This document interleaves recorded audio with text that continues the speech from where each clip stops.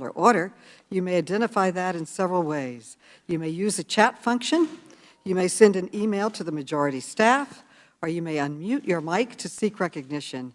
We will begin the hearing in just a moment when they tell me that they are ready to begin the live stream. Okay. The committee will come to order. Without objection, the chair is authorized to declare a recess of the committee at any time. I now recognize myself for an opening statement. Today, we're holding our second hearing on the crisis of gun violence in America.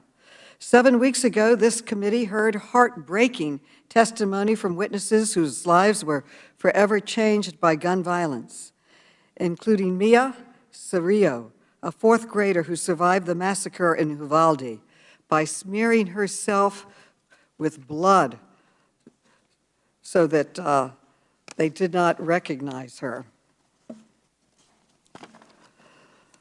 Gun violence is now the top killer of children in the United States, causing more deaths in children than car accidents. In 2020, more than 45,000 people were killed by gun violence, the highest number ever recorded in our country. And since our first hearing, the evil of gun violence has continued to shatter our communities. On the 4th of July, a gunman rained down bullets on families at a parade in Highland Park, Illinois.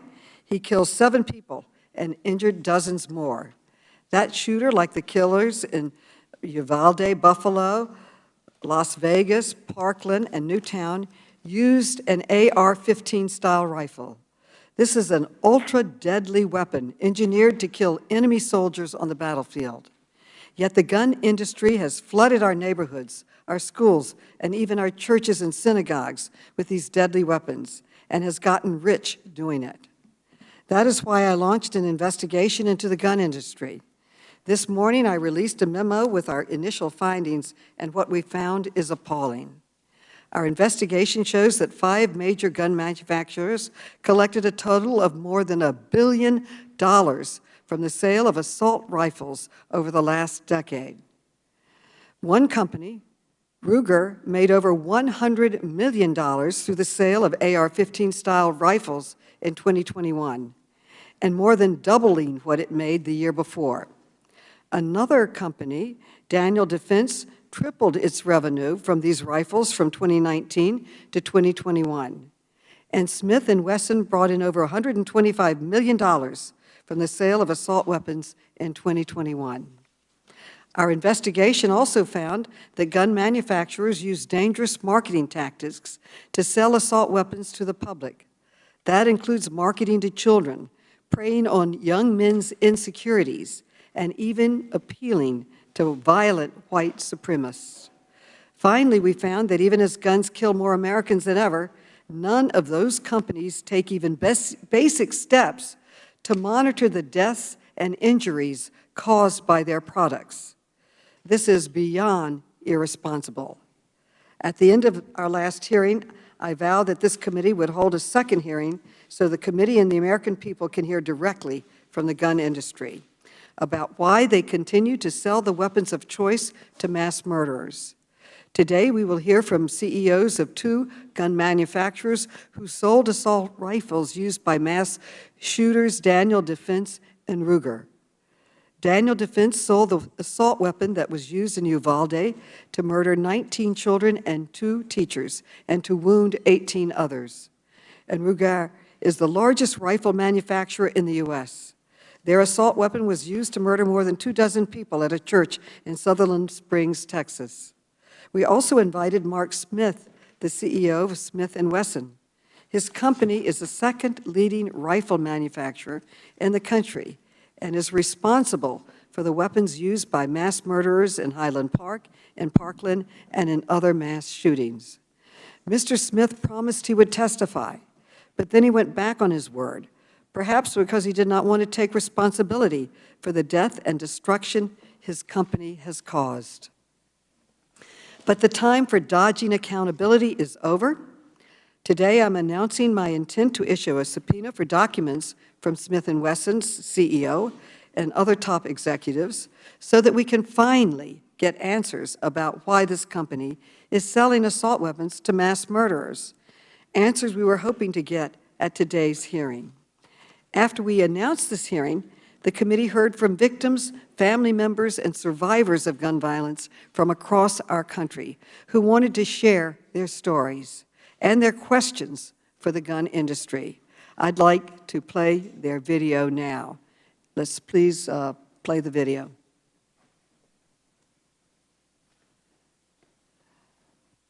Hi, my name is Nicole, and nearly 10 years ago, I survived the Sandy Hook shooting in my elementary school when I was just 7 years old. Still to this day, I struggle through the horrible aftermath and PTSD. Our family was at the parade when I saw the shooter emerge above a second-floor roofline and point his long gun at my family and those around us and rapidly fire. I threw my wife and son behind a metal park bench to save our lives. After the shooting stopped, I saw the father of Cooper Roberts stand and scream for help, while my wife saw their son Cooper convulsing on the ground, shot through the abdomen and spine. As we ran, clutching hands, not knowing if someone was going to shoot us and if we were going to live or die, my son lost a huge part of his innocence. He is not the same person. He is broken. And every day, my husband and I are heartbroken as we try to help him get back to the carefree, sweet little boy he was before this happened. Hi, I'm Jasmine Custis. I'm 17, and I lost my little sister, Jackie, at the Robb Elementary shooting in Uvalde, Texas. This picture was taken on her first communion on May 10th. 16 days later, she was shot and killed using a Daniel Defense AR-15. Hello, my name is Ana Rodriguez. I lost my daughter, Maite Juliana Rodriguez, on May 24, 2022 at the Robb school shooting. Maite was a sweet 10-year-old girl who dreamed of attending Texas A&M University in Corpus Christi to pursue a career in marine biology. Maite was robbed of her future due to gun violence. My fiance was shot and killed on May 14th by a white supremacist mass shooter when he went into Tops to buy our son a birthday cake. The shooter killed my fiance with a Bushmaster X-15 rifle. He also had with him a 12-gauge shotgun, a bolt-action rifle, full body armor, and a car full of ammunition. My name is Fred Guttenberg. I am the father of Jesse and Jamie Guttenberg. On February 14, 2018, I sent my 2 children to school to learn safely.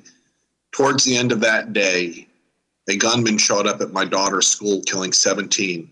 My daughter was one of the 17 killed.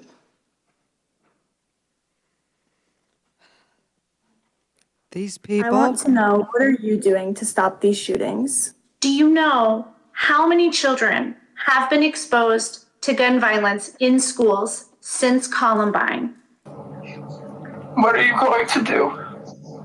It's okay.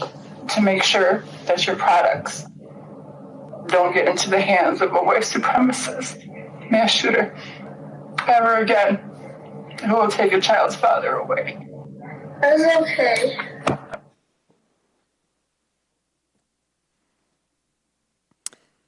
These people are demanding answers and accountability from the gun industry, and I intend to get both today.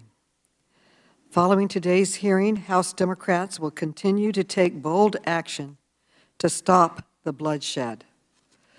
Later this week, we hope to vote on the first assault weapon ban in nearly 30 years.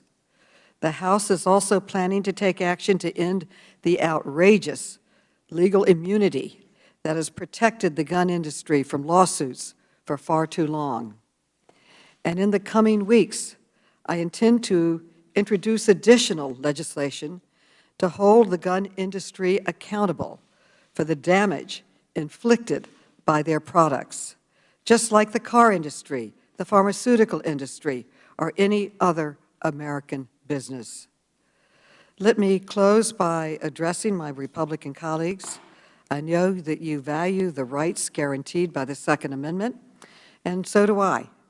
But even Justice Scalia recognized that, quote, "the right secured by the Second Amendment is not unlimited," end quote. Even as we protect this right, we cannot ignore our fundamental obligation to protect the public, especially our children. I hope all of my colleagues will join me in finally taking action to end this crisis. I now yield to the distinguished ranking member, Mr. Comer, for his opening statement. Thank you, Chairwoman Maloney. As elected representatives in Congress, it's our responsibility to work to ensure the law is enforced to reduce violent crime. The violence that began during the summer of 2020 continues to increase. Murders are up, aggravated assaults are up, and we must reverse this trend. Ironically, cities with the worst crime rates are the hardest place to buy guns.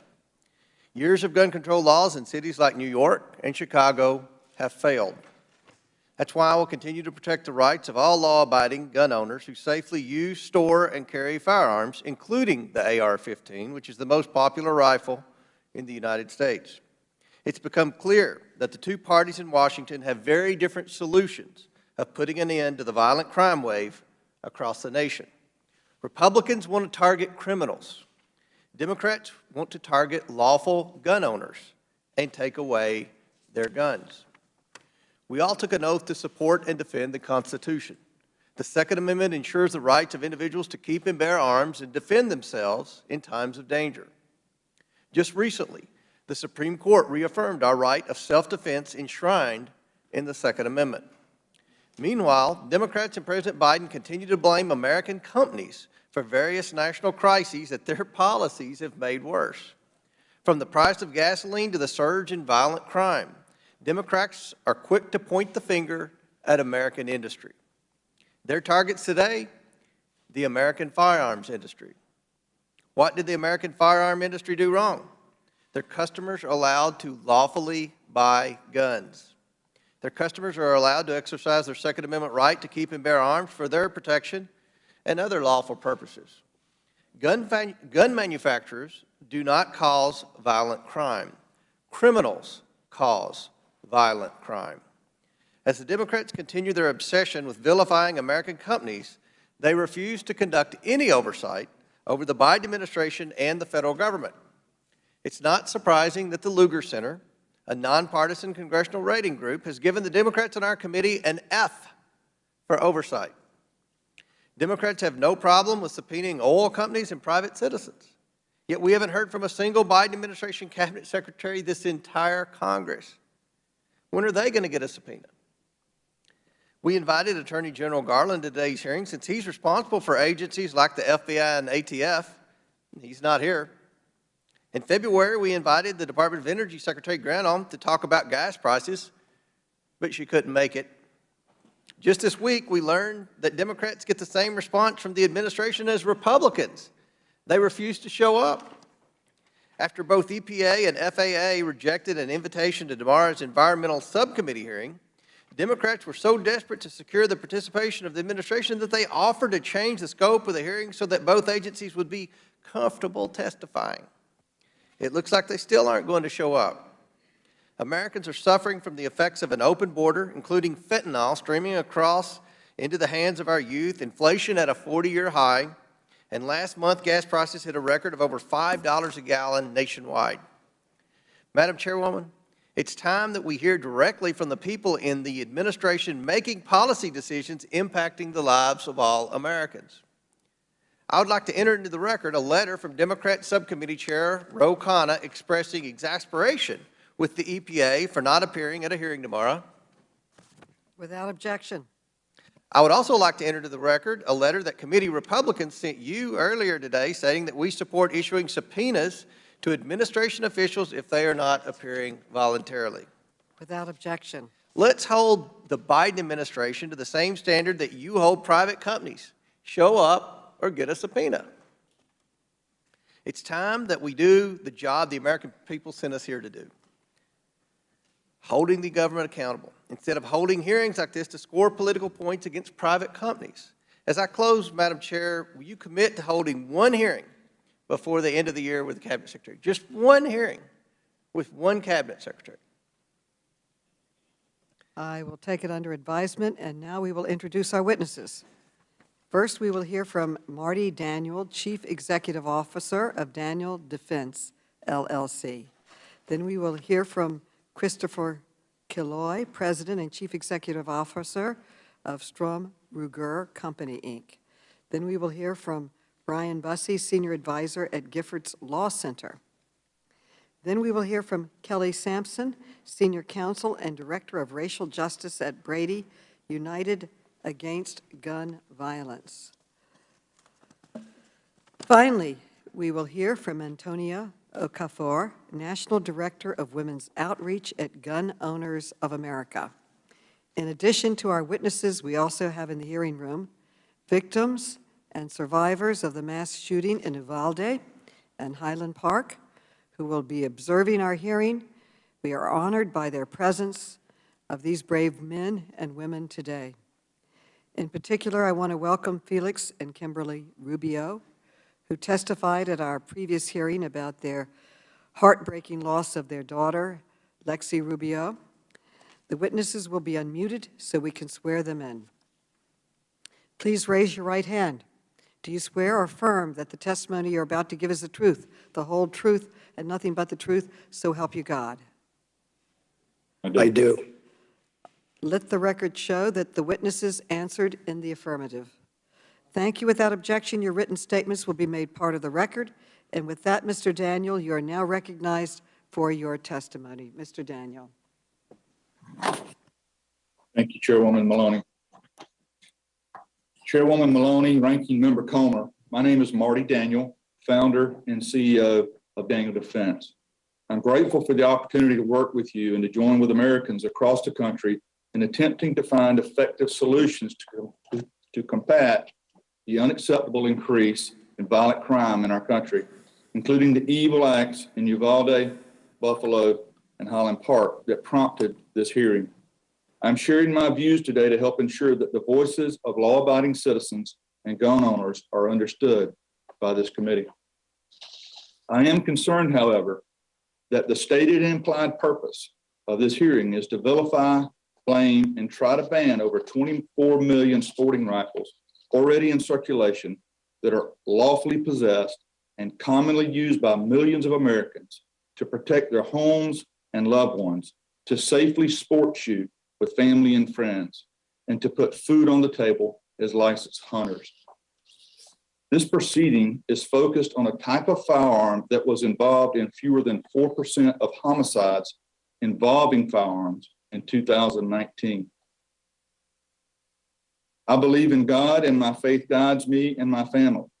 Fundamentally, I also believe that there's good and evil in our lives. And what we saw in Uvalde, Buffalo, and Highland Park was pure evil.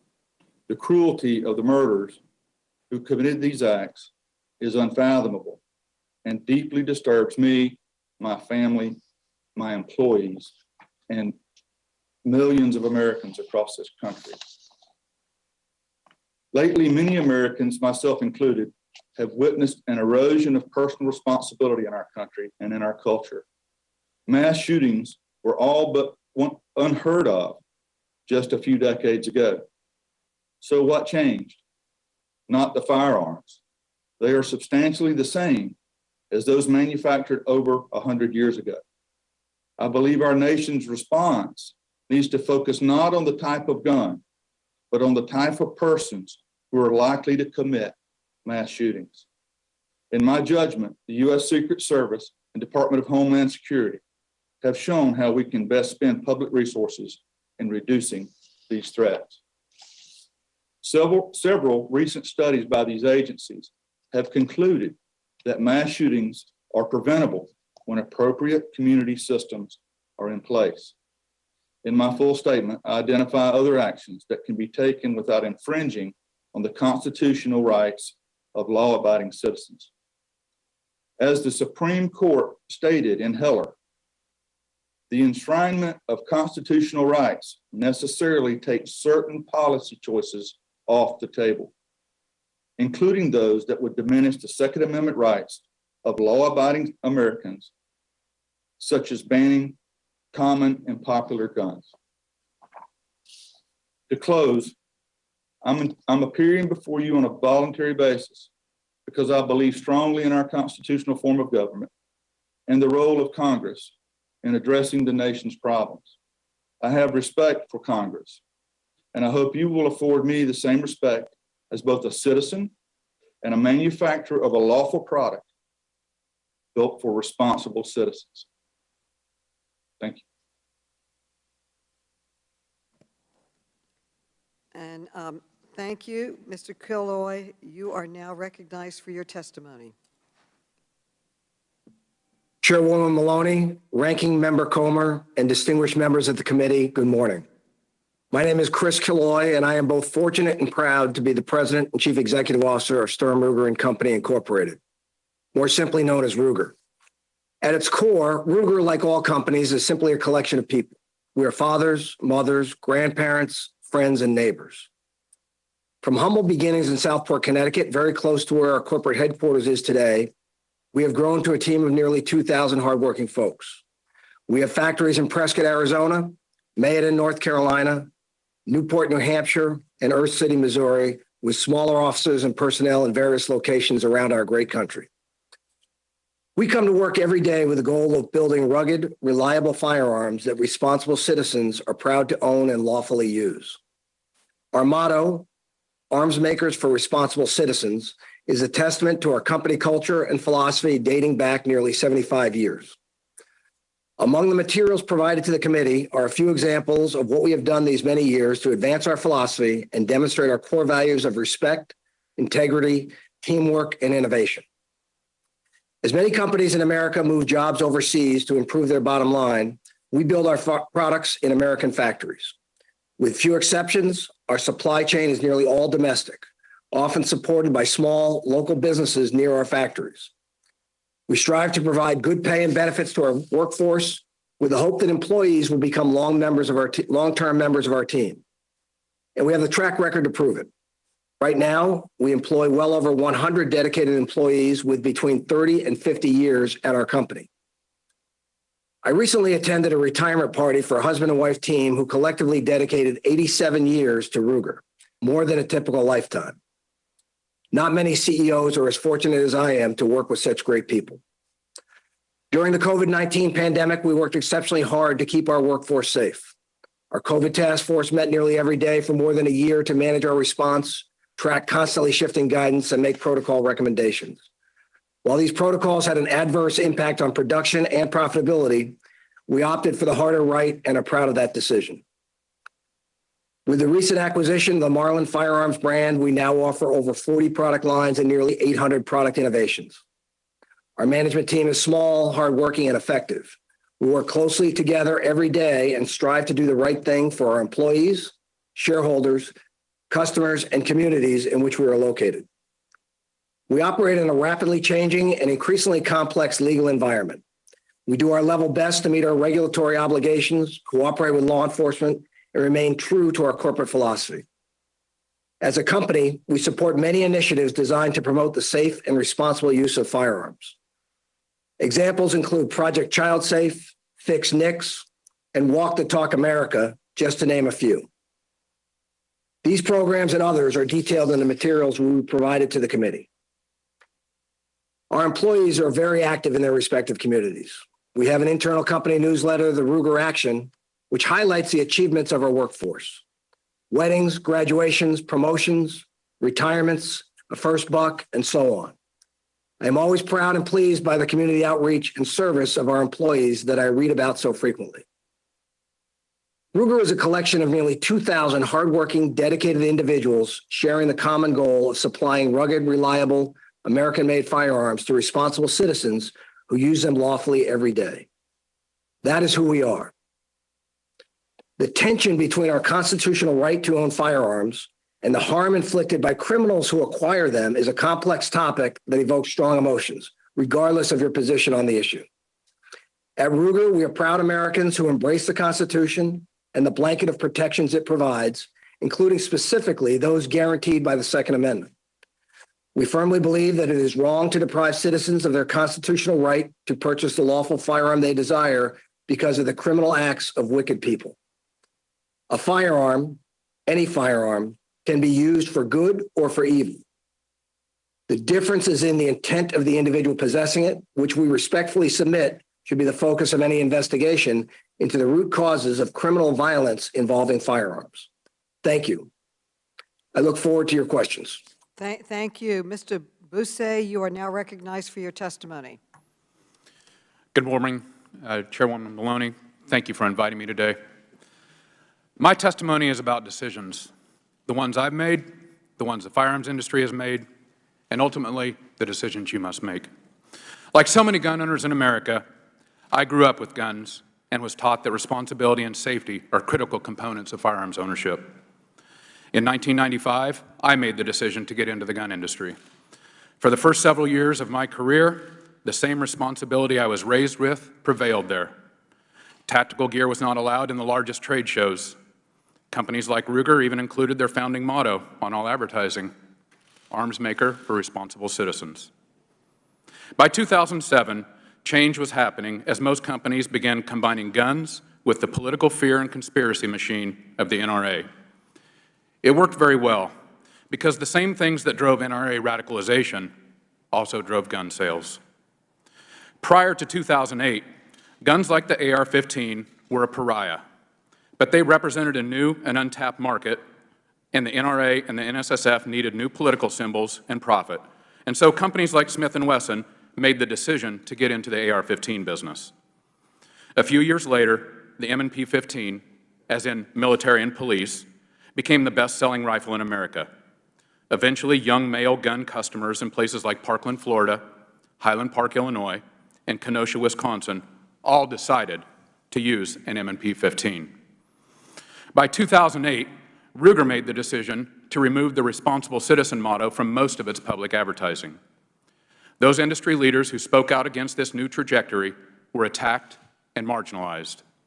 Everyone was told that any new gun buyer or any gun marketing was good, so long as it furthered political aims and sold guns. The trend of dismissing responsibility has only worsened, and today the industry condones frightening marketing that openly partners with domestic terror orgs like the Boogaloo Boys, a group that hopes for race wars and wears Hawaiian shirts. There is no industry criticism of marketing like this. In fact, the maker of this Boogaloo rifle is also one of the nation's largest gun retailers, and they boast of the public support of most of the largest gun companies, including Smith & Wesson. It's not that the industry and the NSSF are shy about aggressively policing the actions of members. In 2018, after the Parkland shooting, Ed Stack, the CEO of Dick's Sporting Goods, removed AR-15s and tactical gear from his stores. Stack still sold plenty of other guns, but within days, the NSSF Board of Governors officially expelled Stack and Dick's to let everyone know that anything short of complete devotion would not be tolerated. I was inside the industry as new companies like Daniel Defense built businesses by advertising AR-15s with slogans encouraging young men to use what the Special Forces guys use. Like many companies, they also sought and celebrated the inclusion of their AR-15s in first-person shooter games and movies. When Daniel Defense tweeted a picture of a toddler blessed by a Proverbs verse while cradling an AR-15 on the same week as the Uvalde shooter was killing kids with one of their rifles, there was no criticism from industry leadership. But there has been a prestigious reward. The same NSSF Board of Governors that expelled Ed Stack elected Marty Daniel to a coveted seat on that board, a position he still holds today. Mr. Killoy is an important voting member of that NSSF board. Sadly for me, there is no place in the industry for anyone who believes in moderation or responsible regulation. If they did exist, they were frightened into submission or forced out. In my last months as an industry executive, I snapped photos like this.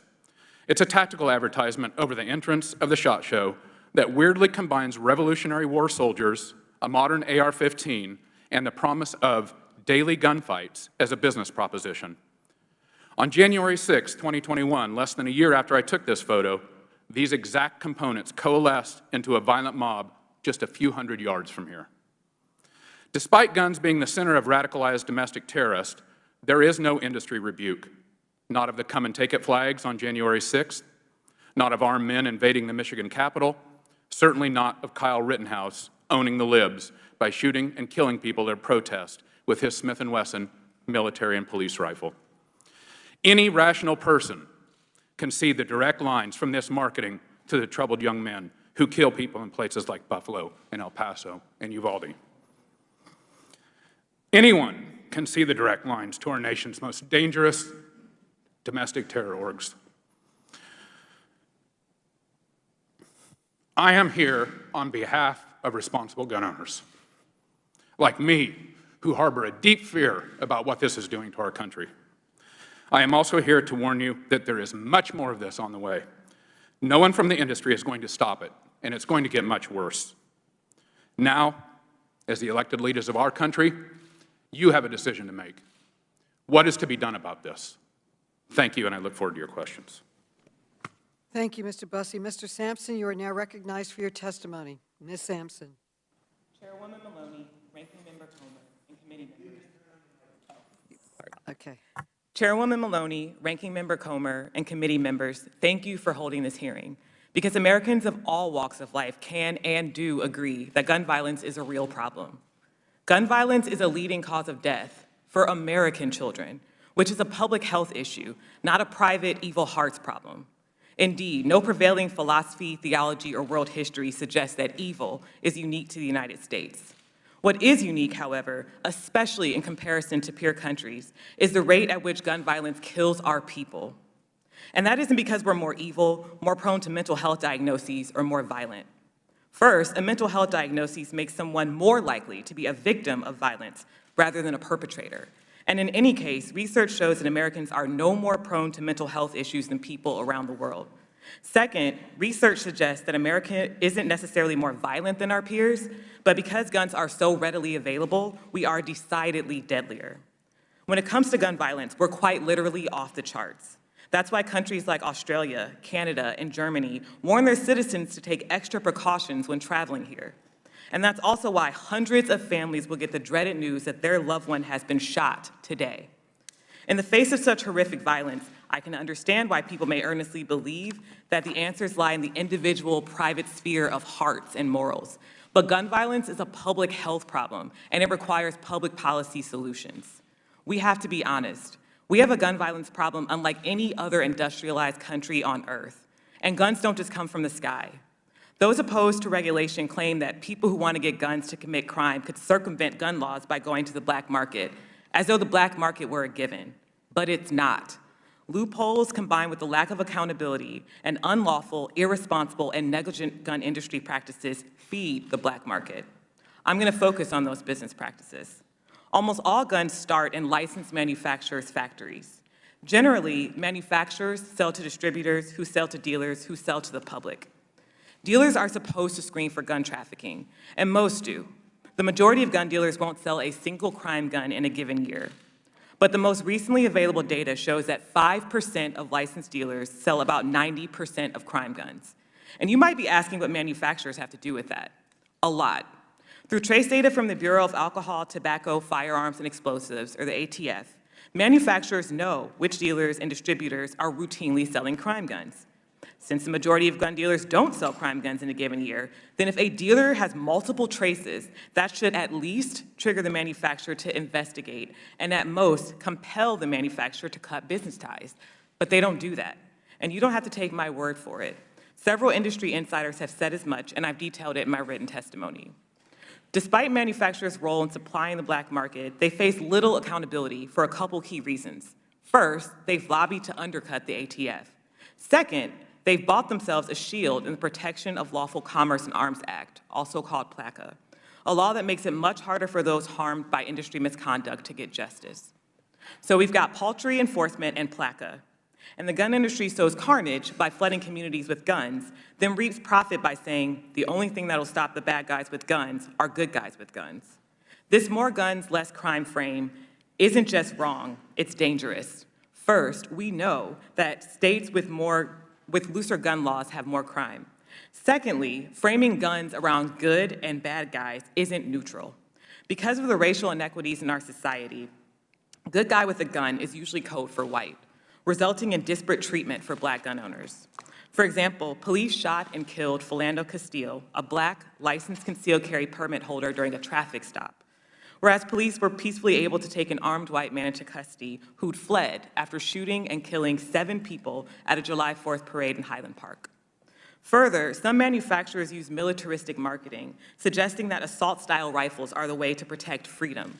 But as I've detailed in my written testimony, freedom in the firearms context is linked to a distorted view of the Second Amendment that falsely claims that people have the right to take up arms against the government. This insurrectionist interpretation is particularly seductive to extremists, and it threatened this very body on January 6th. Neither history nor any Supreme Court precedent supports the notion that the Second Amendment is the right to insurrection. As Representative Raskin pointed out just last week, it's absolutely absurd, yet we see manufacturers using it to sell guns all the time. The gun industry's role in fueling our country's gun violence epidemic can't be understated. That cannot stand, and I look forward to your questions. Thank you. Thank you so much. Ms. Okafor, you are now recognized for your testimony. Thank you, Chairwoman Maloney, Ranking Member Comer, and members of the House Oversight Committee. Thank you for inviting me to testify today and for giving me the opportunity to defend the rights of millions of American gun owners to own and maintain AR-15s for self-defense. My name is Antonia Okafor-Cover, and I'm the National Director of Women's Outreach for Gun Owners of America. I'm also a national spokesperson. I'm a certified firearms instructor and range safety officer who specializes in working with women, particularly those with traumatic backgrounds. I'm what you would call an accidental activist. My parents are immigrants from Nigeria, and I grew up primarily with an anti-gun, anti-Second Amendment mindset until I arrived in college in 2009 and was greatly grieved at the epidemic of sexual assaults occurring at universities across the U.S. As a sexual assault survivor myself, I have since become a passionate advocate of empowering women. And in my years as a range safety officer and firearms instructor, I have found that my female students tend to give the AR-15 the best review overall. This year, Gun Owners of America put on free events for women that let new female shooters try out an array of firearms, from handguns to rifles to shotguns. Out of all the firearms, it was always the AR-15 that they raved about. Many of them surprised given the anti-AR-15 rhetoric pushed by organizations spending millions of dollars trying to deter them from owning one. The AR-15 allows women to have a larger firearm without having to absorb the recoil as much as one does with a smaller handheld firearm. The AR-15 makes it easier for those who have a physical disadvantage to the attacker to have an upper hand. Having a rifle allows me the advantage of being able to shoot the attacker from much further away than a standard handgun. The #1 reason that women buy firearms is for self-defense. I'm a proud owner of a Daniel Defense rifle, and it is my go-to rifle. It is by far lighter than any other rifle I own. It makes it easier for me to hold, and yet it still does an incredible job of absorbing the impact after each trigger pull. Women have been known to use rifles in defense in plenty of instances, but the people who have used Armalite rifles range from older men to young women. For instance, Stephen Williford, a GOA spokesman and senior living in Sutherland Springs, Texas, used an AR-15 to effectively stop a mass shooter at the church in his town a few years ago. In November 2019, a woman in her 9th month of pregnancy used her family's AR-15 to stop 2 armed attackers in her home. After they severely wounded her husband and attempted to grab her 11-year-old daughter, the wife grabbed the AR-15 and drove the attackers away. One of them was found dead from the round she put in him before they fled from the scene. More recently in Atlanta, a Black Army veteran protected his home and family inside, using AR-15 to fend off 2 intruders from his home. His wife was hiding inside the home, and the man used his rifle in defense of his family, home, and property. Banning these firearms will only make it difficult for women like me to protect our families. Gun bans never stop bad guys from getting firearms. As my written testimony shows, the original ban of 1994 did nothing to reduce the crime. Consider all the recent shootings in Buffalo and Uvalde were aided and abetted by gun restrictions. The Buffalo shooter indicated he was comforted that his victims would be limited in their ability to carry firearms by New York's tough gun laws, and Uvalde's school was a gun-free zone. It's not surprising that 94% of mass shootings occur in gun-free zones. The Second Amendment guarantees a right that we already have. It pre-exists the Second Amendment. The right is to self-preservation. The Second Amendment's primary focus is not about hunting. The Second Amendment was put into the Constitution as protection of the people against an oppressive government. History has shown countless times that any people group without the means of keeping and bearing arms has remained the oppressed people group. Our history in America has shown oppression correlated with gun control. Even after Black people fought alongside their white counterparts in the military, many came home to racist governments and institutions that systematically took away firearms from Black communities that relied on firearms to deter attacks from the Ku Klux Klan and other anti-gun organizations. Martin Luther King Jr. applied 2 times for a concealed carry permit. Both times, the racist police in charge of giving Dr. King a permit refused to give him one. In conclusion, because of the many benefits of the AR-15 for women and those with physical disadvantages, including the fact that our Constitution is clear that no government body has the power to determine which firearm I choose to keep in my possession, the Armalite rifle is a platform that is an exceptional, commonly owned firearm and should be protected as such. Thank you. Thank you so much. I thank all the panelists. I now recognize myself for questions. Today's hearing is historic. It's the first time in nearly 2 decades that the CEOs of leading gun manufacturers have testified before Congress about their business practices. Mr. Daniel, the gunman in Uvalde, used an assault weapon from your company to murder 19 children and 2 teachers. Your company said that this shooting was, and I quote, a horrifying tragedy, end quote, and that the victims and families are, quote, in our thoughts and they are in our prayers, end quote. You even canceled your company's appearance at the NRA convention after the shooting. And you testified today that there has been a decline in personal responsibility, using your words. Mr. Daniel, do you agree that the murder of these children and teachers in Uvalde was a tragedy? And do you feel any personal responsibility for that tragedy?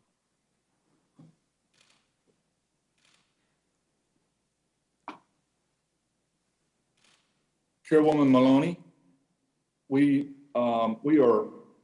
I am deeply disturbed by these horrific acts committed by evil people. I cannot even imagine what those innocent children had to go through, and the teachers. I cannot imagine the horror that the families have to live with for the rest of their lives. These acts were horrible, and these acts need to be stopped. Thank you. Okay, reclaiming my time, Mr. Killoy. Weapons from your company, Ruger, have also been used in mass shootings, including the deadliest shooting in Texas history. I played a video earlier in which Americans impacted by gun violence had a simple question. What is the gun industry doing to stop the violence? We just heard from Mr. Daniel that we have to stop the violence. I think we all agree. What is the gun industry doing? And one obvious step is to end the sale of assault weapons to civilians and children. Yet neither company before us has been willing to take that step. Congress is moving to take that step. Mr. Daniel, how many more American children need to die before your company will stop selling assault weapons to civilians and young men?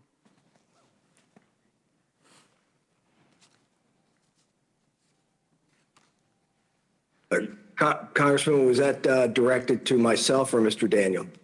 Okay. Mr. Daniel, yes. Can you respond, Mr. Daniel? Yes. Can you, I thought that question was for Mr. Chloe. Can you repeat the question, please?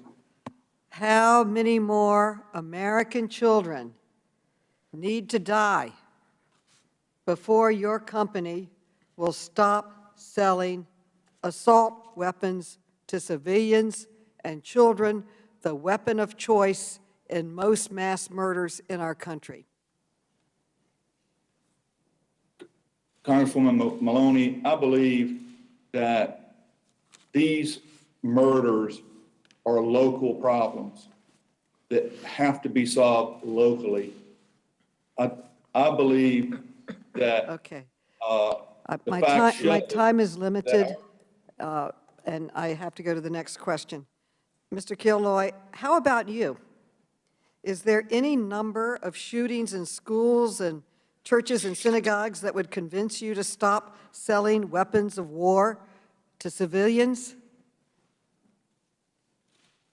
Respectfully, Congresswoman, I don't consider the modern sporting rifles today that my company produces to be weapons of war. And like all Americans, I grieve, when we read about these tragic incidences. You ask what the industry has done and what our company has done and can do. One of the things you referenced was the Sutherland Springs situation. In that case, the evil person who perpetrated those crimes and committed those murders was allowed to buy a firearm that, frankly, he should not have been allowed to do. Reclaiming my time. And it seems to me that if a company really cared that its products were being used to kill scores of Americans, it would stop selling them. But of course, the gun industry won't do that because they're making lots and lots of money from these weapons. As shown in the chart behind me, over the last 10 years, Daniel Defense collected more than $500 million in revenue selling AR-15 style assault weapons, the weapon of choice in too many mass shootings. Ruger also made over $500 million on these weapons, and Smith & Wesson made more than $600 million. That is the very definition of putting profits over people.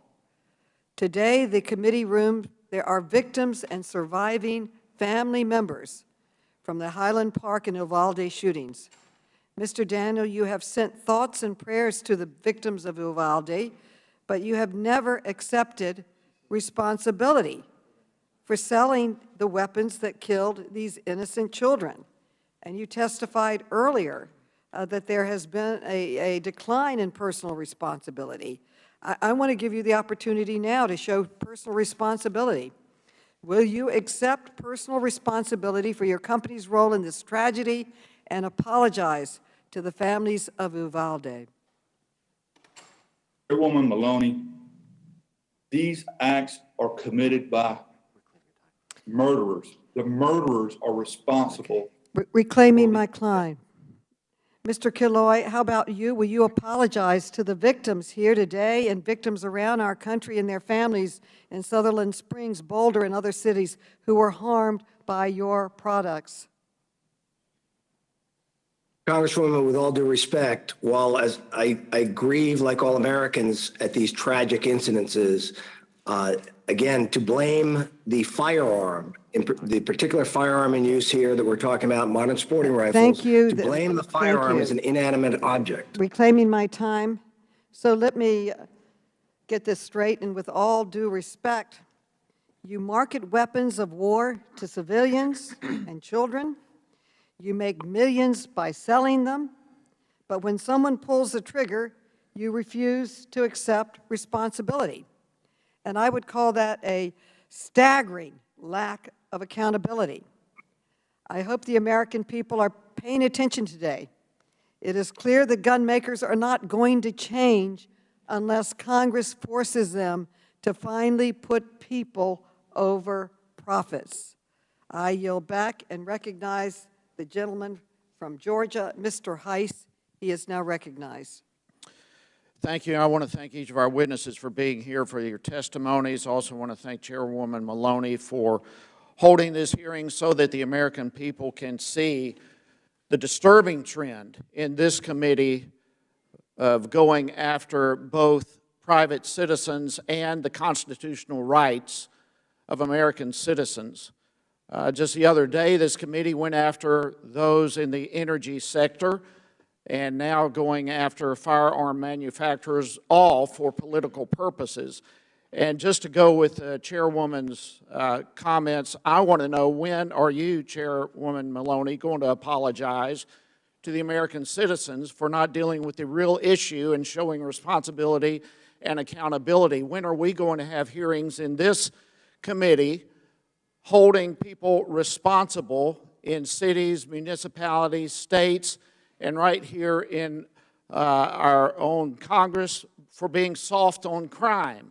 When are we going to have hearings to do away with the ridiculous, outrageous policies of defunding the police?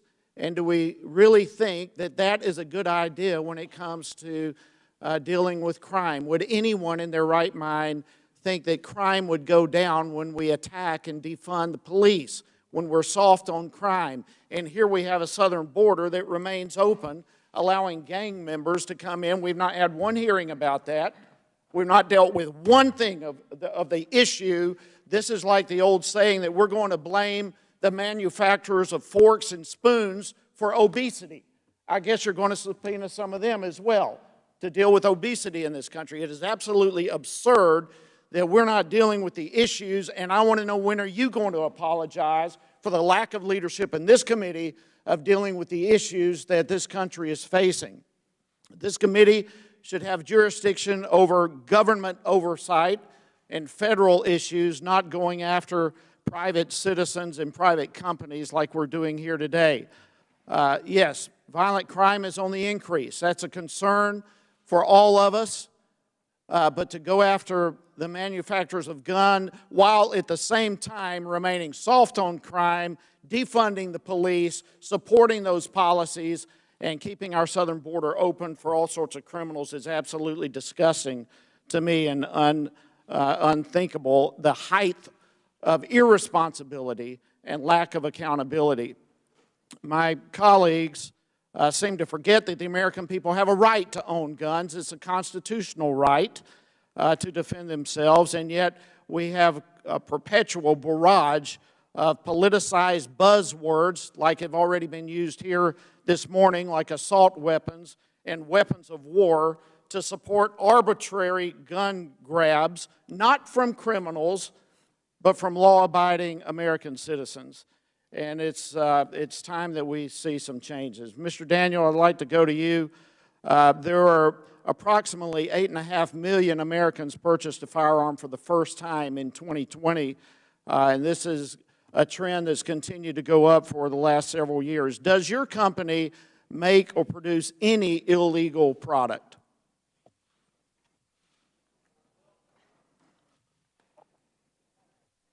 Mr. Daniel. We don't make any illegal products. We abide by all the laws. We have a very professional compliance department. We focus on always doing the right thing. We focus on, we tell our employees every month in our monthly meetings that we need to be 100% compliant 100% of the time. And we are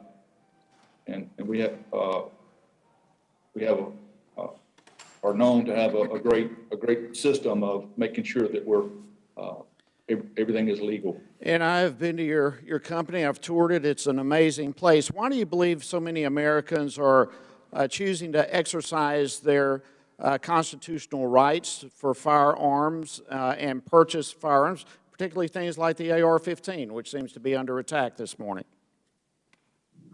Congressman, I believe our data agrees with what you have stated, that there were 8 million plus new gun owners in 2020. That number has continued. Those types of numbers have continued through today, equaling 16 million plus new gun owners. Our internal data shows us, sir, that less than 20% of those new gun owners who have never owned a gun before are Republicans, and that people who have made a decision in the past to never own a gun have changed their minds and are buying guns in unprecedented quantities. And I'm sure that's primarily to defend themselves because we're soft on crime. We're not dealing with the real issues. Ms. Okafor, let me go to you here. Lawful gun ownership is an integral part of a citizen's right to defend themselves. In fact, it's interesting, and Chairwoman, I have two articles here, but in 1982, the city of Kennesaw, Georgia, passed an ordinance requiring heads of households to maintain working firearms and ammunition. And interestingly, Kennesaw, which is a metro Atlanta city, certainly not a depopulated rural area, they have incredibly low crime rates, particularly violent crime. In fact, between 2012 and 2020, only 2 homicides in that city. And I have a couple of articles I'd like to submit to the record, please. Without objection. Thank you. Ms. Okafor, in your opinion, is private gun ownership one of, if not the most effective means of self-defense?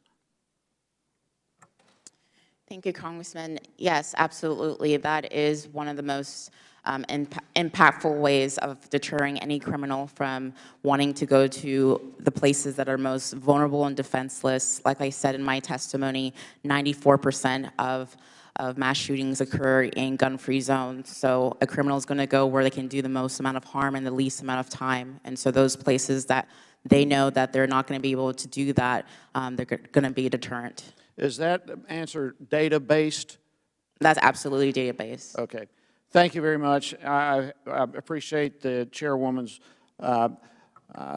allowing us to go a little bit over our time, but with that, I'll yield back, and I thank the witnesses for being here. The gentleman's time is expired, and he yields back. Our votes have been called, and after the questioning from the District of Columbia, Ms. Norton, who is now recognized, we will recess for the purpose of going to the floor to vote. Ms. Norton, you are now recognized. Thank you, Chairwoman Maloney, for this especially timely hearing. You're having this hearing at a time when gun violence is menacing the entire country.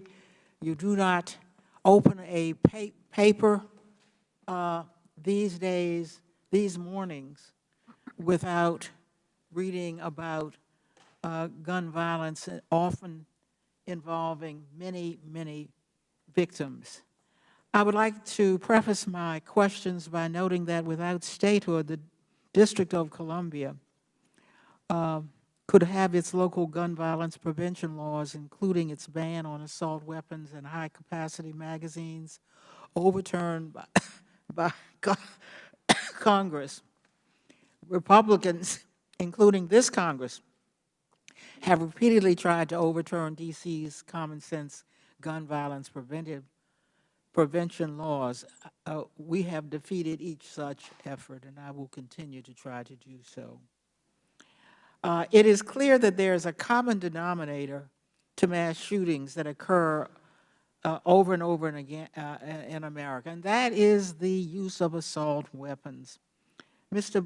Bousse, how is an AR-15 style firearm different from other guns sold by manufacturers, and what makes an AR-15 more deadly and dangerous than regular handguns?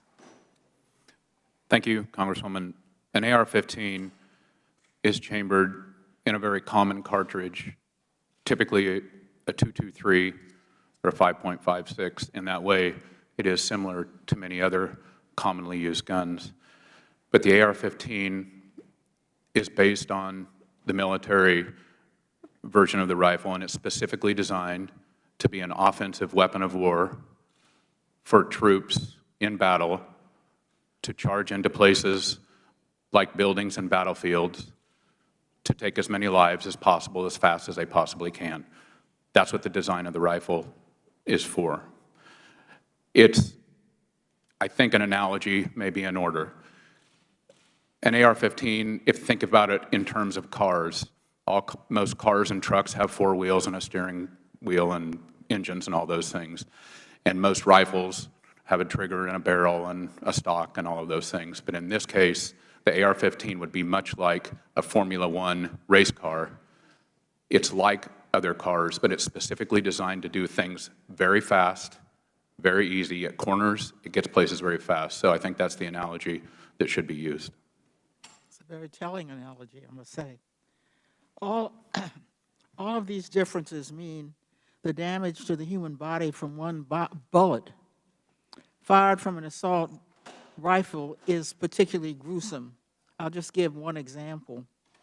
A trauma surgeon at the University of Texas said that a bullet from an AR-15 has so much energy that it can disintegrate 3 inches of leg bone and it would, quote, just turn to dust. Knowing this, it's incomprehensible that the AR-15 style rifles are so easy to purchase. Mr. Daniel, your company brags that it offers a buy now, pay later financing and consumer can buy this product in, quote, seconds. Mr. Daniel, did the Uvalde shooter use this financing program to purchase his weapon? Congresswoman, this shooting is still under investigation, and we shouldn't comment on this investigation. Ms. Sampson, I want to quickly turn to you. How could a new assault weapons ban reduce the number of horrific mass shootings in our country? Put on your microphone. Mike, please. Mike, please. Is it on now? Thank you for the question. Renewing the assault weapons ban would prevent deadly mass shootings because we know that assault weapons are the weapon of choice for mass shooters because, as was mentioned earlier, not only are they able to shoot from a further distance, but they also allow a lone shooter to inflict much more harm on a greater number of people in a shorter amount of time. So if we renew the assault weapons ban, that would take away a key piece of what allows mass shooters to kill more people in less time without having to stop to reload. The gentlelady's time has expired.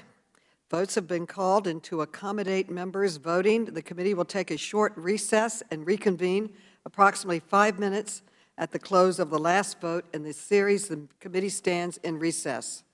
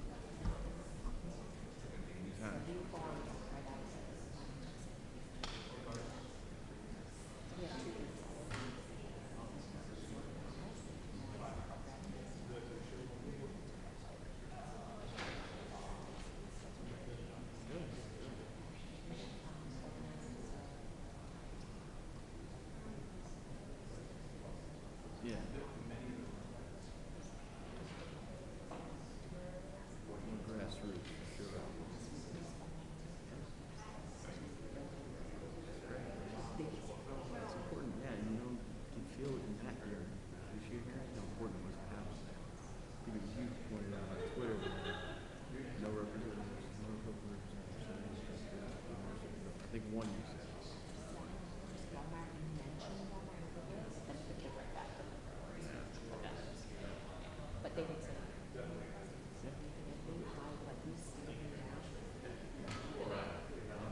like they would glance up like this and go like that, but they would be like, crazy on their phones too.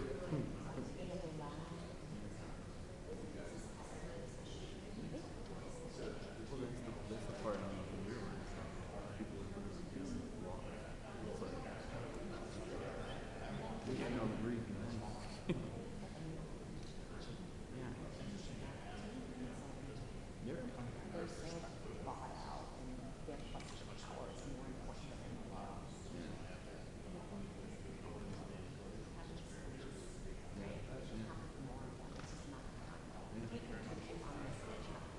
with them making $1 billion every year from selling sales. Yeah.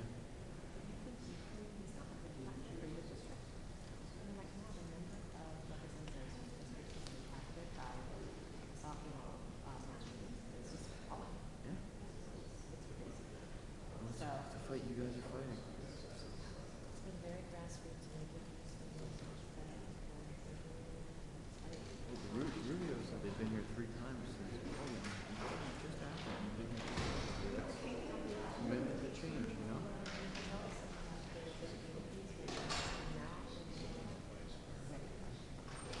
Yeah.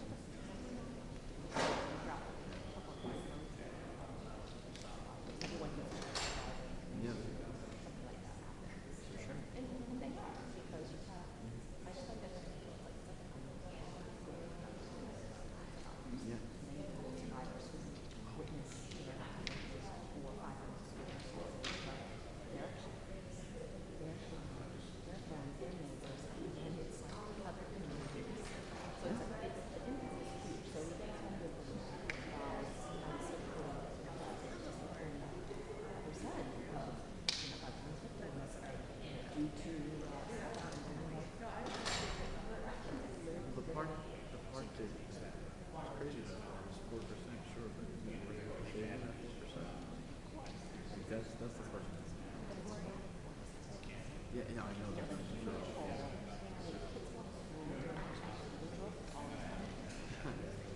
I never had those. You're pretty fairly young.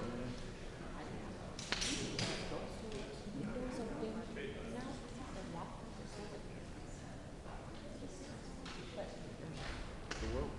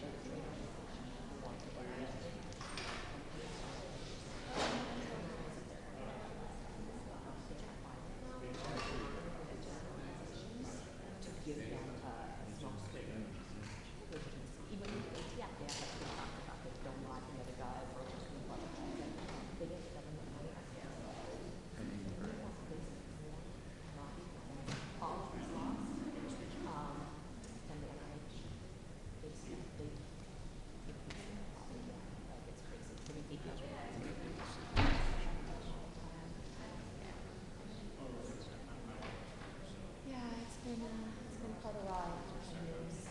Sure. Well, hopefully it's starting to pay off. What was it? Here. That's cool stuff. Well, I'm sure I will be seeing you. Yeah. Yeah. Oh, these two families around. Yep. Yeah. Our air date's going to be the 1 year anniversary.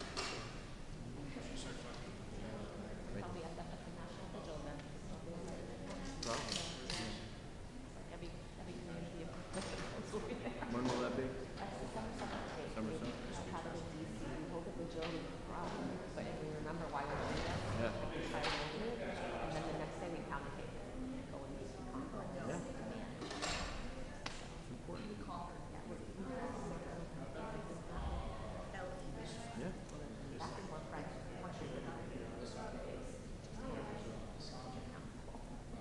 Yeah, I went to Sacred Heart, so I lived with a girl from Newtown when that happened. It's like crazy how close to home that was, you know? I'm just waiting for like when school opens.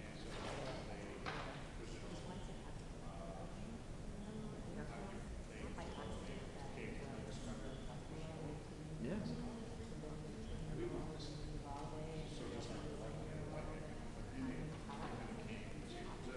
Yeah. That's coming in a couple of weeks, right? School open? Yep. Is it now?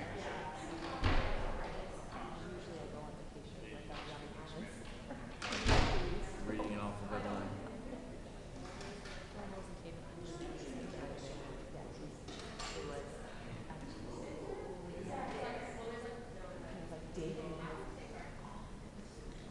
Now they just run together like that. Someone mentioned El Paso. Oh, I remember that. You know, it's like you forget that they're all happening. You remember the most recent one too. Kind of crazy statement on society.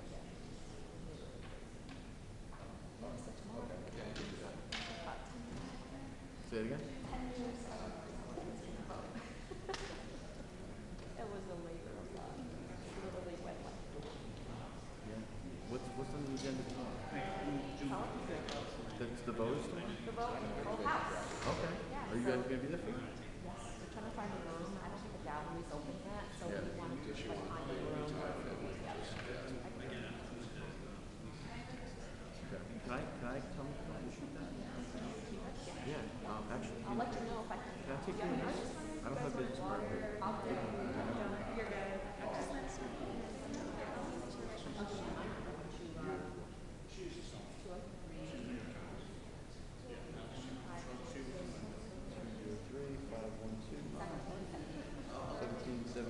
Yeah. That's it, right? I'm sorry, the last name is? Murray. There you go. Hey, good people, yeah, right? Yes, those Irish.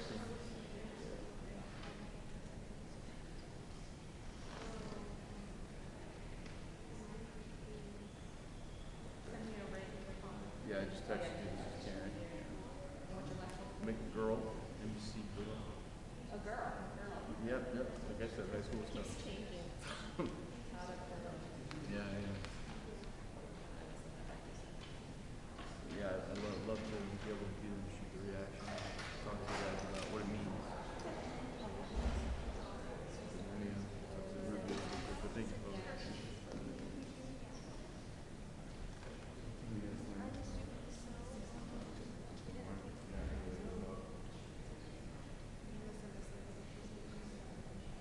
I didn't think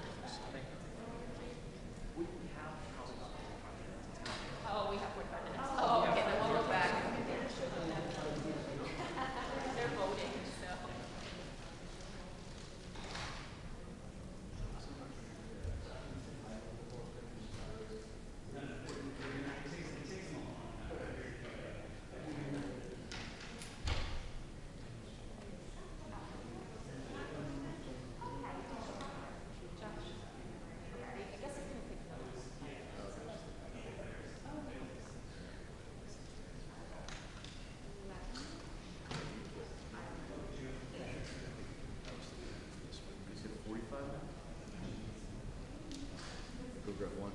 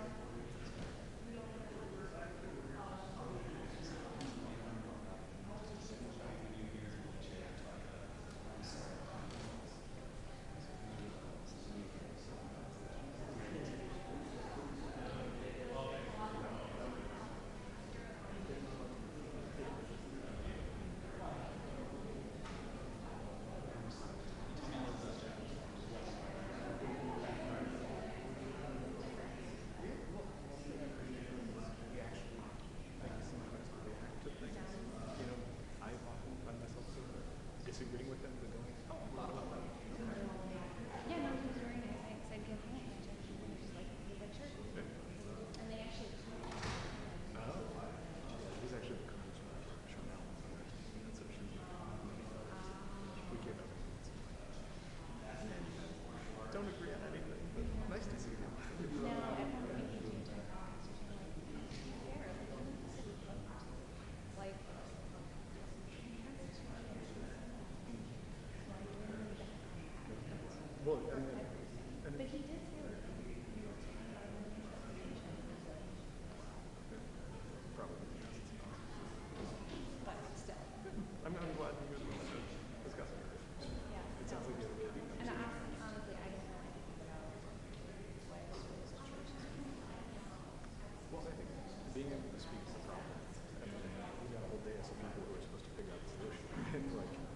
being able to make them identify it as a problem and say, no, this is what we need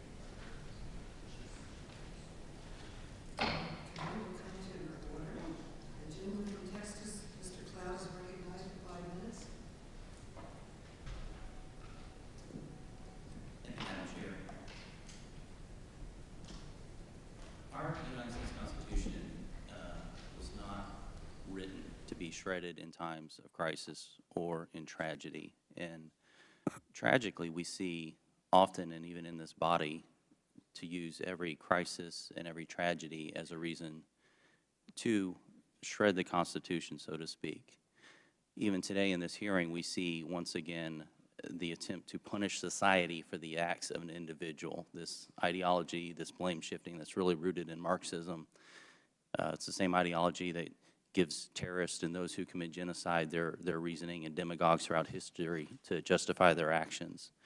And truly there's no single common denominator for the truly heinous acts we've all witnessed and that we've all been heartbroken over in our nation. But if we were to look at the common denominators, one of the biggest things we see is the breakdown of the family. And that's something I certainly think that we should consider as we go forward with this. But Ms. Okafor, could you speak to what is the fastest growing gun owner demographic currently in our country?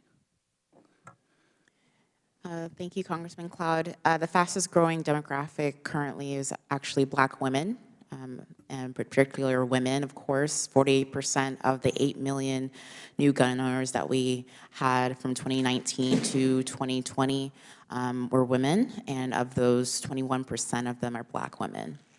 Any insight as to why this is happening and at this time?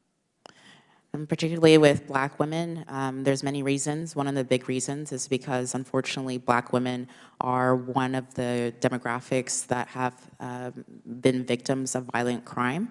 And so that is a reaction to that, of women realizing, Black women realizing that they have to take care of themselves and protect themselves. Particularly during the pandemic, we saw an increased awareness of this. And so that is part of the trend, the growing trend of Black women getting firearms. One of the trends we've seen kind of happening concurrently with this is the defund the police movement. Do you think there's any connection there, or is that just? Well, it's actually shown, study by study has shown that in primarily African-American communities, that many African-Americans actually prefer and want to have, of course, a stable police force to protect and serve their communities. And so despite the rhetoric behind the defund the police, et cetera, and even if so, for those who have a distrust of the police, it's come down to their solution is to make sure that they have a way to defend themselves and their families, and that's what Black people across America are going towards, that solution. It's been interesting to me, the chairwoman said at the beginning, she said the time for dodging accountability is over, and yet what we've seen is violence and crime has just increased in major cities across our country, especially in the last couple of years. A lot of it seems to be because of the lack of accountability. We continue to have almost daily stories of criminals who committed heinous acts be released only to commit heinous acts once again. And in that context, we've seen a number of people realizing that they have a need to protect themselves and to protect their families and such. We have leftist DAs in almost all of these cities where this is happening. We have an Attorney General here, or Attorney General Garland, who's really laid the groundwork for an understanding that there aren't consequences for bad actions for the individual, and it's really upended the rule of law in this country, and we've seen the tragic results. I was wondering, too, if you could speak to one of the big concerns with red flag laws is that there's a discriminatory nature to them. Could you speak to that? Yeah, as we've seen, especially with red flag laws that uniquely tend to use no-knock warrants, what we've seen in criminal justice reform, et cetera, that I think those in the Second Amendment community and those in the criminal justice reform community agree on, is that these no-knock warrants have been used especially in discriminatory practices, especially in red flag laws instances. So that is just one of the many reasons why GOA, Gun Owners of America, does not want no-knock warrants to exist, as well as red flag laws, because of the discriminatory practices used behind them. One of the things we've seen recently, too, is the ATF has amassed a massive database of gun records. It's almost 1 billion, if not that, already. And then recently we've seen that it's a searchable database, basically. Now, federal law says that they are not allowed to create a gun registry, but they have a searchable database for all practical purposes, and recently we've begun to see stories of them trying to enforce this through local law enforcement, in showing up and surveying gun, or do you have this serial number in your house and those kind of things. Does that kind of thing concern you, and how do you think that squares with the Second Amendment? It absolutely concerns us at Gun Owners of America.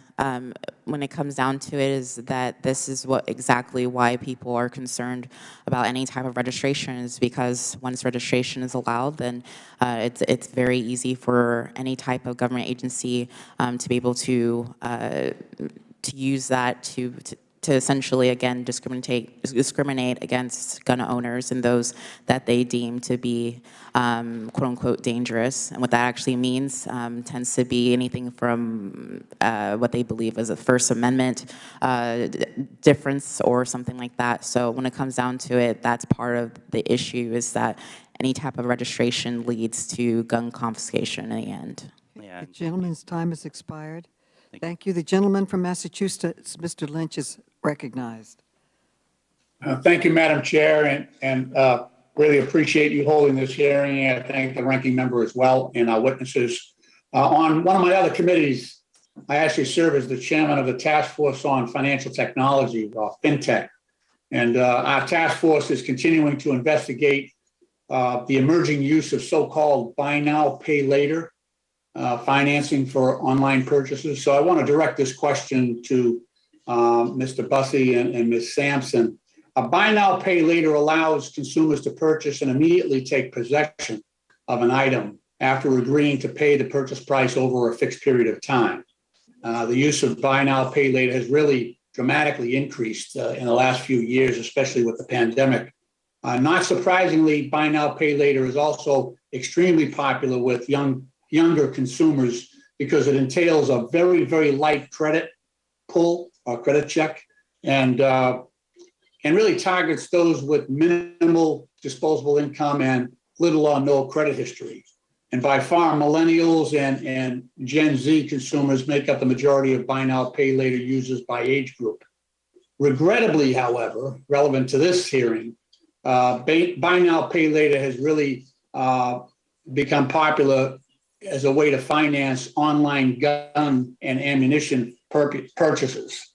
While some of the major buy now, pay later providers like Affirm and Klarna and Afterpay explicitly prohibit purchasing guns and ammunition, some do not. And as recently reported by the New York Times, Credova Financial LLC and some other niche firms are actively exploiting the gap in gun sales market by teaming up with gun merchants to offer buy now, pay later financing to facilitate online purchases.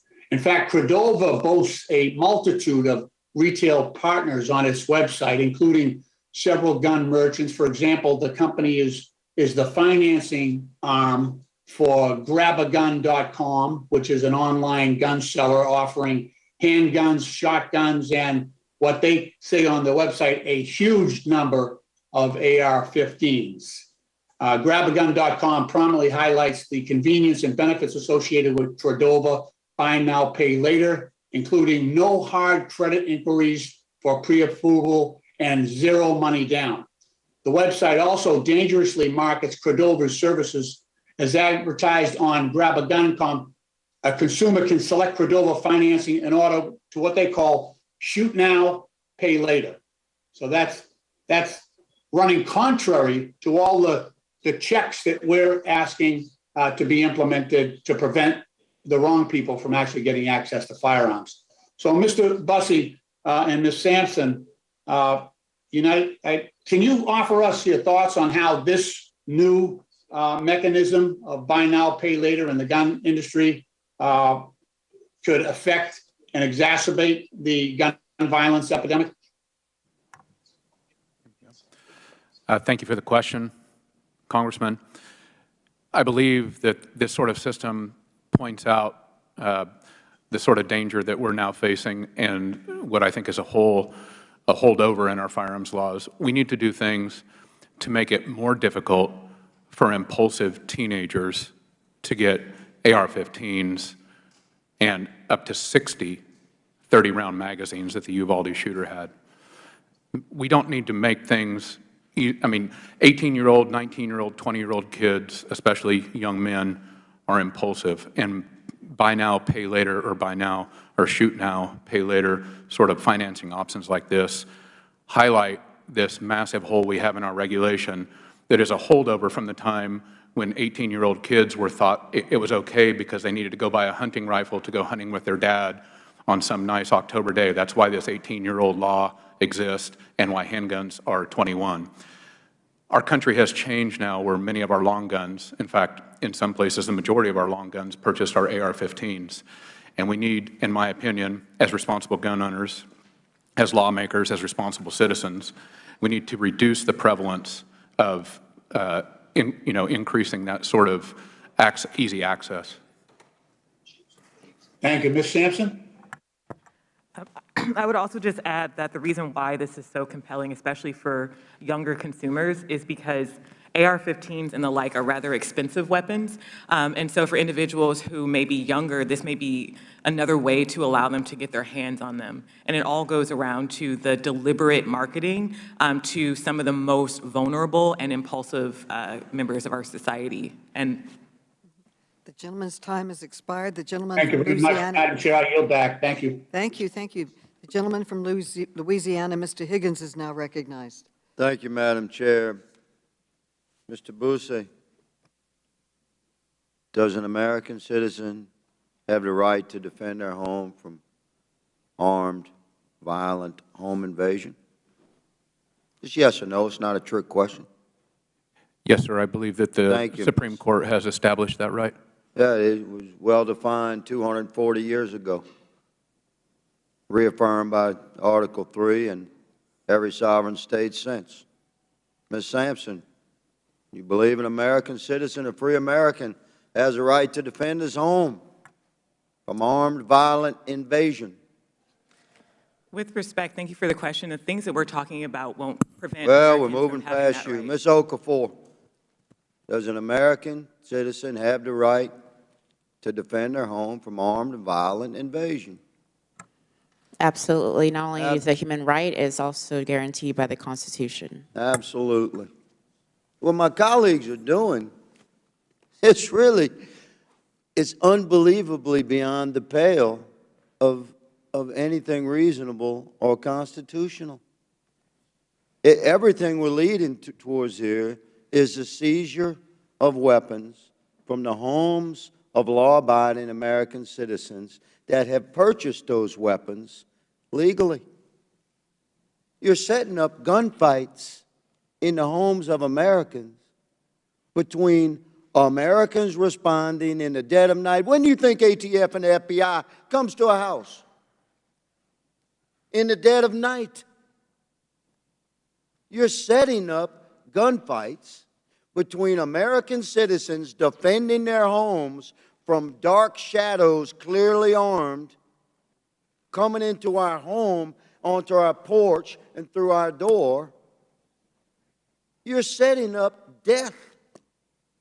Americans killing Americans over some fantasy that you can define. What is a dangerous weapon in the hands of those Americans just living beyond their true right to exercise their own decisions about what type of firearm they legally purchase and own. It's insane what you're pushing. It's not going to end well. Once again, I clarify.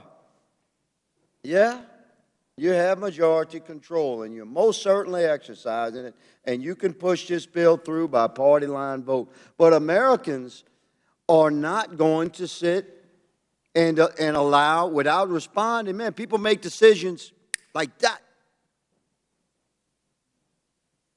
in the worst possible circumstances, again, in the dead of night.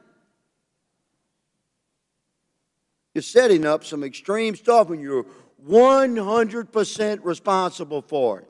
My colleagues in the Democratic Party, when those gunfights happen, that blood will be on your hands over this political charade of pretending to be able to identify weapons that you, from your ivory tower in D.C., you know better. I can define the weapons that Americans shouldn't have the right to own. It's already, we can't buy a tank or howitzer or caliber above 50. We carry light arms and we own them. We own them legally. And we intend to keep them. Ms. Okafor, thank you for being here today, man. Very contentious, this issue in America today, but it doesn't have to be. If anyone that would actually read the Constitution that they teach, they would know that this is a rabbit hole there's no escaping from. And ultimately it ends with an American citizen standing to defend his freedom. The only question is, can we have that debate reasonably through Article 1 in the legislative branch? Will we have reasonable regulatory effort out of Article 2 in our executive branch? Will it be argued in court, or will it be settled on the front porch of Americans when the FBI and the ATF shows up to seize legally owned weapons from a law-abiding American citizen? That's what you're setting up.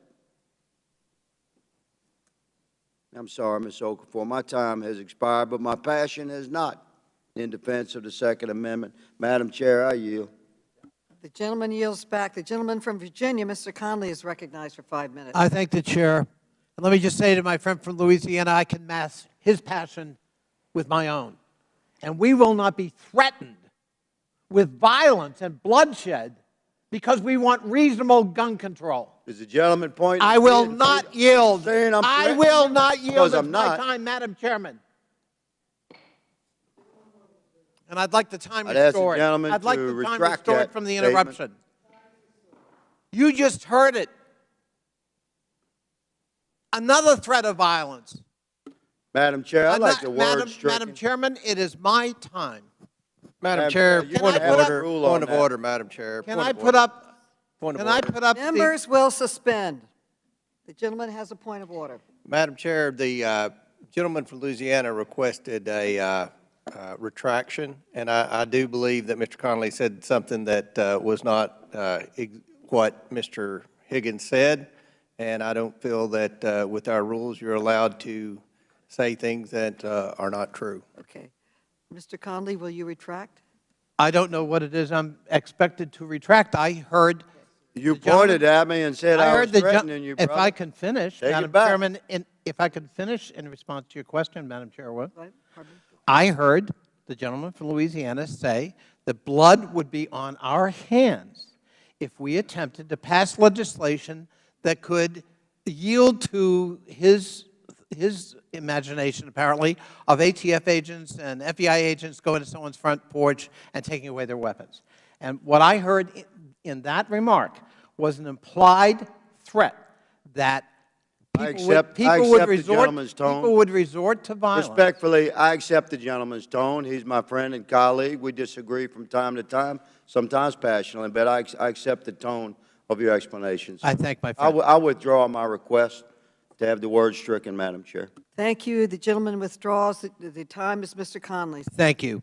And I thank my friend from Louisiana. He is a gentleman. I would ask my visual be put up. Use what they use.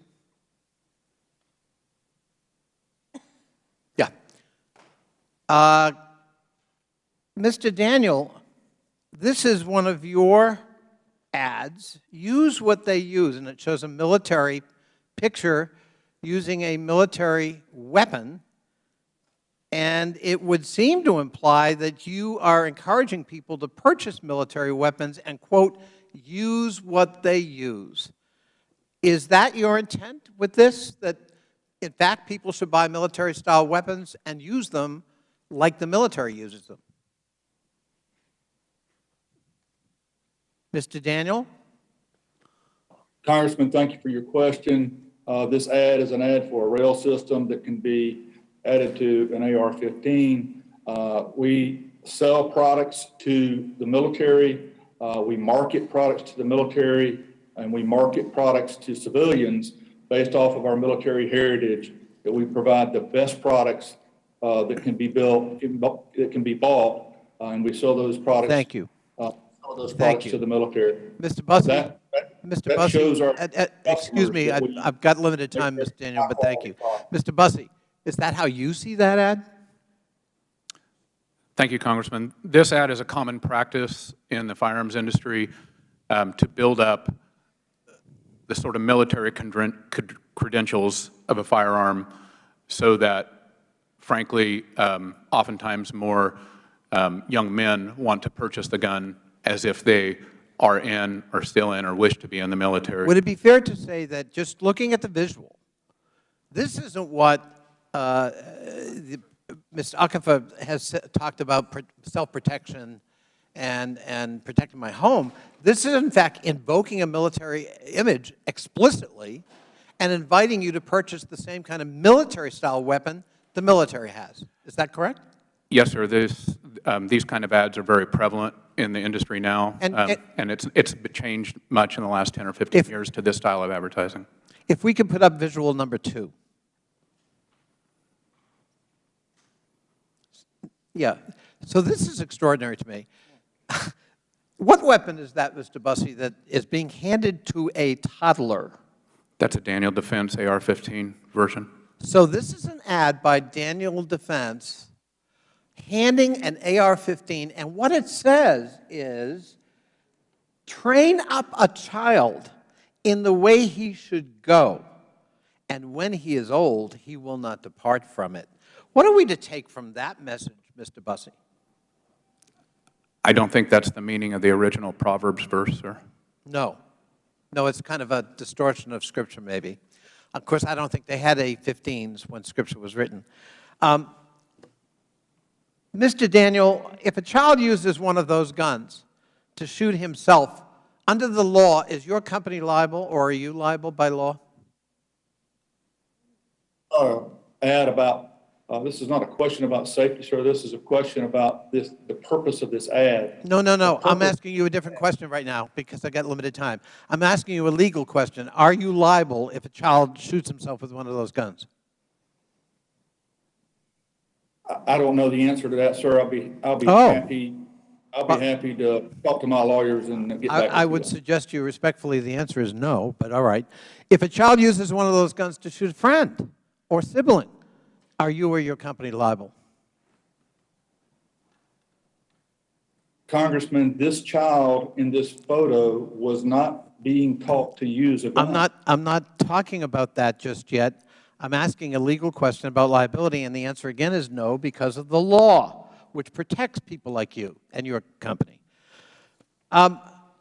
Ms. Sampson, I want to give you an opportunity to respond to the witness testimony from your companion at the table, who talked about AR-15s. You know, they're safer, they're easier, the recoils, and they protect us. They protect us, including, she invoked sexual assault. And I want to give you an opportunity, given your role. What do you think about that? AR-15s are the best way to go in terms of self-protection? Thank you for that question, Congressman. There's actually been research done into the number of shots fired by individuals when they're facing a home invasion, for example. And in any case, most of the time, the answer is about 2 to 3 shots, if at all. So an AR-15 is totally unnecessary for something like personal self-defense. It is, on the other hand, very effective for inflicting mass casualties, as we saw at Uvalde, as we saw at Parkland, as we saw at Highland Park, and as we see over and over again in our country. I thank you. My time has expired. Thank you, Madam Chairwoman, for holding this very important hearing. The time has expired. The gentleman from Ohio, Mr. Jordan, is recognized. Okay, Mr. Clyde. Mr. Clyde is recognized. Thank you. Thank you for yielding, Mr. Jordan. Might I remind my friend, Mr. Conley, of Justice Scalia's words when he says, it may be objected that if weapons that are most useful in military service, M16 rifles and the like, may be banned, then the Second Amendment right is completely detached from the prefatory clause. And the prefatory clause would be a well-regulated militia being necessary for the security of a free state. So it may well, and this is again Justice Scalia, it may well be true today that a militia, to be as effective as militias in the 18th century, would require sophisticated arms that are highly unusual in society at large. Indeed, it may be true that no amount of small arms could be useful against modern-day bombers and tanks. But the fact that modern developments have limited the degree of fit between the prefatory clause and the protected right cannot change our interpretation of the protected right. Would my friend yield for a second? No, I would not. I mean, do you understand what that statement says? That statement says that the Second Amendment protects weapons that are of primary use to a militia. And what is a militia? A militia is all able-bodied personnel that can be called up in defense of a free state.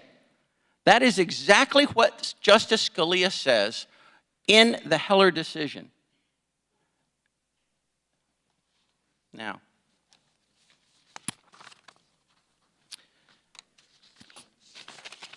I would ask Mr. Bussey, Busey, I think. You said that you have a lot of experience in the firearms industry. How is an AR-15 any different from any other semi-automatic rifle with a detachable magazine? Let's say like a Remington 7400, chambered in .223 or .556. The AR-15 and the military version rifle on which it is based is designed specifically for offensive use in war, and the Remington rifle to which you refer is not designed for that. There are numerous design factors. I don't think we have enough time. I certainly don't have enough time on this clock to list all the features which denote that. Okay, do they not both fire one round with a single pull of a trigger? Yes, sir, they do. Okay. Do they not fire the same caliber of round, .223 or 5.56 ammunition? They both can be chambered in that caliber, yes, sir. Okay. Do they not both feed from a detachable box magazine? Yes, sir, they do. Okay. So basically what you see is looks. Just it looks different. That's not true. Between a Remington 7400 and an AR-15. It does exactly the same thing. If that was the case, sir, I would expect that we would be soon arming our special forces with the Remington 7400. I'm not aware of any such demands. Well, you know, our special forces, they don't use AR-15s, do they? Some do, yes, sir. They use M4s. No, some use AR-15s. And they have different things that attach to them, like optics, and like laser designators, and like flashlights, and all sorts of other things. Most of which are available to civilians as well, sir. Absolutely, they are, okay? But the Remington 7400 does exactly the same thing with every pull of the trigger that an AR-15 does. So I disagree completely with your statement that the AR-15 is a weapon of war. Sir, you must disagree with the folks in the military who request the AR-15 and the Mr. Busey, this is not a discussion. Okay, thank you. Now I would ask Ms. Sampson. You said in your statement that though trace data from the dealers or distributors, trace data from manufacturers, through trace data from the manufacturers, or from ATF rather, manufacturers know which dealers or distributors routinely sell crime guns. Is that correct? Yes. Okay. You use this term crime gun. Can you define that term? A crime gun is a gun where either the possession of the gun itself was a crime or the gun was used in a commission of a crime. Say that again? A crime gun was a gun in which either the possession of the gun itself was a crime or was used in the commission of a crime. Okay, so do you have evidence to show that every trace gun is a crime gun, as you call it? By definition, yes. And we've seen instances where manufacturers have continued to do business with dealers who have an inordinate amount of traces per year. And the majority of dealers don't have a trace in a year, so if a manufacturer sees the same store continuing to sell crime guns, that should raise an alarm bell to that manufacturer. But manufacturers primarily sell to distributors, right? Manufacturers sell to distributors who sell to dealers, but Okay, they have so the manufacturer's never going to actually see the dealer sale, is he? Yes, they will. They will understand which dealer the gun came No, if they sell to a distributor, how would they know that? through the ATF. But the ATF's not going to tell them what dealer. The ATF has actually offered to do that, and manufacturers have refused, and I detail that in my written testimony. All right. Gentleman's time has expired. The gentleman from Illinois, Mr. statement. Christian Muhi, is recognized for 5 minutes. Thank you, Madam Chair. Ms. Aquifer, I have a social media post from your Facebook, Instagram account. The image says you posted it on June 16, 2020. Here we have the seal of the Bureau of Alcohol, Tobacco, Firearms, and Explosions. And next to it you said, quote, "We said what we said. Hashtag GOA, Gun Owners of America. Hashtag abolish the ATF." That's what your post says, correct? Correct. Then underneath this ATF seal, your post says, in big letters, defund, correct? Correct. Defund the ATF. So just to be clear, you say defund the ATF and then abolish the ATF. On July 4th in Highland Park, Illinois, just very close to my district in the Chicago suburbs, the shooter shot and killed 7 and injured 30 with an AR-style rifle. AR-15 style rifle. The shooter fled the scene, but despite this, he was identified and caught because ATF agents were able to quickly trace a weapon he left at the scene back to him using the ATF's National Tracing Center. Yet, ma'am, you want to abolish this agency. You want to abolish this National Tracing Center.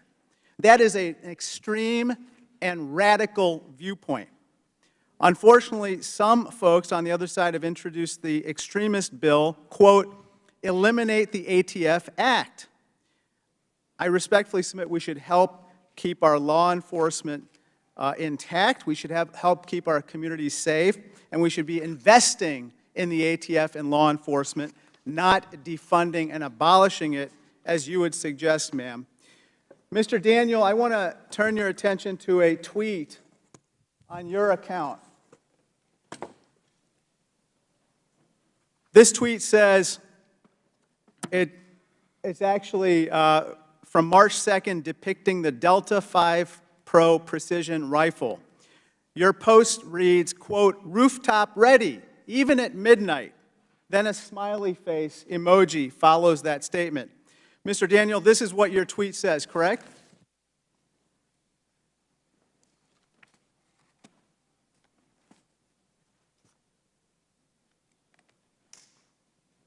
Yes, that's correct, sir. And the tweet shows what appears to be a night vision gun scope trained on a parked car at street level.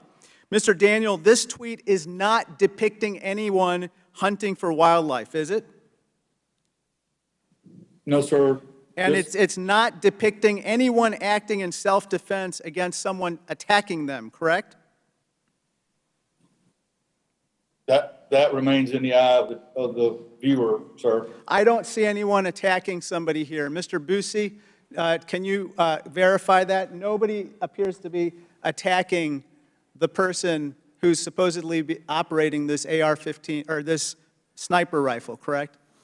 Yes, sir. That appears to be an ad which in some way glorifies the idea of becoming a sniper with that rifle. Mr. Daniel, this advertisement appears to depict premeditated violence or murder from a rooftop. As you know, the Highland Park shooter in Illinois rained down bullets from a rooftop. 8-year-old Cooper Roberts was paralyzed from the waist down when he was shot from a rooftop, Mr. Daniel. 2-year-old Aiden McCarthy was orphaned when both of his parents were murdered when they were shot from a rooftop.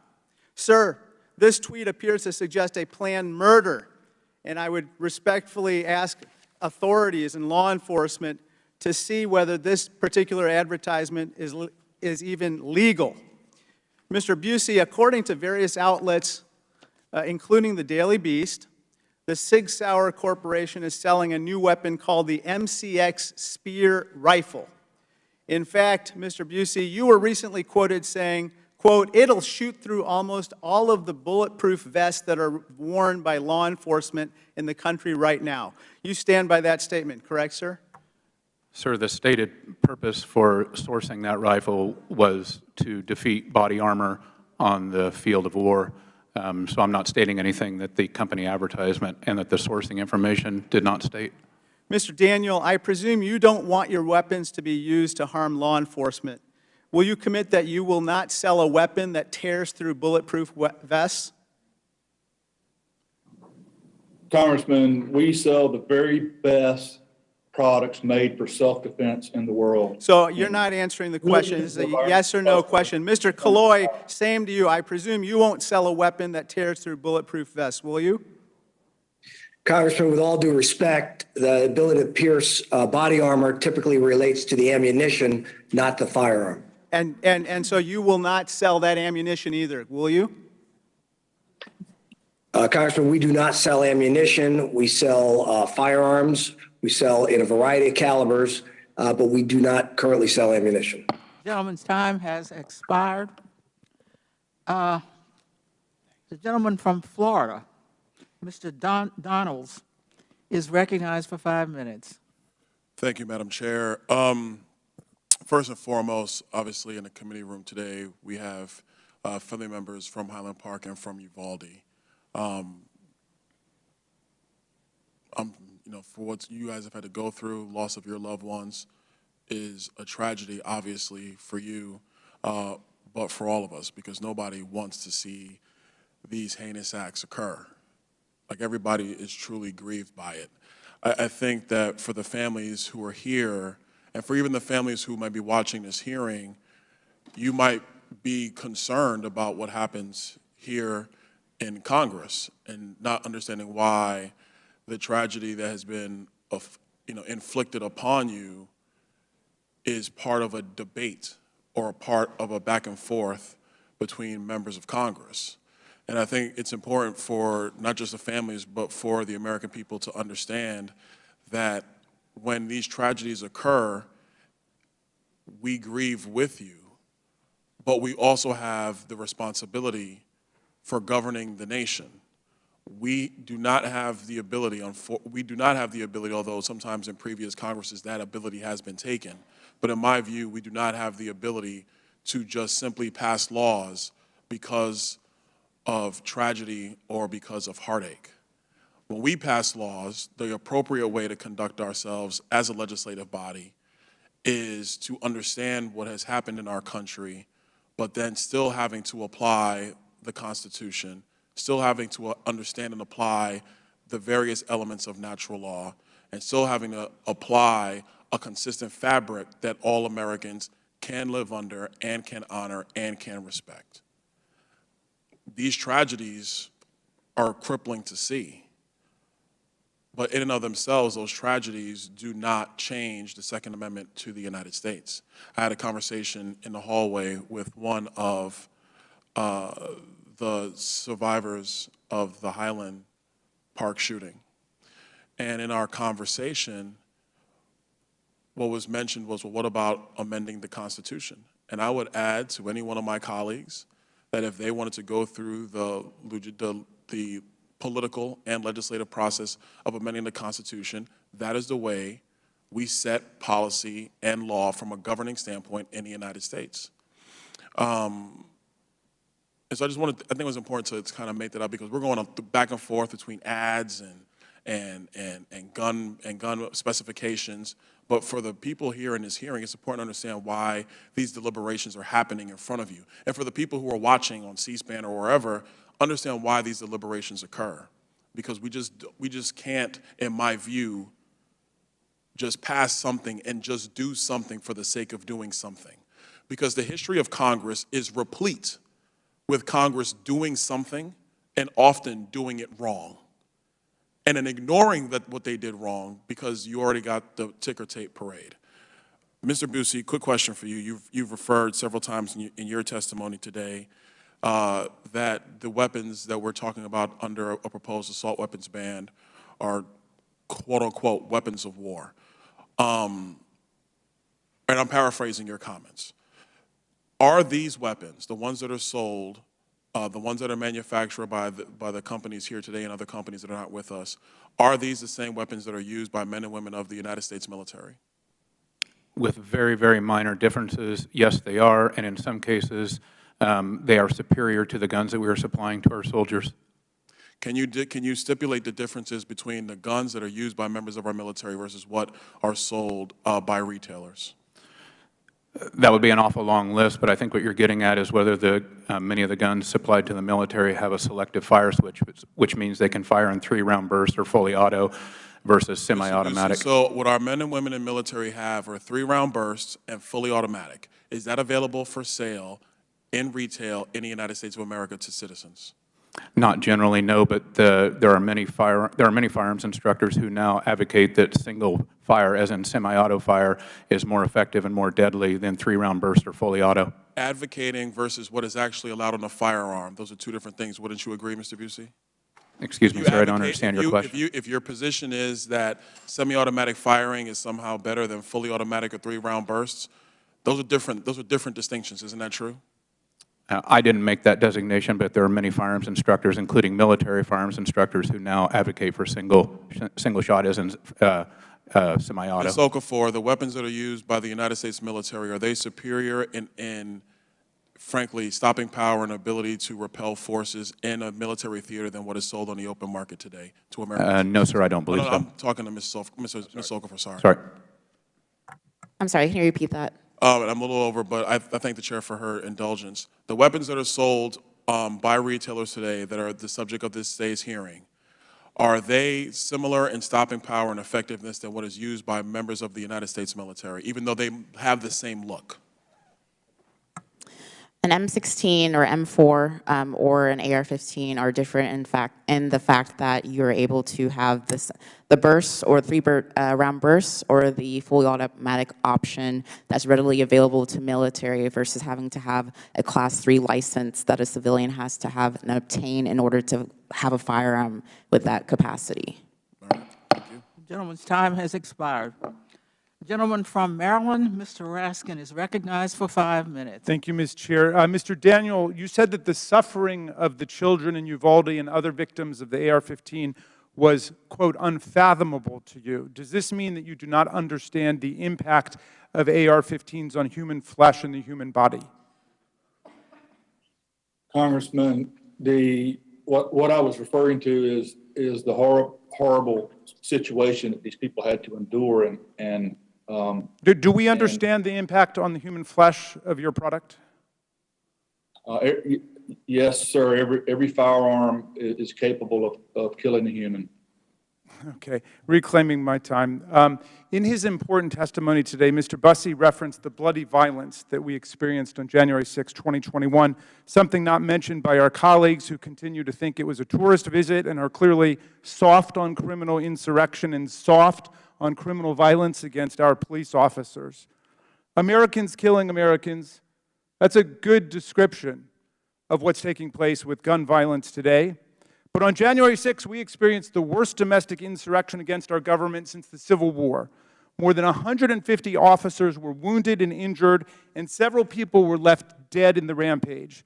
The rioters shut down the counting of electoral votes and drove the House and the Senate out of our chambers. And although there was a huge arsenal of pistols, rifles, AR-15s, and other firearms brought to the area by the insurrectionists on January 6th, the email and text traffic of the extremist groups reveals that many of them decided to temporarily leave their firearms in specific sites outside of D.C. because of the district's stringent gun laws until they thought the firearms would be necessary. Now, amazingly, in the wake of this savage insurrectionary attack against our government, the NRA and its followers in Congress continue to propound the idea that the Constitution, specifically the Second Amendment, gives people a right to violently attack and overthrow the government of the United States. This so-called insurrectionary theory of the Second Amendment maintains that its purpose is to allow citizens to wage armed resistance if they think the government is being unfair or unjust. The reading is absurd and flies in the face of the plain text of the Constitution, which in at least 7 different places that I count clearly forbids and punishes armed resistance against the U.S. government. A few examples. The Republican Guarantee Clause, Article 4, Section 4, provides the U.S. shall guarantee to every state in this union a Republican form of government and shall protect each of them against invasion and against domestic violence. This was written in the Constitution specifically in response to Shays' rebellion and armed resistance to the government, which the founders strongly condemned. The Treason Clause, Article 3, Section 3, Clause 1, states, treason against the United States shall consist only in levying war against them or in adhering to their enemies. What is violent insurrection against the government if not levying war against the United States? Section 3 of the 14th Amendment says, anyone is sworn an oath under the Constitution to defend it and support it, but betrays it by engaging in insurrection shall never be allowed to hold federal or state office again. And one more example, Article 1, Section 8, Clause 15 says, Congress shall have the power to provide for calling forth the militia to execute the laws of the Union, suppress insurrections, and repel invasions. Now, do our colleagues really believe that the Constitution explicitly and repeatedly gives the government the power to suppress violent insurrections, but the Second Amendment in invisible ink gives the people the right to engage in violent insurrections? This is absurd and outlandish. And when I've pointed it out, the only substantive response I've gotten from my colleagues is a quotation from Patrick Henry, an anti-federalist who strongly opposed the Constitution precisely because he thought it gave the government way too much power and the people not enough to rebel against the government. And when I pointed this out, my friend Mr. Roy of Texas, who's by far the most articulate and able defender of this doctrine, concedes that I'm right about the Constitution, but shifts over to talk about the Declaration of Independence, which I cheerfully concede is a revolutionary document, and which explained why, after a long train of abuses and usurpations by the Crown and Parliament, we needed to dissolve the political bands of union with England. But that's the whole point. We are governed by the Constitution, which is positive law, and nowhere does it grant a right of insurrection. It opposes it at every turn. As a matter not of constitutional law, but natural law, people can decide to overthrow their government, but you do that on your own time, at your own risk. The Constitution does not give you the right to destroy the Constitution and the government. And another way to understand this point is to think about nonviolent civil disobedience. Even nonviolent civil disobedience is not protected by our Constitution. Dr. King and SNCC, those people went to jail because they believed in civil rights and were willing to pay the cost. They never claimed that the Constitution gives people the right to break the law, much less take up arms against the government. So the facts are very clear. The Second Amendment does not give you the right to engage in insurrection. They should stop saying that. And Justice Scalia was extremely clear in the Heller decision that the Second Amendment does not give an unlimited right to carry whatever guns you want, wherever you want. I yield back to you, Madam Chair. Gentleman's time has, the gentleman is over time. I now recognize the gentleman from Ohio, Mr. Jordan. You are recognized for 5 minutes. Thank you, Madam Chair. I'll tell you what we believe. We believe the right to keep and bear arms shall not be infringed, period. Particularly arms, as the United States Supreme Court has said, particularly arms that are in common use. Ms. Okafor, are handguns in common use? They are, Congressman. How about AR-15s? Are they in common use in the country today? Yes, Millions of people have them. 24.6 million. Are firearms used in self-defense, Ms. Okafor? Yes, 1.6 million every year.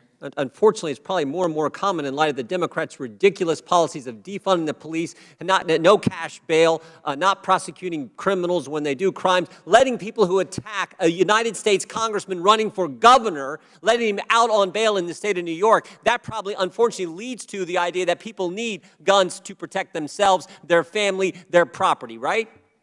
Right. It's a human right, again, guaranteed by the Constitution. Are AR-15s used in self-defense? Yes, I actually described them in my testimony. And you train women to protect themselves, and it's something you know about firsthand. So you actually are out there working with women across the country. You're helping train them so they're ready if some person wants to attack them, why they need a firearm to protect themselves. Is that right? Absolutely, yes. And AR-15s are used to defend others from criminals, right? That's part of your training, what you're helping People understand. Yes. Mr. Daniels, is it fairly common that AR-15s, your product, are used to protect innocent people from criminal attackers?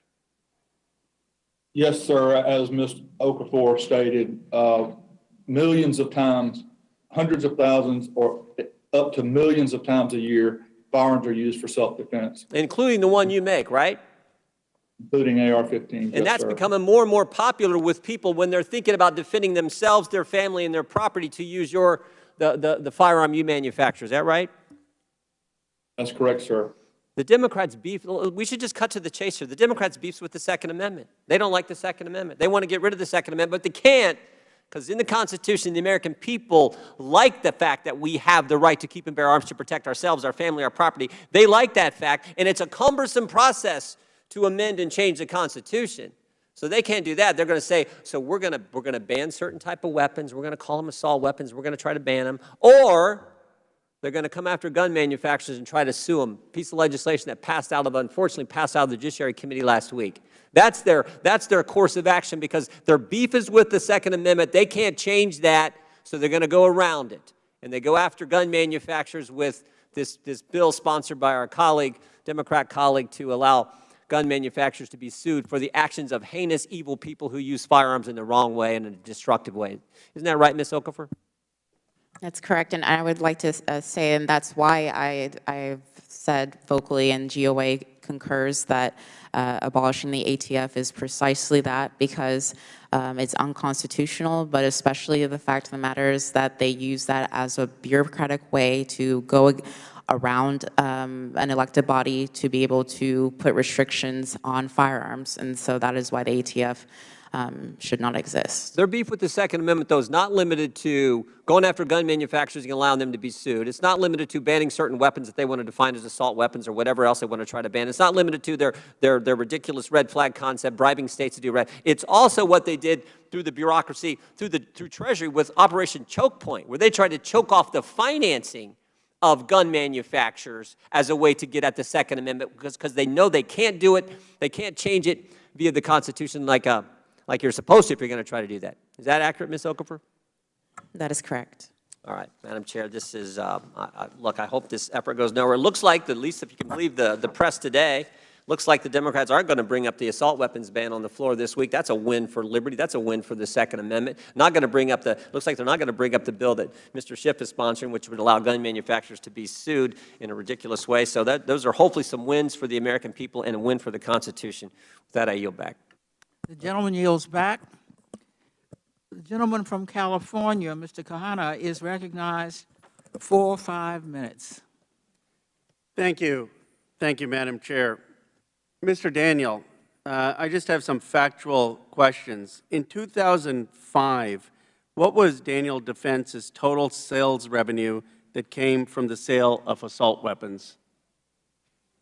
I don't know, sir. We gave that information to the committee. I just don't know that off the top of my head. Do you have a sense of about what percent it was, the revenue from assault weapons? No, sir.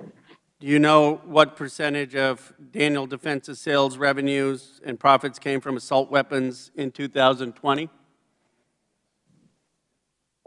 Sir, would you describe an assault weapon as I'm trying to answer your Well, the question? assault weapon is the term the industry actually created the term, which means semi-automatic weapons based on military designs and features. It's a term that actually the industry coined in 1980. Based on that, do you have a sense of what the sales revenue and profits were in 2020? Sir, I disagree with your characterization of the type of firearm. Assault weapons are fully automatic weapons used in war, and the weapons we sell to Okay, consumers. in the way I'm defining it, do you have a sense of how much the sales revenue was? Sir, we are a rifle company that sells semi-automatic rifles, so most of our business is in semi-automatic rifles. And how much, the AR-15s, what percentage of your revenue comes from that? I don't know exactly, sir. What, approximately? Most of our we sell semi-automatic rifles and bolt-action rifles. How do you not know that? I mean, is it 10%? Is it 20%? Is it 50%? I mean, certainly you would know how much basically revenue you're making of something. Are you asking about the revenue or a percentage of revenue? The percentage of revenue of AR-15s, how much is it? It's a factual question. You could say about 10%, about 50%, about 90%. I would say probably 80% of our sales. 80% comes from that. And about in 2005, do you know about how much revenue was from AR-15s or similar type rifles? No, sir, I don't have that information. All right, would you guess it was about 10%, 20%, 50%?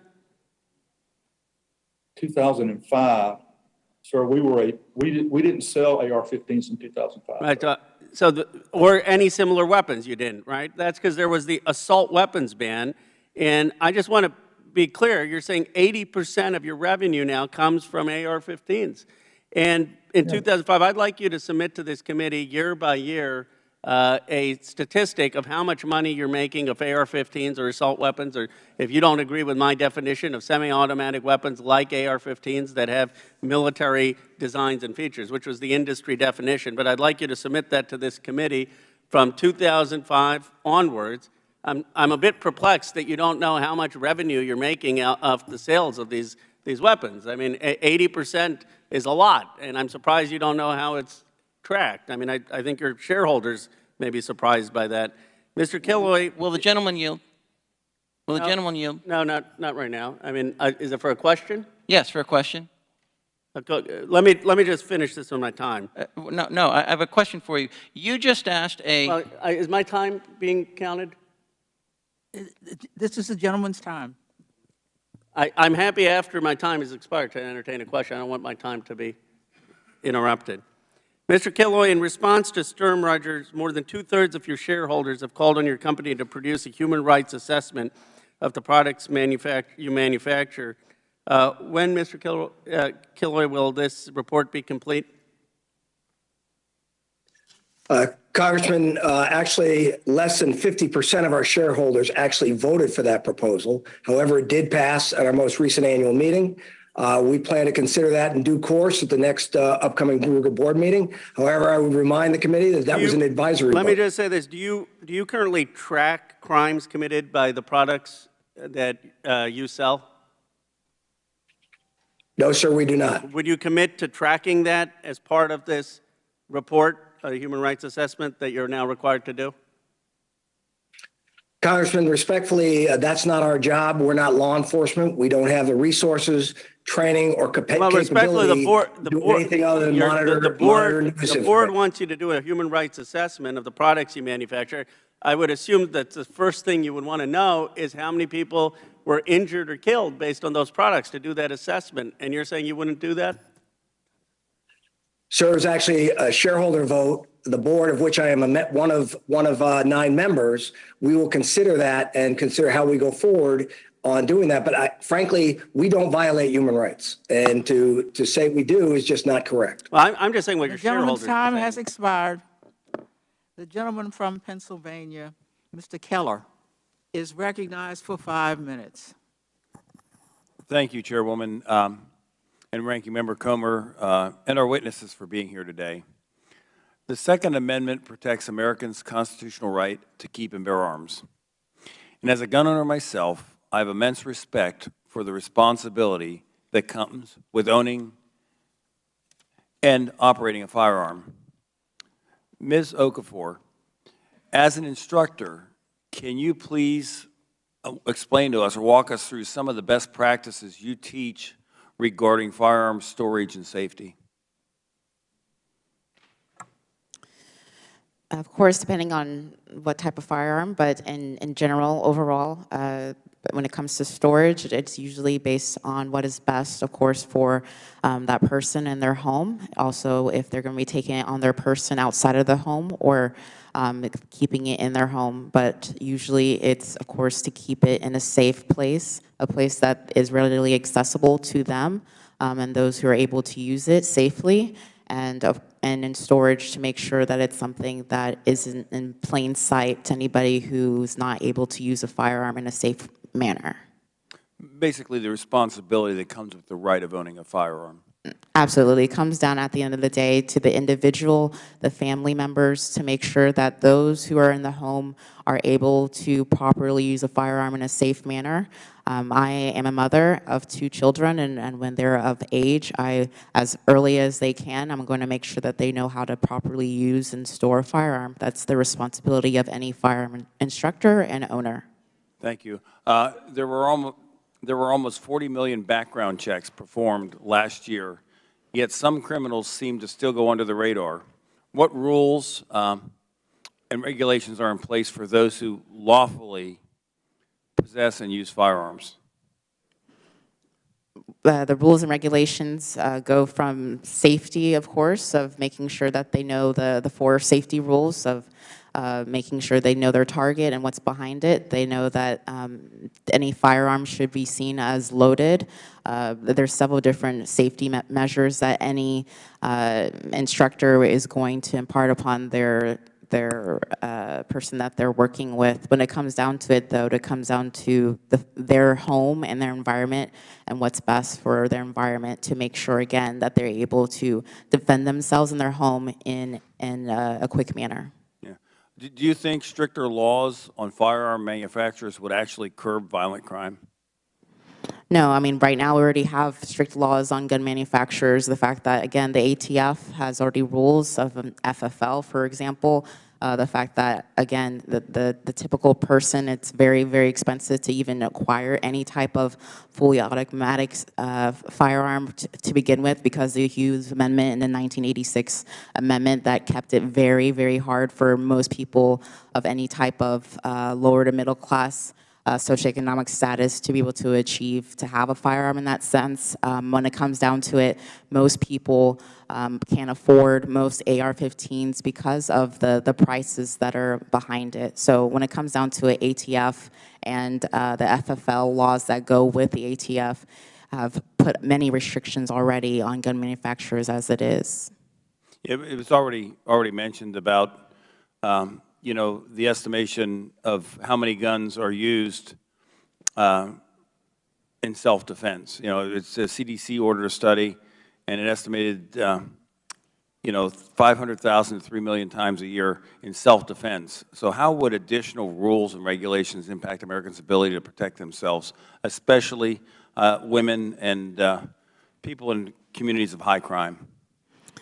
These additional gun restrictions have already shown to restrict those, particularly those of a lower socioeconomic status. I know we were referring to this buy now, pay later. The thing is that really what it's going down to is that you're making it harder, you're putting a financial barrier on those who only quote unquote crime is that they unfortunately don't have the means of paying for something which is their fundamental right to exercise is with the Second Amendment. So that's unfortunately what we're seeing when we see these gun restrictions. We're seeing it really keep people who should be able to protect themselves and their families from being able to do so because of financial barriers.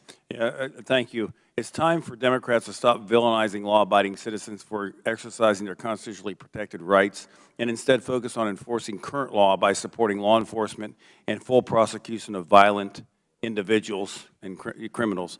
As President Reagan once said, we must reject the idea that every time a law is broken, society is guilty rather than the lawbreaker. It's time to restore the American precept that each individual is accountable for his actions. Thank you, and I yield back. The gentleman yields back. The gentlewoman from California, Ms. Porter, is recognized for 5 minutes. Thank you. Other industries take seriously their responsibility to manufacture products that protect consumers. With firearms, this responsibility is a matter of life and death. One study found that nearly 40% of accidental gun deaths could be prevented with technology that prevents non-authorized users from firing guns. And these ideas are not new. This study was published nearly 20 years ago. Yet technology like fingerprint scanners or bracelets with radio frequency identifiers are nowhere near the standard for firearms. Mr. Killoy, how many of your firearms come equipped with fingerprint scanning mechanisms? Congresswoman, none of them currently come equipped with such a device. None. Mr. Daniel, how about Daniel Defense? How many of your weapons come equipped with fingerprint identity scanners? Congresswoman, we do not sell any type of firearm this way. Our customers have not asked for such. Okay, so that's a no. This is my cell phone. Mr. Killoy, it scans my fingerprint each time I go to unlock it. Is this a weapon? No, ma'am. Can this fire bullets that shred people's vital organs? This phone? No, Congresswoman, it can't. Then why should this device require more steps to operate than your company's firearms, which have been used in accidental shootings, mass shootings, and homicides? Congresswoman, respectfully, your cell phone doesn't generate internal pressures of upwards of 60,000 pounds per square inch. The operating system of a firearm is extremely dynamic, extreme high pressures, lots of moving pieces, and first and foremost,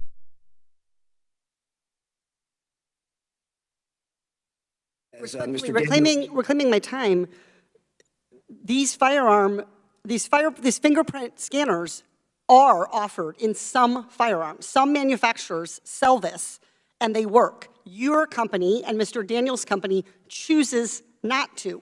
Let me demonstrate again how long this takes. It's instant. It's instant when I pick up my phone.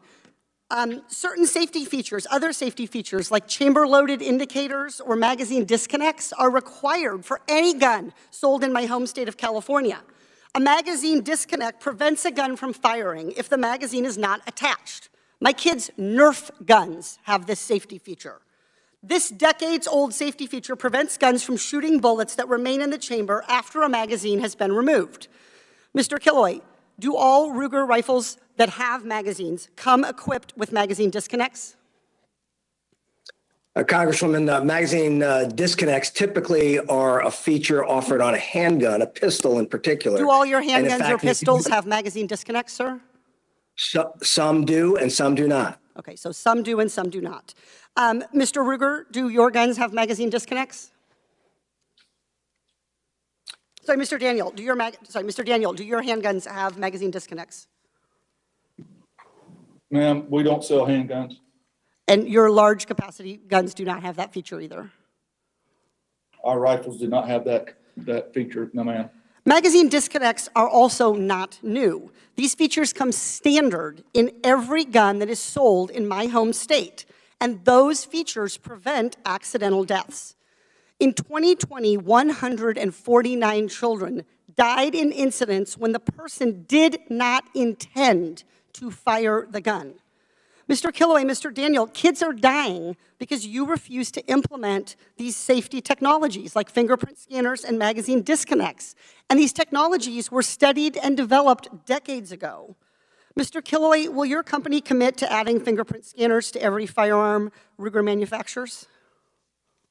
No, Congresswoman, we will not. Mr. Daniel, same question. Will your company commit to adding fingerprint scanners to every Daniel Defense firearm? Congresswoman, our guns fire when there's a bullet in the chamber, and it doesn't fire when there's not a bullet in the chamber. A gun should be kept, and if it does not want to be fired, if the owner does not want to fire it, they should not keep around in the chamber.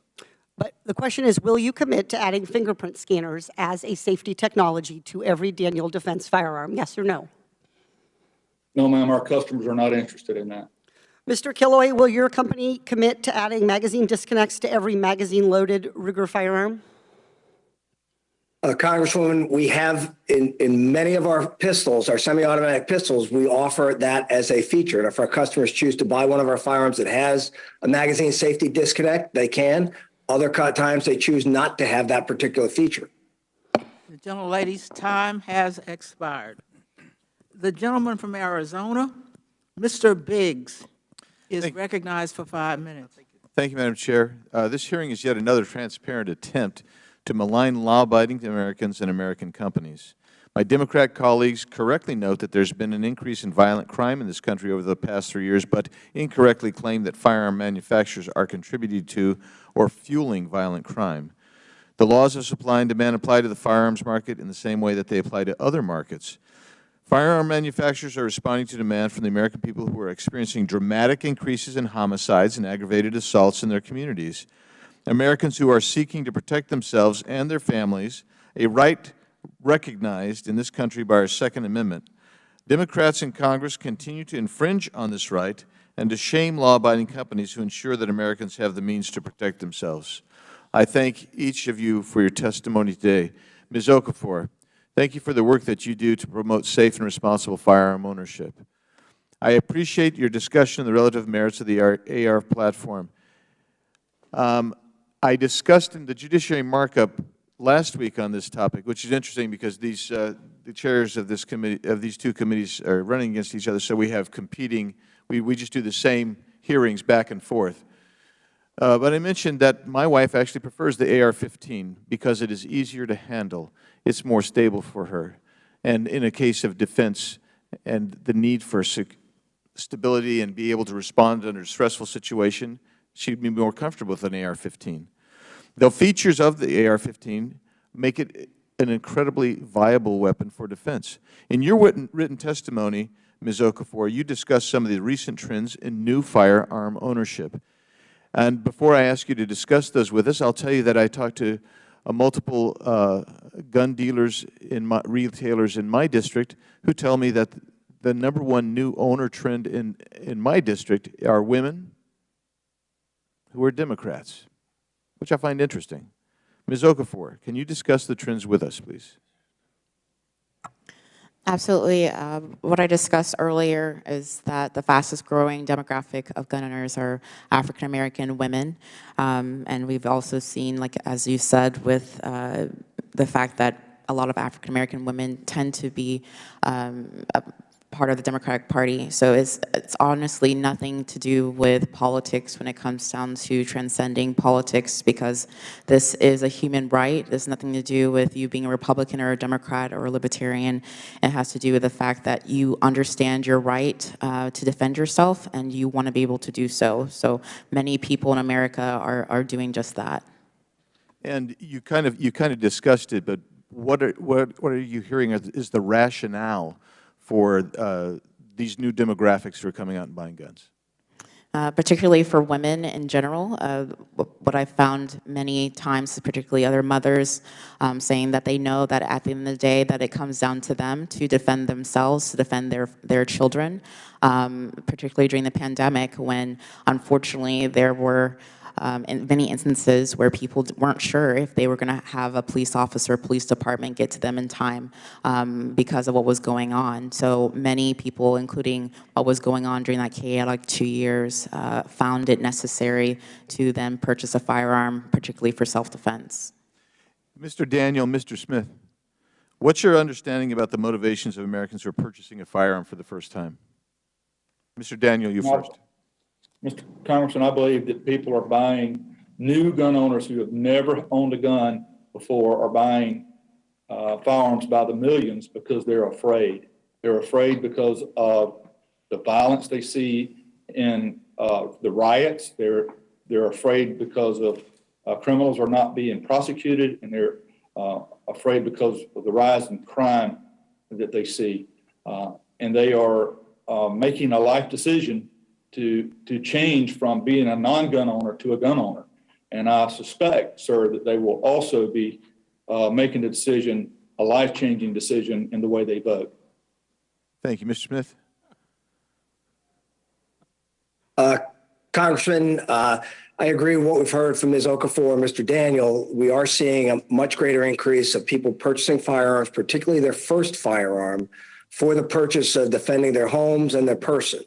Again, we saw that increase from the beginning of 2020 on as it related to things going on in our communities and our society, the COVID pandemic, defund the police movement and civil unrest, as well as the fact that we were entering an election cycle where the Second Amendment was on the ballot, and a lot of people felt that that was also a critical factor in a decision to purchase a firearm.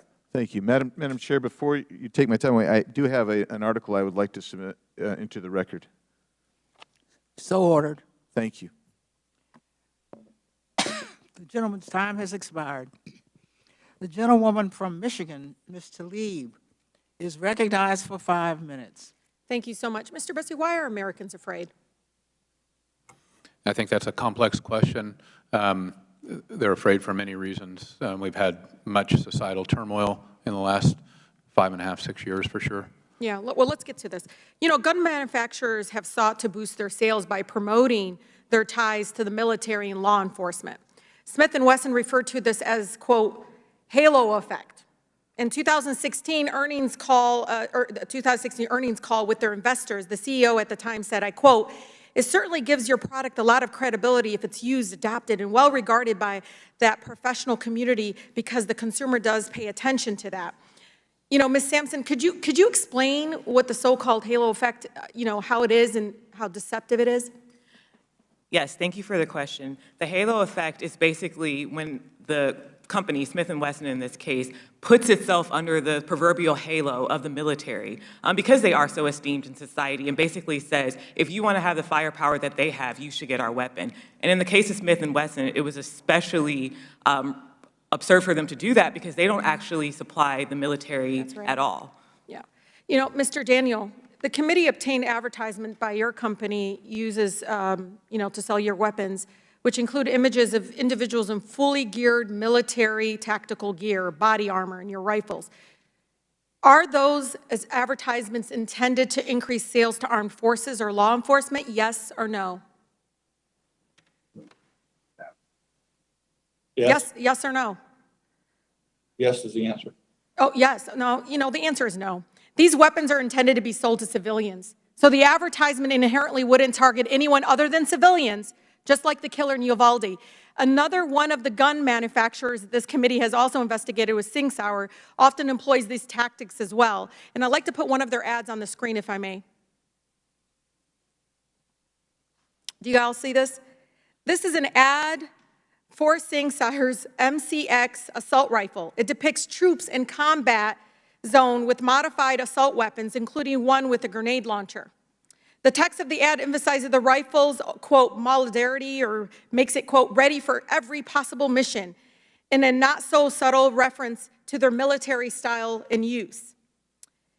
These are not pictures and themes that suggest that the assault rifle is used to be used for hunting or sport shooting.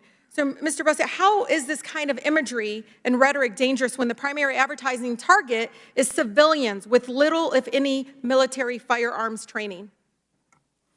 Well, these are very serious weapons, and it's a very common practice now in the firearms industry. Did not used to be, but it is a very common firearms industry marketing practice now to market to or using special operators or trained military officers or military weaponry, but focus the marketing at consumers because that's where the larger and profitable marketing segment is. You know, Sing Sauer sold the AR-15 style rifle used by the mass shooter to kill 49 people in Pulse nightclub in Orlando, Florida. In 2016, 3 of those weapons were used by shooter in Las Vegas, Nevada. In 2017, to kill 60 people. The company recently, literally, are selling the version of its new rifle that they have contracted out, their M14 or whatever, for the U.S. Army. They're selling the same configuration that is near match to what American soldiers will be soon be using in battle. We shouldn't be surprised when young men purchase these weapons to be more like soldiers in the picture. And we shouldn't be surprised when they try to act like them either. These dangerous ads must stop.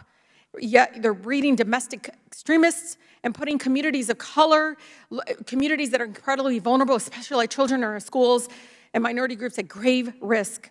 And so it's incredibly important that we call this out what it is. They are targeting folks to do what they to basically target the most vulnerable by selling it that way. This imagery is not towards soldiers, to the lay people, civilians.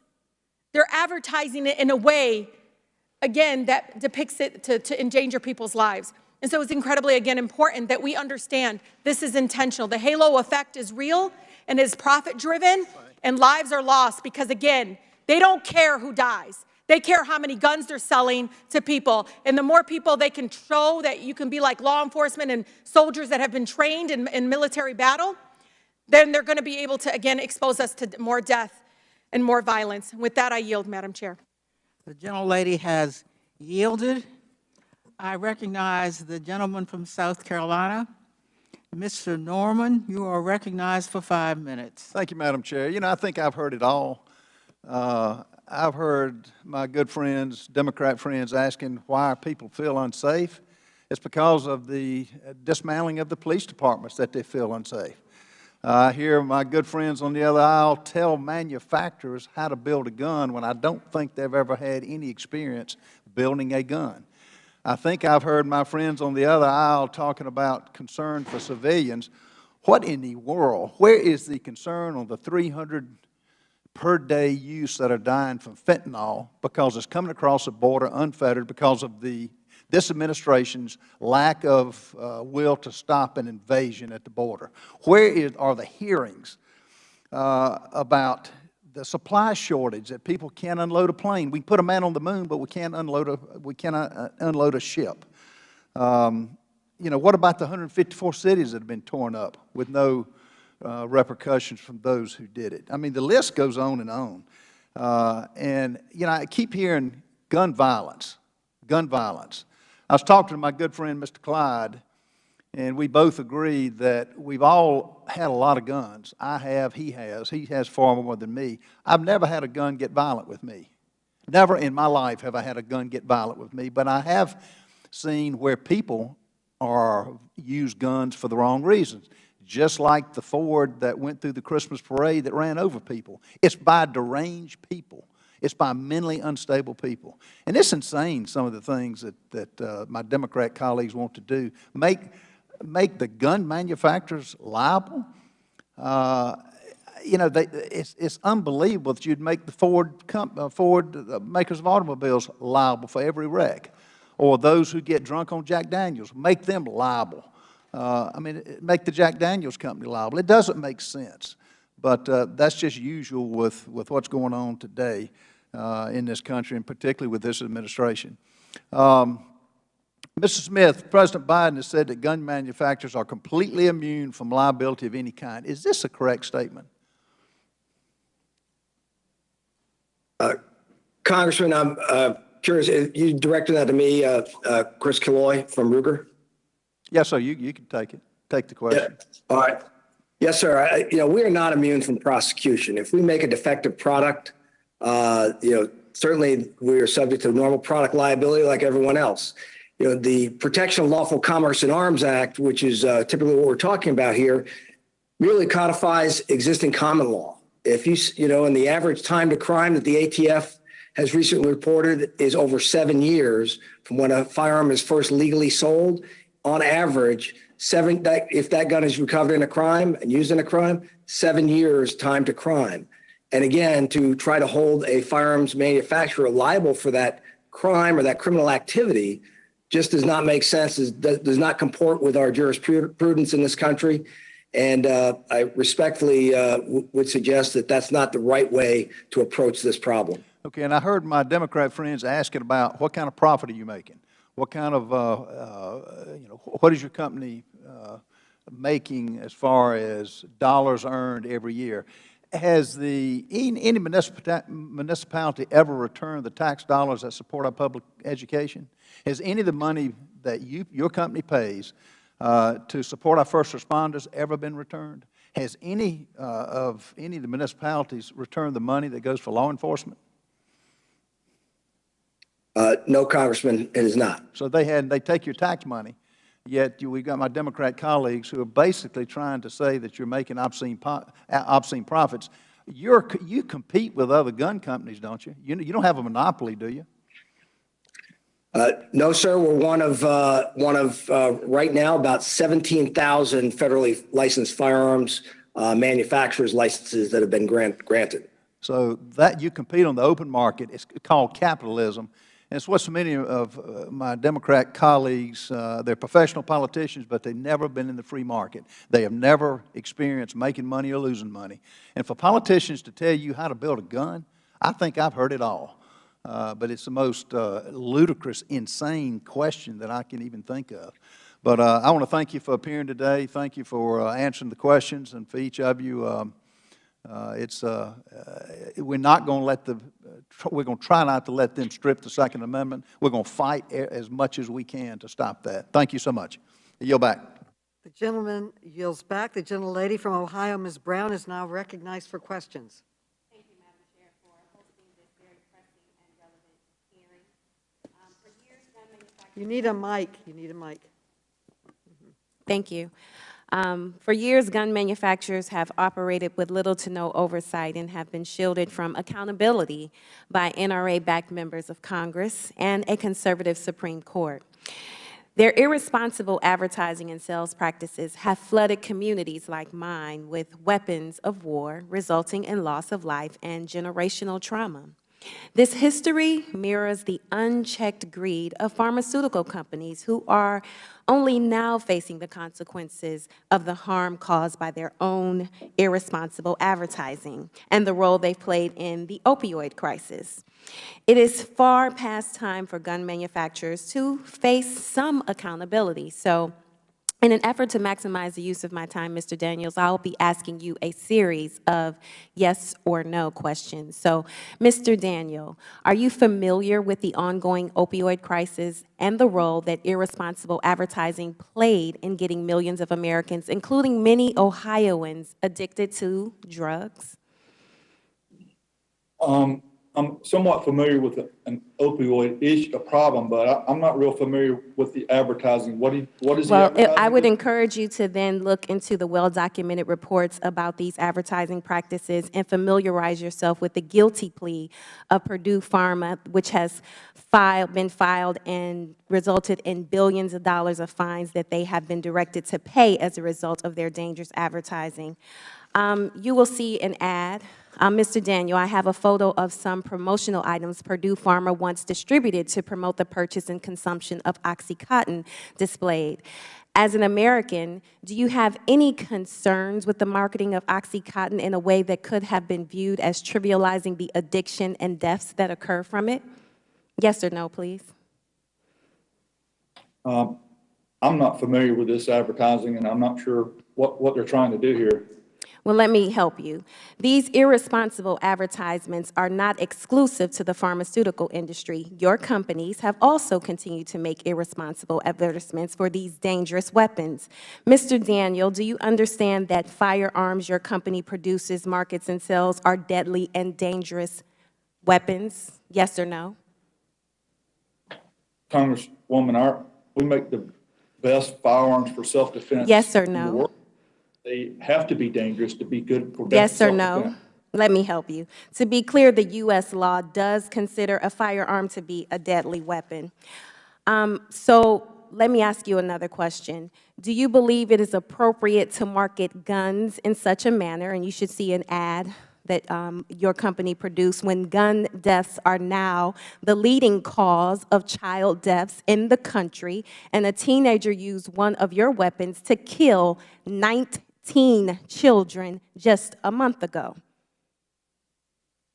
Ma'am, you've said a lot. What was the question there? Do you believe it is appropriate to market guns in such a manner, as your advertising has done, when gun deaths are now the leading cause of child deaths in the country, and a teenager used one of your weapons to kill 19 children just a month ago? It's a yes or no question. This advertisement you're showing is a safety advertisement. Is it appropriate? It's a yes or no question. This is an appropriate ad for safety, teaching to advertise. It's a yes or no. Is that a yes? This advertisement Reclaiming is about my time. Mr. Bousse, you're familiar with the marketing practices of gun manufacturers. Can you speak to why this kind of advertising is dangerous and which groups this advertising is often directed at?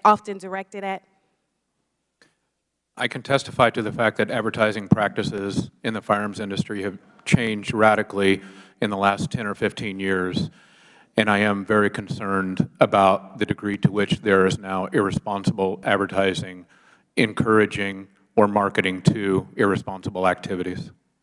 Thank you. Madam Chair, I represent a community that is facing a gun violence epidemic.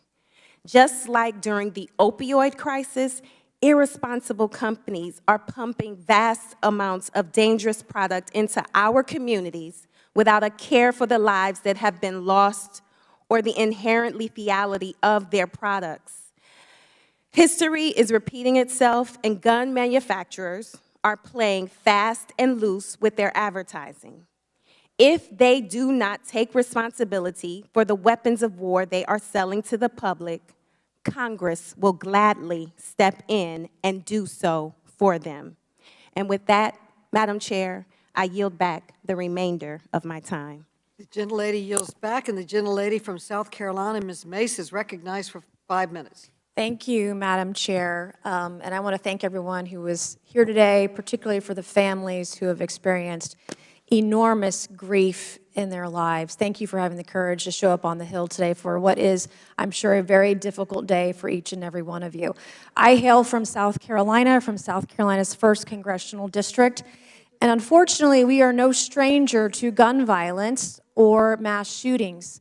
7 years ago this summer, we had Mother Emanuel, where a white supremacist bought a gun he should not have legally been able to buy, went down to Charleston, South Carolina in the 1st Congressional District and murdered 9 black church members at Mother Emanuel.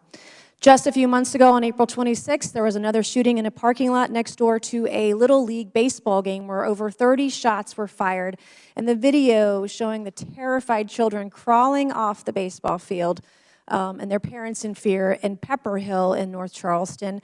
And we've seen these spikes in crime, spikes in shootings, but it's not just crime with firearms, it's crime, it's women who've been raped. Rapes are up, assaults are up, aggravated assaults are up, mental health issues are up in this country over the last 2 years. Political crime is up. We saw someone who showed up on the steps of the Supreme Court justice, basically, armed and dangerous and ready to kill. And I've seen political crime in my own neighborhood. I had someone come up to my house and spray paint it. I've had my car keyed. I've had my life threatened. Someone threatened to hang me 2 weeks ago. And so we're seeing an increase in violence all across the country, regardless of political spectrum. But right now, this hearing today, there's shouting into the microphones. There's vilifying of gun manufacturers.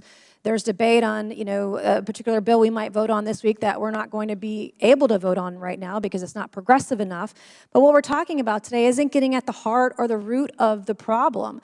And we're going to have this hearing. It's going to be theater. It's going to be a performance today for the cameras that are here. And we're not going to solve the problem of violent crime or violent crimes with firearms. And we've got folks on this committee that want to defund the police. Well, the reason Democrats can't have a vote on banning certain types of firearms this week because there's other legislation out there that doesn't go far enough, that funds police, doesn't defund them. And we can't have a real conversation about what's getting at the root of the problem. We had Highland Park devastatingly a few weeks ago where 7 people were killed. Well, just last weekend, just a few days ago in the city of Chicago, 65 people were shot, 5 people were killed.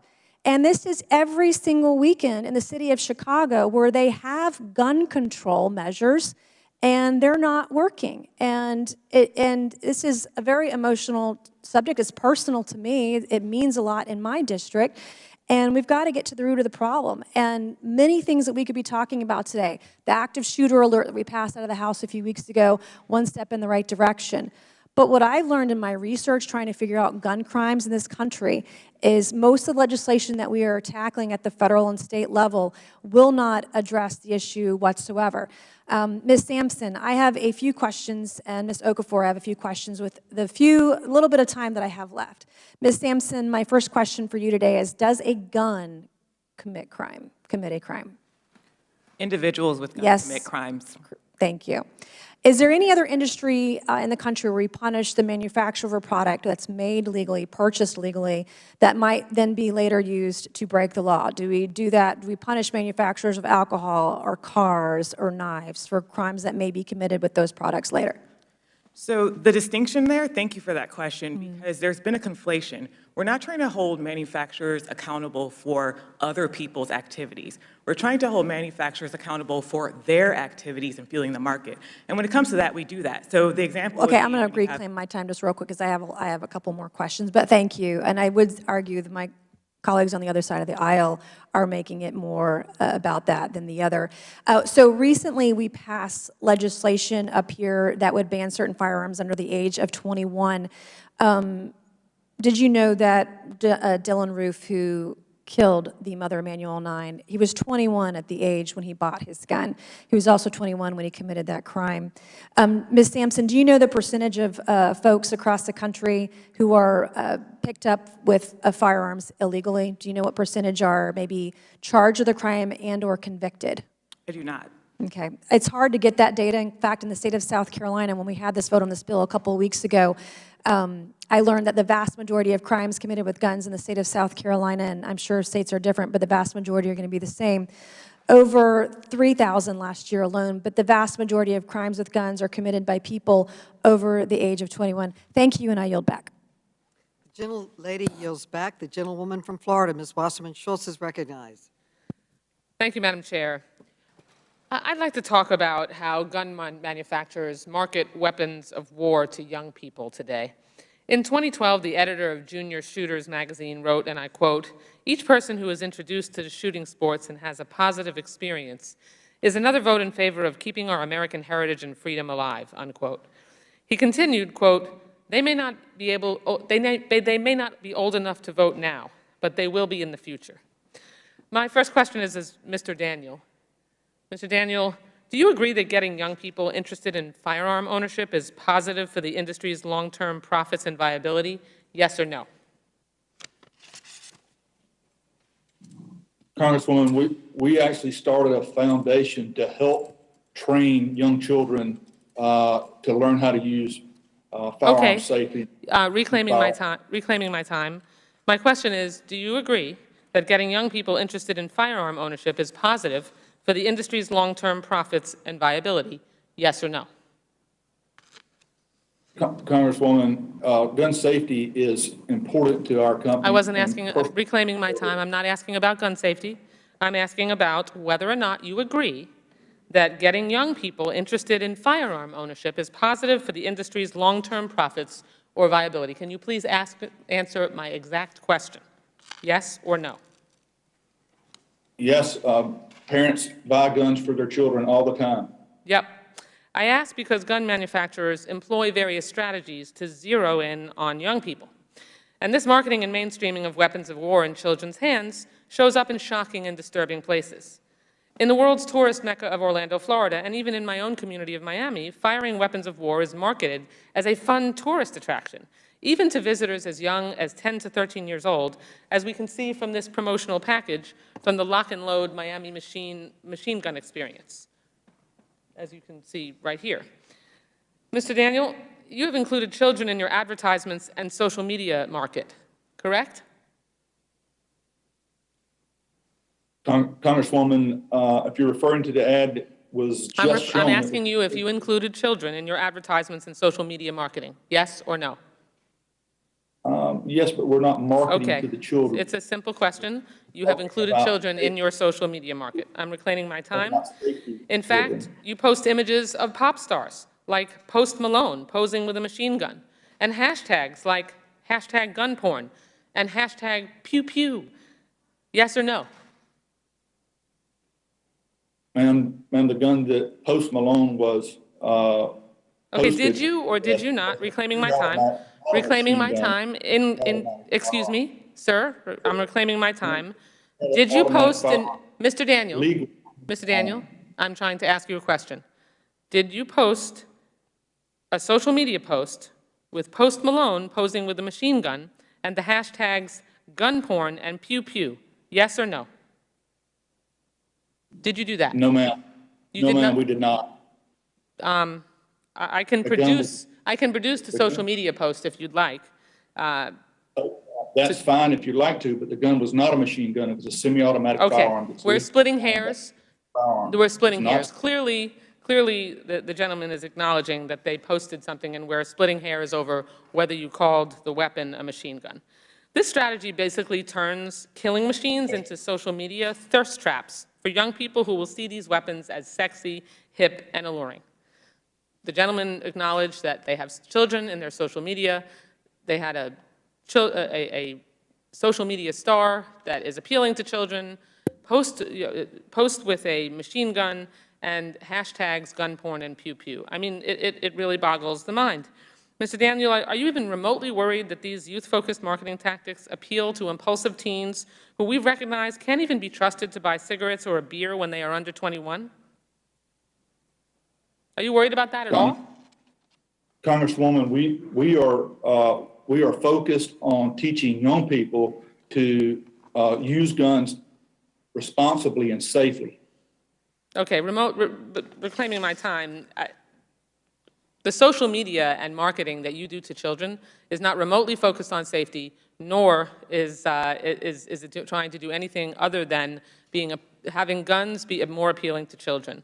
And just as I lose my time, Ms. Sampson, have there been any studies that correlate how the marketing tactics used by Mr. Daniel and other companies are related to incidents of gun violence among kids and adolescents? Yes, and they're in my written testimony. I'm sorry? Yes, and they're in my written testimony. But basically it has to do with the fact that young people are susceptible, especially susceptible to messages from advertisers. And so when you tell children that these guns will give them more adrenaline, or you use first-person shooter games to promote firearms, things of that nature, it draws in young people who are more vulnerable and maybe not able to sort out reality from fiction. The gentlelady's time has expired. Thank you, Madam Chair. I appreciate the opportunity. I yield back. Okay, I just want to remind members that the chair has been even-handed while allowing members on both sides of the aisle latitude with respect to their 5 minutes today, and would ask that recognized members not be interrupted except by the chair. So now, Mr. Fallon, you are now recognized from Texas. Thank you, Madam Chair, witnesses and colleagues. I appreciate the opportunity to examine a critical industry that helps protect the freedom of American citizens every day. Ms. Okafor, I just wanted to say it's great to see you again. Denton County strong. Good to see you. Good to see you, too. It seems strange to me that this committee has decided to bring in some of the largest firearm manufacturers in the country, but not the Attorney General, who is actually in charge of enforcing our gun laws and who conducts oversight on the ATF, the FBI, and other pertinent agencies, or why this committee hasn't brought in city and state attorneys who are refusing to uphold the law in a lot of these democratic areas. And why on earth aren't we discussing the scourge of violent crime in those same democratically controlled areas?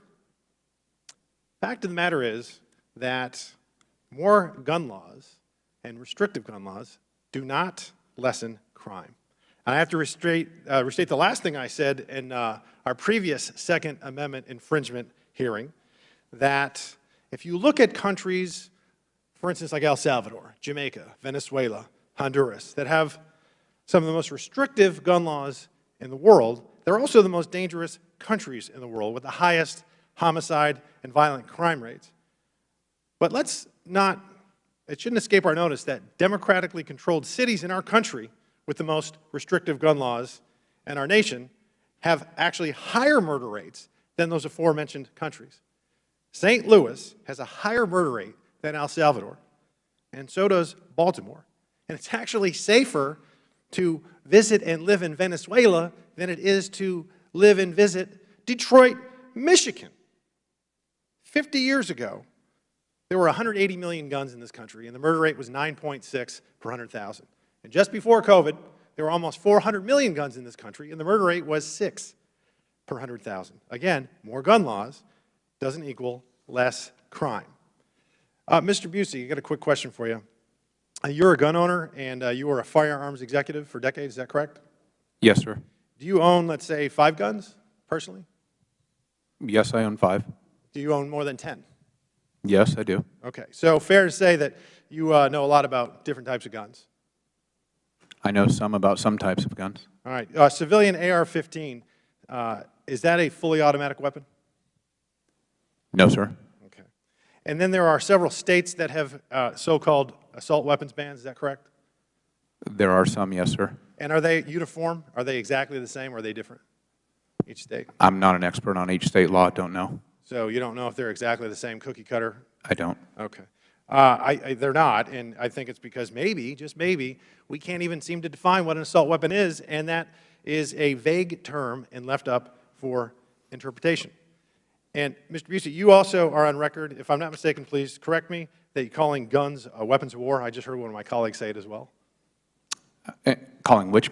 I'm not sure your question there, sir. All right. Have you called firearms weapons of war? I have not called all firearms weapons of war, no. You have called some weapons of war? Yes, some firearms are weapons of war, yes, sir. So when you were a firearms executive, did you market the Browning 1911?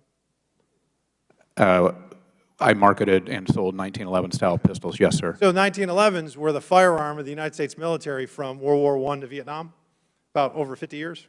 They were the defensive handgun of choice for most military operations. They were a weapon of war. See, what I find offensive by that term is, and my colleague just said it as well, is I own an AR-15, and it's not a weapon of war, and I don't want to hurt anybody. It is a defensive weapon. It is a tool to allow me to protect my property, but far more importantly, my family, my children, and my wife. And I'm glad I'm not giving it up, no matter what. And some of these laws that we're talking about, whether they're grandfathered or not, are going to make good law-abiding citizens criminals. And by definition, criminals don't follow the laws anyway. That's why I own one. So we have a bill, and from our colleague from Rhode Island, Mr. Cicilline. It's H.R. 1808. It's an assault weapons ban, which it makes it a crime to import, sell, manufacture, or possess semi-automatic weapons. To put plainly, this is an outright ban on all semi-automatic weapons. And this bill is political theater, and it's a complete farce. The American people don't support it. I'm sure there's many Democrats across the country and rank and file that don't support it. And it's an actual joke, and it's a disservice to our Constitution. Thank you very much, Madam Chair. I yield back. The gentleman yields back. The gentleman from Vermont, Mr. Welsh, is now recognized for 5 minutes. Thank you. Madam Chair, Vermont is a rural state, and we've had a tradition of responsible gun use. But things have changed. Things have changed deeply in Vermont. The day after the Parkland shootings, we came within an eyelash of having a mass shooting at a school in Fairhaven, Vermont, where a young man who had purchased weapons bragged that he was going to have a higher body count than anyone else before him. And it was only because of the extraordinary work of our local and state police and our school officials that that was stopped. In the night after that incident, where the near death of those kids almost came about, there was a school meeting. And as good a job as our police had done and our school folks had done, parents were expressing some anger and concern. And what it was, it is the apprehension that every parent has in this country now that the security that they had when they put their child on the bus or left their child off at the schoolhouse, that they would come home safe. That's been shattered. And it's not just a one-off incident in Parkland, but we're seeing it time after time. And it's the AR-15 that is the weapon of choice. And by the way, that weapon of choice, it's not accidental. 18-year-olds can buy that and they can't buy a beer. It's a weapon of choice because of the marketing. Be a man. Get this. On the road to manhunt. This is the way you can show how big a person you are. It is marketing this to vulnerable people who have wild expectations of what it means to be a man. So, Mr. Bossy, how much marketing do you do? I mean, is this worth it? Maybe could you restate the question, sir? Are you asking how much marketing? How much marketing are you doing? I'm no longer in the firearms industry, sir, so I'm not doing any marketing. Mr. Daniel.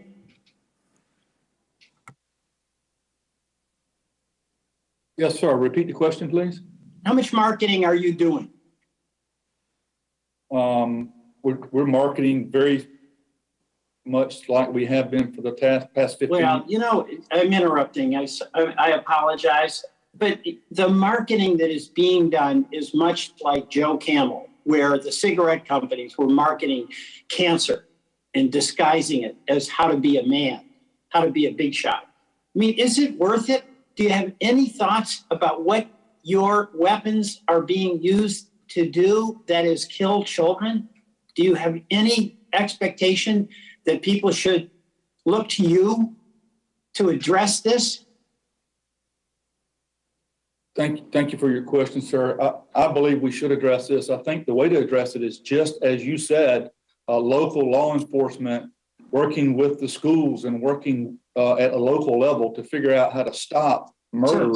So you're saying there's no gun manufacturers. I mean, I listen to Mr. Gun manufacturers don't have anything to do with it, just like cigarette manufacturers had nothing to do with people dying of cancer because it was a voluntary choice. But let me ask you about Mr. Fallon's line of question. He needs AR-15s to protect his family, and obviously he means that. But don't we need a society where we can expect our law enforcement folks to be reliable enforcers, or is it every man, woman, and child for himself and herself, and each one of us needs an AR-15 to settle our disputes and defend ourselves against insults? Congressman, as I understand it, many of your constituents are over an hour away from the police. Yes, the police are very important, and they are our first responders. But until they get there, sir, the American citizen is the first responder. Right. So what you have is a culture that you support to arm everybody so they can defend themselves while they're waiting for the police. So our civic society, our civil society depends on everybody being armed and having a more powerful, longer range weapon than their neighbor. I believe that the American citizens have the right and the responsibility to take their firearms that they've bought for self-defense and defend themselves and their family. Right. Until the police arrive. Yes, sir. And you're glad to manufacture those and sell them. I yield back. Okay. Yes, sir. The gentleman's time has expired. The gentleman from Kentucky, the distinguished ranking member, Mr. Comer, is recognized for 5 minutes. Thank you, Madam Chair. Ms. Okafor, you are a certified firearms instructor who specializes in training women. You've stated that already. What would you say to people who want to restrict the purchase and use of guns like AR-15s?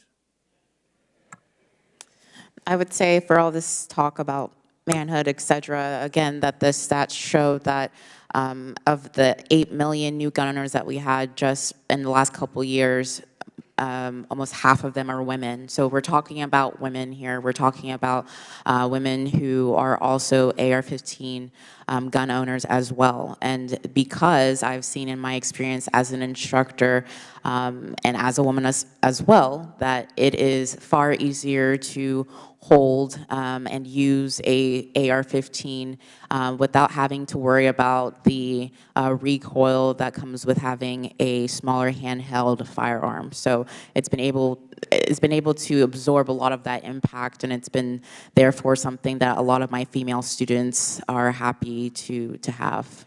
In your opinion, would gun control policies to prevent the sale or possession of AR-15 rifles impact everyone equally, or are there some groups who would be more impacted than others? As we found in history over and over again, whether it's legitimately because they're trying to put forth laws that are explicitly against, for example, African Americans. We can look at history from slave codes to black codes that restricted African Americans from even having a firearm, to, in just the last couple of decades even, or rather last century rather, from the civil rights era, Jim Crow laws, that we found that whether it's explicitly African Americans or explicitly minority groups or explicitly those who are unable to afford a firearm and the restrictions that come with it, that it primarily impacts those communities that are the most vulnerable and defenseless for a number of reasons and need some type of firearm but are unable to because of the financial restrictions and training barriers that come with gun restrictions. Thank you very much. Madam Chair, I yield the balance of my time to Representative Clyde. Thank you, Ranking Member. We are here today because Democrats on this committee are bound and determined to politicize the horrible, tragic events that occurred in Uvalde, Texas. Immediately following the shooting, Democrats demanded information on the, quote, manufacture, marketing, and sale of deadly weapons used in mass shootings, end quote. Since this request on May 26 by Democrats, all of the companies which these letters were sent have been very responsive to the chair's requests, and as I understand, producing over 3,500 pages of documents. So we're here today because Democrats want to somehow blame gun manufacturers for violent crime. While Democrats did not see fit to drag auto manufacturers before this committee to blame the Waukesha Christmas Parade massacre, citing car violence or SU vehicle violence for the murder of 6 people and the injury of 62 others in a violent criminal act, Democrats have coined the term gun violence and determined that guns, which are inanimate objects and unable to commit any crime or act of violence, should be banned. I take issue with that term, as I have never known a gun to be violent. I've known people to be violent, but never an inanimate object like a firearm. I have owned thousands of firearms in my lifetime and have never met, owned, or handled a violent gun.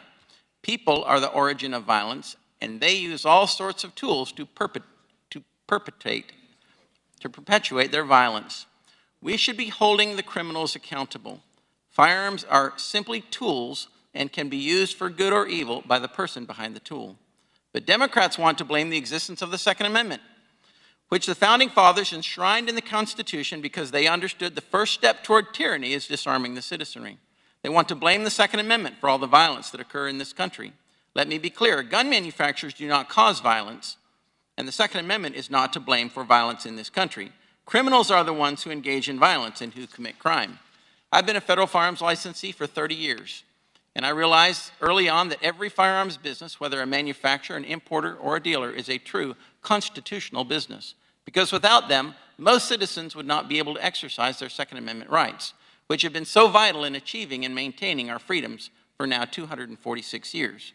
I believe a good motto for our nation's firearms industry would be, we enable individual participation in the preservation of liberty. And that, as we know, is what the Second Amendment does. It helps preserve our liberty because it allows individuals to defend themselves against unlawful aggression, whether it is defending against someone committing a crime or against the government bent on tyranny and eliminating our liberty. Since federal firearms licensees are constitutional businesses, it makes it even more imperative that the government use every tool at our disposal to protect these types of businesses so they can continue to serve law-abiding and free citizens. Governments are instituted among men, as our Declaration of Independence says, that to secure these rights, governments are instituted among men, deriving their just powers from the consent of the governed. Thank you, and I yield back. Okay, the gentleman's time has expired. The gentleman from Illinois, Mr. Davis, is recognized for 5 minutes. Thank you, Madam Chairman, and I also want to thank all of our witnesses and especially the families who have come who've been impacted negatively by gun violence. Gun manufacturers would have us to believe that they are helpless to stop mass shootings. They want us to forget the assault rifles that are designed to kill people quickly and efficiently. And with the right parts, including high-capacity magazines, these weapons can shoot hundreds of rounds in a matter of seconds. One of the gun makers here with us today famously came up with the very idea of banning high-capacity magazines more than 20 years ago. In the lead up to the 1994 assault weapons ban, William Ruger, a founder of Sturm, Ruger reportedly told Tom Brokaw in an interview that, and I quote, "No honest man needs more than 10 rounds in any gun." Mr. Ruger then lobbied every member of Congress to put in place, and I quote again, "a simple, complete, and unequivocal ban on large capacity magazines." But after he retired, the company took a turn. Mr. Ruger began to lobby against restrictions on large capacity magazines and now sells them for profit. Mr. Killoy, does your company currently make guns that accept magazines with more than 10 rounds? Yes, Congressman, we do. Mr. Daniels, same question to you. Sir. I'm Yes, sir. sorry. Mr. Daniel? Yes. Thank you. Mass shooters have used legally purchased high-capacity magazines in some of the worst killings this country or any country has seen. The shooter in the Las Vegas massacre was able to fire 100 rounds in 10 seconds because he used a high-capacity magazine. The Uvalde shooter carried more ammunition into Robb Elementary School than a United States soldier carries into combat. 10 states and the District of Columbia have banned high-capacity magazines, but they're not illegal everywhere. And these dangerous accessories have spread to all areas of the country. Ms. Sampson, why is banning high-capacity magazines at the federal level necessary? Thank you for the question. It's important to ban high-capacity magazines at the federal level because we are a country that's connected. States don't exist in an island, and we often hear people, for example, raise the city of Chicago as an example as to why laws don't work. But Chicago exists within Illinois, which exists in the United States. And it's an example of where guns have come from the state of Indiana, for example. And so even if we have a high-capacity magazine in one state, that doesn't mean that individuals in that state who want to do harm can't go to another state and get around it. So we need federal solutions because we are a nation of states that are united.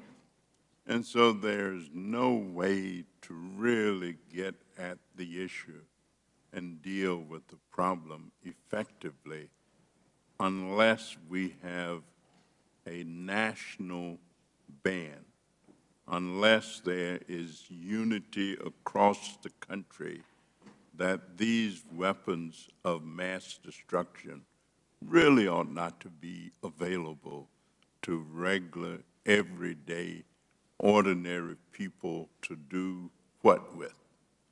Nothing but kill. I mean, it's amazing that an individual can walk around with a weapon that you can fire off 30 rounds in 30 seconds, 100 rounds, before you even know what's happening. So let me thank all of our witnesses for their answers. The solution is really simple. We must ban these weapons of war and get them off our streets. I thank you, Madam Chairman, and yield back the balance. Gentleman yields back, and the gentleman from Wisconsin, Mr. Grossman, is recognized for 5 minutes. Well, I'd like you to thank you for having the hearing, but the topic always irritates me. First of all, I'm old enough to remember when I was a child, all they did was talk about pistols. It was all about handguns. We don't worry about long guns. You know, whatever, 98% of the murders in the country or whatever are committed by handguns, and we don't care about long guns. Now, if long guns are in the news, it's we don't care about handguns, we only care about law guns, which shows what I think we're really trying to get at. People do not want American citizens to have guns. They want it to be law-abiding. They want to restrict it to the type of citizens who don't obey the law and the government, which I find a little bit offensive. I also find it offensive is that one more time we're talking about a pathology in this country, and we do not address the structure of the family. And I think like so many other things, there are areas in society where you have almost no murders and areas where you have a lot of murders, and I think they largely correspond with areas in which we have weak families and strong families. And one more time I'm attending hearing here, I get the same thing in the Education Committee. We just ignore this big elephant in the room, the structure of the family. But I'd like to yield the remainder of my time to Mr. Clyde. Thank you to my colleague from Wisconsin. Mr. Daniel, I want to ask you a couple questions here and reiterate something that's been mentioned already. President Biden made the claim that gun manufacturers are, quote, the only industry in America that is exempt from being sued by the public, the only one. Madam Chair, I would like to ask a unanimous consent to submit this article published by AP News on February 9th, 2022, that says, despite Biden's claim, gun makers can indeed be sued. Without objection. Thank you. Isn't it true that your company still remains liable under the law for any potential design or manufacturing defect that lead to injury or property damage or breach of contract or warranty of a product or facilitating a known transfer to a prohibited person? Is this not all laid out in the Protection of Lawful Commerce in Arms Act enacted in 2005? Can you still be sued by the public for any of these kind of breaches? Yes, sir, we can. So, thank you. I just want everyone to know that the firearms industry is not exempt from being sued by the public for a myriad of things.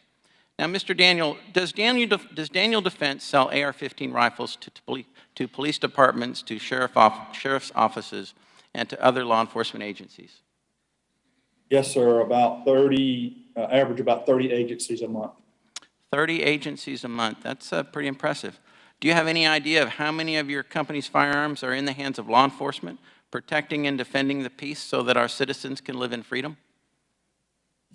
No, sir, I don't have that off the top of my head. I would imagine that at 30 agencies a month, that's probably a lot, though, would you not think? Yes, sir. So why do law enforcement agencies choose to use Daniel Defense firearms? Sir, we build we are very dedicated to building the very best firearms in the world, and the products that we build are dependable, and we take good care of our customers and treat them the way we want to be treated. And we think these are the reasons why people choose our products. Thank you. As someone who has obviously had tremendous experience in the firearms industry and seen the highs and lows of sales, would you agree that the firearms industry is very sensitive to government overregulation or the fear of increased government restriction on a constitutional right? Yes, sir. So tell me what happens to sales when additional restrictions are a potential on the horizon. Do they go up or down, or do they stay about the same? Our sales fluctuate wildly based off of the politics and the conversations about firearms bans. Okay, does that also happen when crime and uncertainty is on the rise? Do sales increase? Yes, that's correct. Okay, so when the Democrats who have carried the mantle and promoted the idea of defunding the police, and Democrat cities around the country started to cut their budgets, cut the budgets of their police departments to fall in line with the defunding of the police narrative, people have feared for their safety, and so firearms dealers saw an increase in sales. Would you agree? Yes, sir. Unprecedented in the last 2 years of new firearms owners buying firearms that had never owned them before. Thank you. I would submit that people are voicing their opinions with their pocketbooks, and I think that's a very, very strong opinion across the nation. Thank you, and I yield back. The gentleman yields back. The gentlewoman from Massachusetts, Ms. Presley, is recognized for 5 minutes. Thank you, Chairwoman Maloney, for convening today's hearing. Now, while the gun industry rakes in hundreds of millions of dollars, choosing profit over people, selling weapons of war to anyone who wants them, impacting communities across the country who are forced to deal with the consequences of their greed. Bloodshed, pain, the trauma of a loved one being seriously injured or killed due to gun violence. Certainly, communities disproportionately impacted Black, Brown, AAPI, the LGBTQ community, from Buffalo to Orlando to El Paso and Atlanta. This, of course, is both a devastating and expected result when companies employ marketing tactics that spread white supremacy and embolden far-right extremist groups.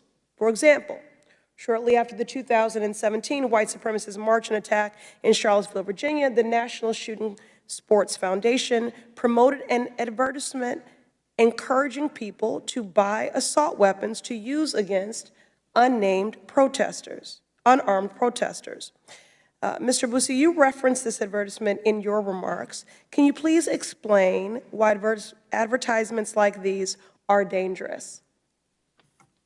Thank you for the question. And to clarify, that is not a National Shooting Sports Foundation ad. That is an advertisement from an AR-15 company that was displayed at the National Shooting Sports Foundation SHOT Show in 2018. That is an ad, in my opinion, that is encouraging and celebrating the idea that civil unrest and attacking protesters is a potential business model of profit for firearms companies, and I believe that to be a very distressing and irresponsible path of advertising. Thank you. And although the slide has moved, we could bring it back for a moment. It's hard to see, but they also named Boston, a city that I represent, right in the upper left-hand corner there. Recently, my community has experienced firsthand the far-right white supremacist organization Patriot Front in action. They have held multiple demonstrations of intimidation and fear in Boston to spread their racist bigotry and attack folks on the street.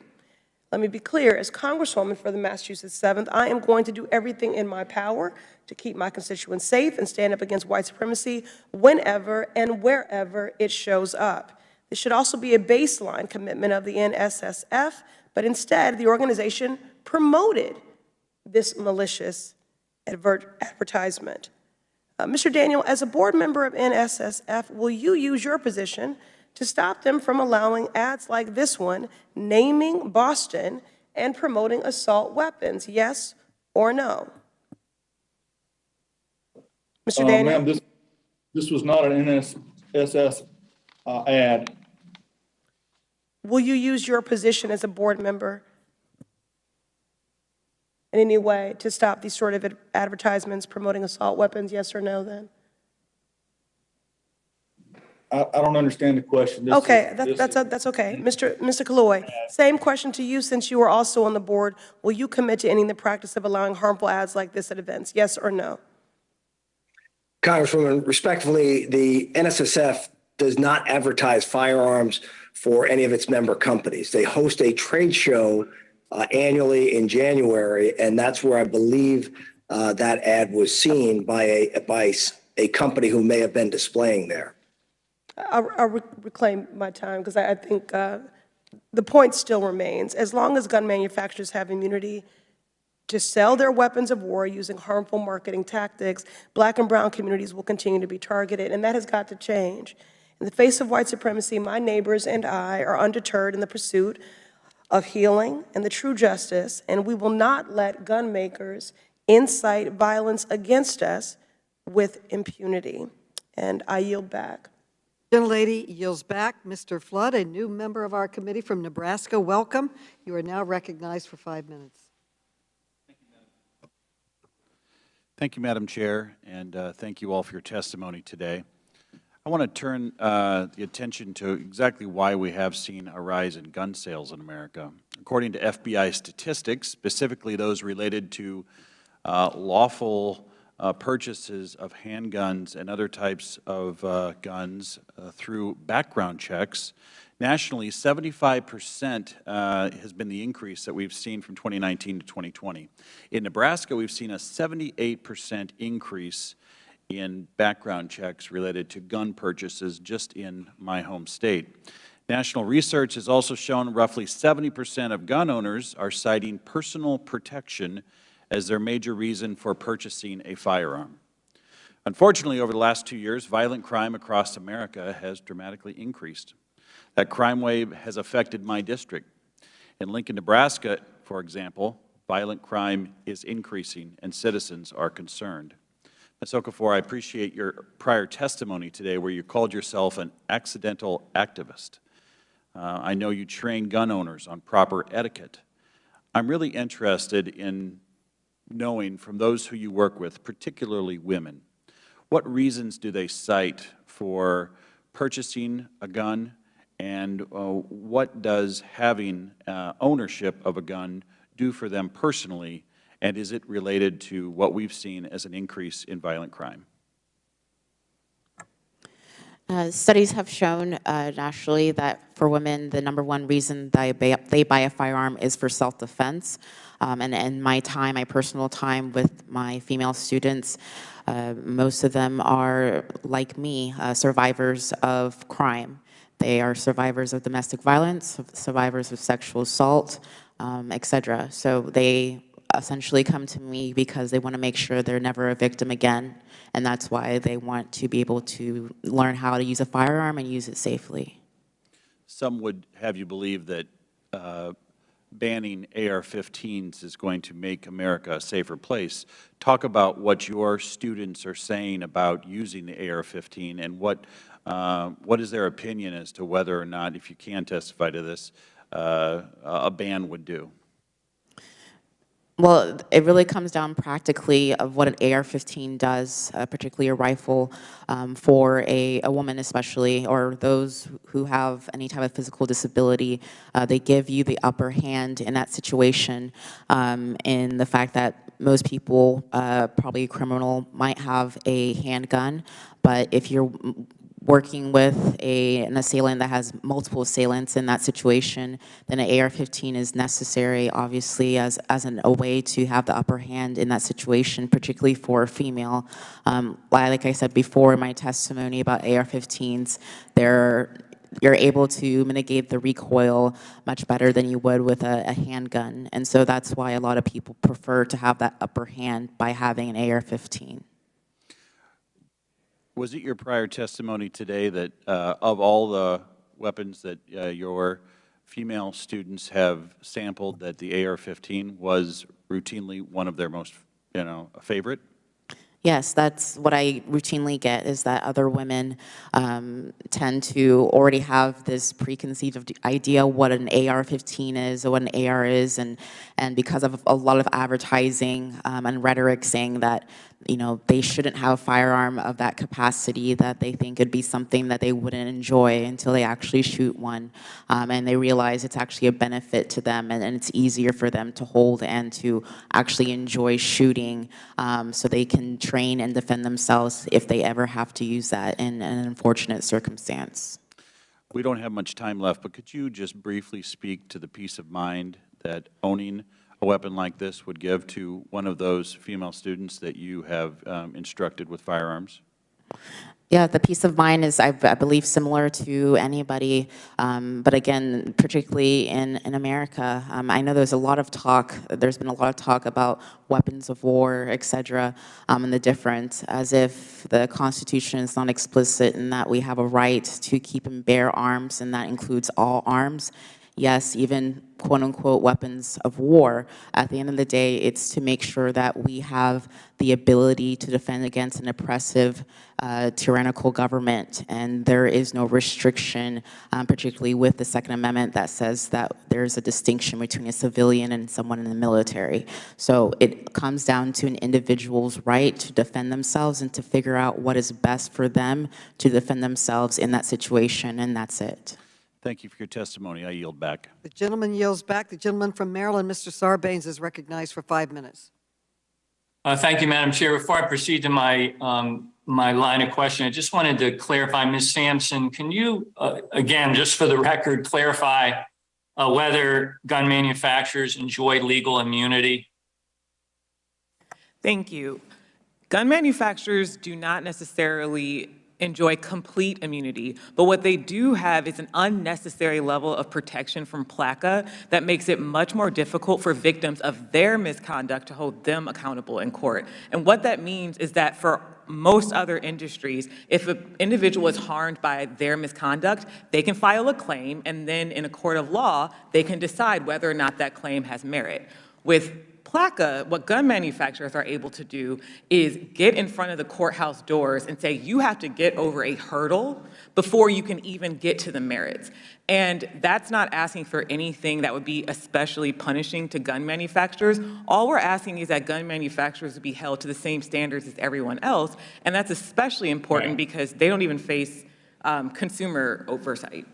So they receive special treatment when it comes to the way manufacturers generally have to face legal liability for their products. Thank you for that. Let me get to why I think they might have some special treatment here. We know that it's been very hard to get legislation passed in Congress that would address gun violence. We finally last month were able to achieve some bipartisan legislation to help stem the tide of gun violence in our country. The reason it's been so difficult is because for decades, there's been this powerful grasp of special interests, which has stymied progress on even the most common sense gun reforms. I'm going to put some numbers out here. According to lobbying data, gun rights groups spent a staggering $190 million, nearly $200 million on lobbying between 1998 and 2022. According to public records, the NRA itself spent $5.3 million on lobbying from 2021 to 2022, while the National Shooting Sports Foundation, a lobbying organization representing gun makers, distributors, and retailers, and by the way, upon whose board of governors Mr. Daniel sits, spent over $1 million on federal lobbying just in the first 3 months of 2022. We also know that in 2015 and 2016, Ruger gave the NRA over $12 million in cash payments, which is a staggering sum. And these sums of money have their effect. They have a very pernicious effect on our democracy. Mr. Bussey, you are a gun owner and a former firearms executive. Do you agree that the views of the NRA as an organization where they put their lobbying dollars, not necessarily every rank and file member of the NRA, because they're very responsible gun owners among that group, but the NRA as an organization, their views do not represent the views of the majority of Americans, including the majority of responsible gun owners like yourself. Would you agree with that? Yes, sir, I certainly agree with that. Thank you. 60% of gun owners actually support raising the age for Americans to purchase AR-15s from 18 to 21. The NRA clearly doesn't speak for the majority of Americans. They don't even speak for a majority of ordinary gun owners. Ever since the Supreme Court's devastating decision in Citizens United, groups like the NRA have been ever more empowered to drown out the voices and the votes of everyday Americans by funneling dark money into our political process. In 2016 alone, the NRA spent upwards of $54 million on independent expenditures to candidates and parties, nearly double the amount it spent during the 2014 midterm elections and more than double the expenditures during the 2012 election cycle. Much of this amount, $34 million, was rooted through the NRA's Institute for Legislative Action, the organization's lobbying arm, which is not subject to donor disclosure laws. These funds were used to support the election of pro-gun politicians and systematically block legislative action to crack down on gun trafficking and straw purchasing or strengthening background checks and enacting red flag laws. Now, fortunately, these reforms were enacted as part of the Bipartisan Safer Communities Act last month. But even now, the grip of the gun lobby and the dark money that funds its efforts continues to threaten the progress of further efforts to address America's gun violence epidemic.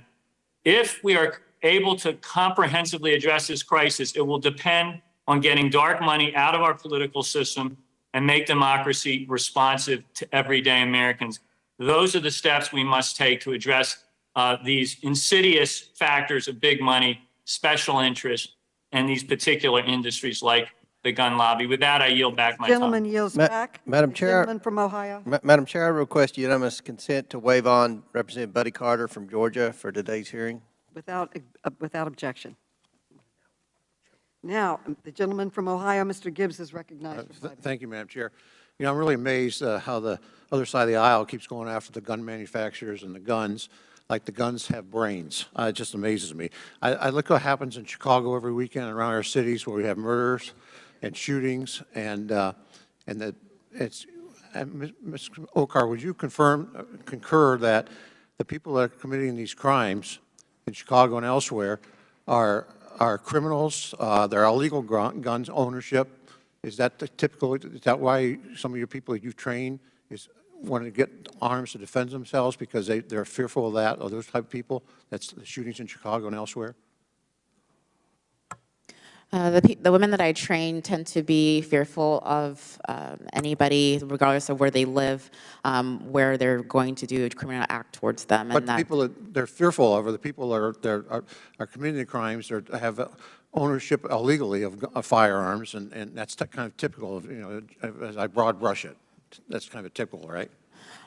Yeah, so whether it's illegal or legally, the fact of the matter is that they're doing something illegal. So the real answer here is let's prosecute these people and lock them up. And, you know, I know it was, unfortunately for our colleague from New York, Lee Zeldin, it wasn't a firearm when he was assaulted last Friday, but he was assaulted with a deadly weapon. And what did the state of New York do? They released that person. Unfortunately, the federal government arrested that person, but they released that person. What kind of message does that send? You know, there's ways to do violence, not just with guns. But I don't know why we take so much time talking about guns when we got an element out here we're not addressing the criminal activity and prosecuting those people. It just sends the wrong message, and to go after law-abiding citizens that want to defend themselves under the Second Amendment, it's just really incredible to me that we're not focused on that, Madam Chair, what's really going on in this country. You know, when you send a message to criminals out there that, hey, don't worry, we're going to let you go and you're not going to get prosecuted, and that just sends the wrong message. And so we really need to deal with that and not attack our Second Amendment rights. I yield the rest of my time to Representative Clyde. Thank you. Thank you very much to my colleague.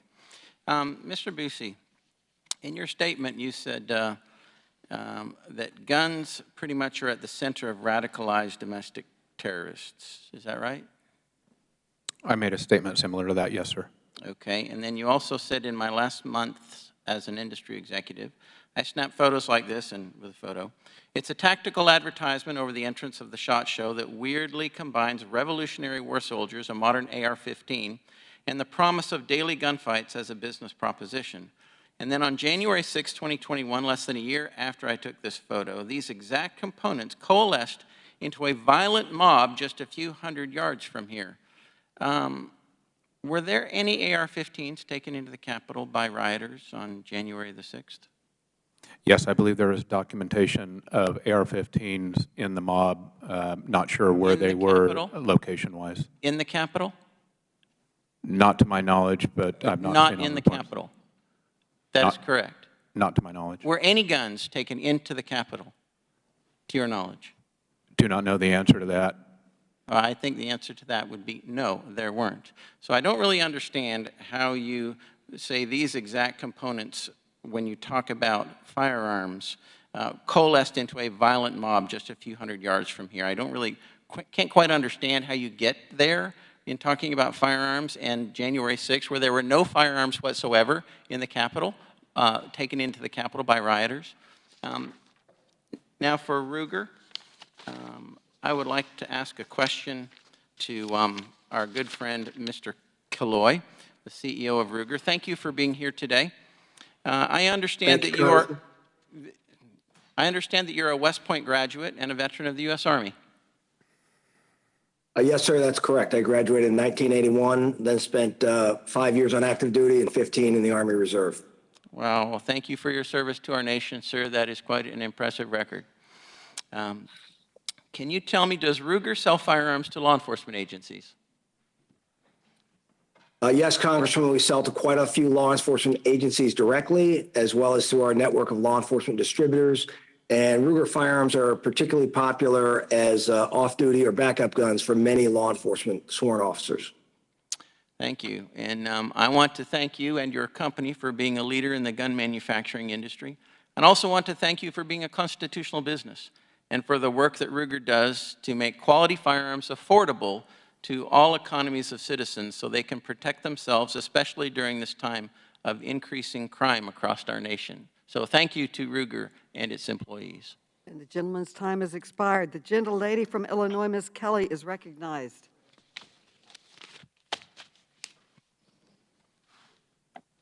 Thank you, Madam Chair, and the witnesses. Since 1976, the gun industry has been exempt from oversight by the Consumer Product Safety Commission, despite over 45,000 Americans dying from gun-related injuries in 2020 and over 25,000 so far this year. A teddy bear has more safety oversight than guns do.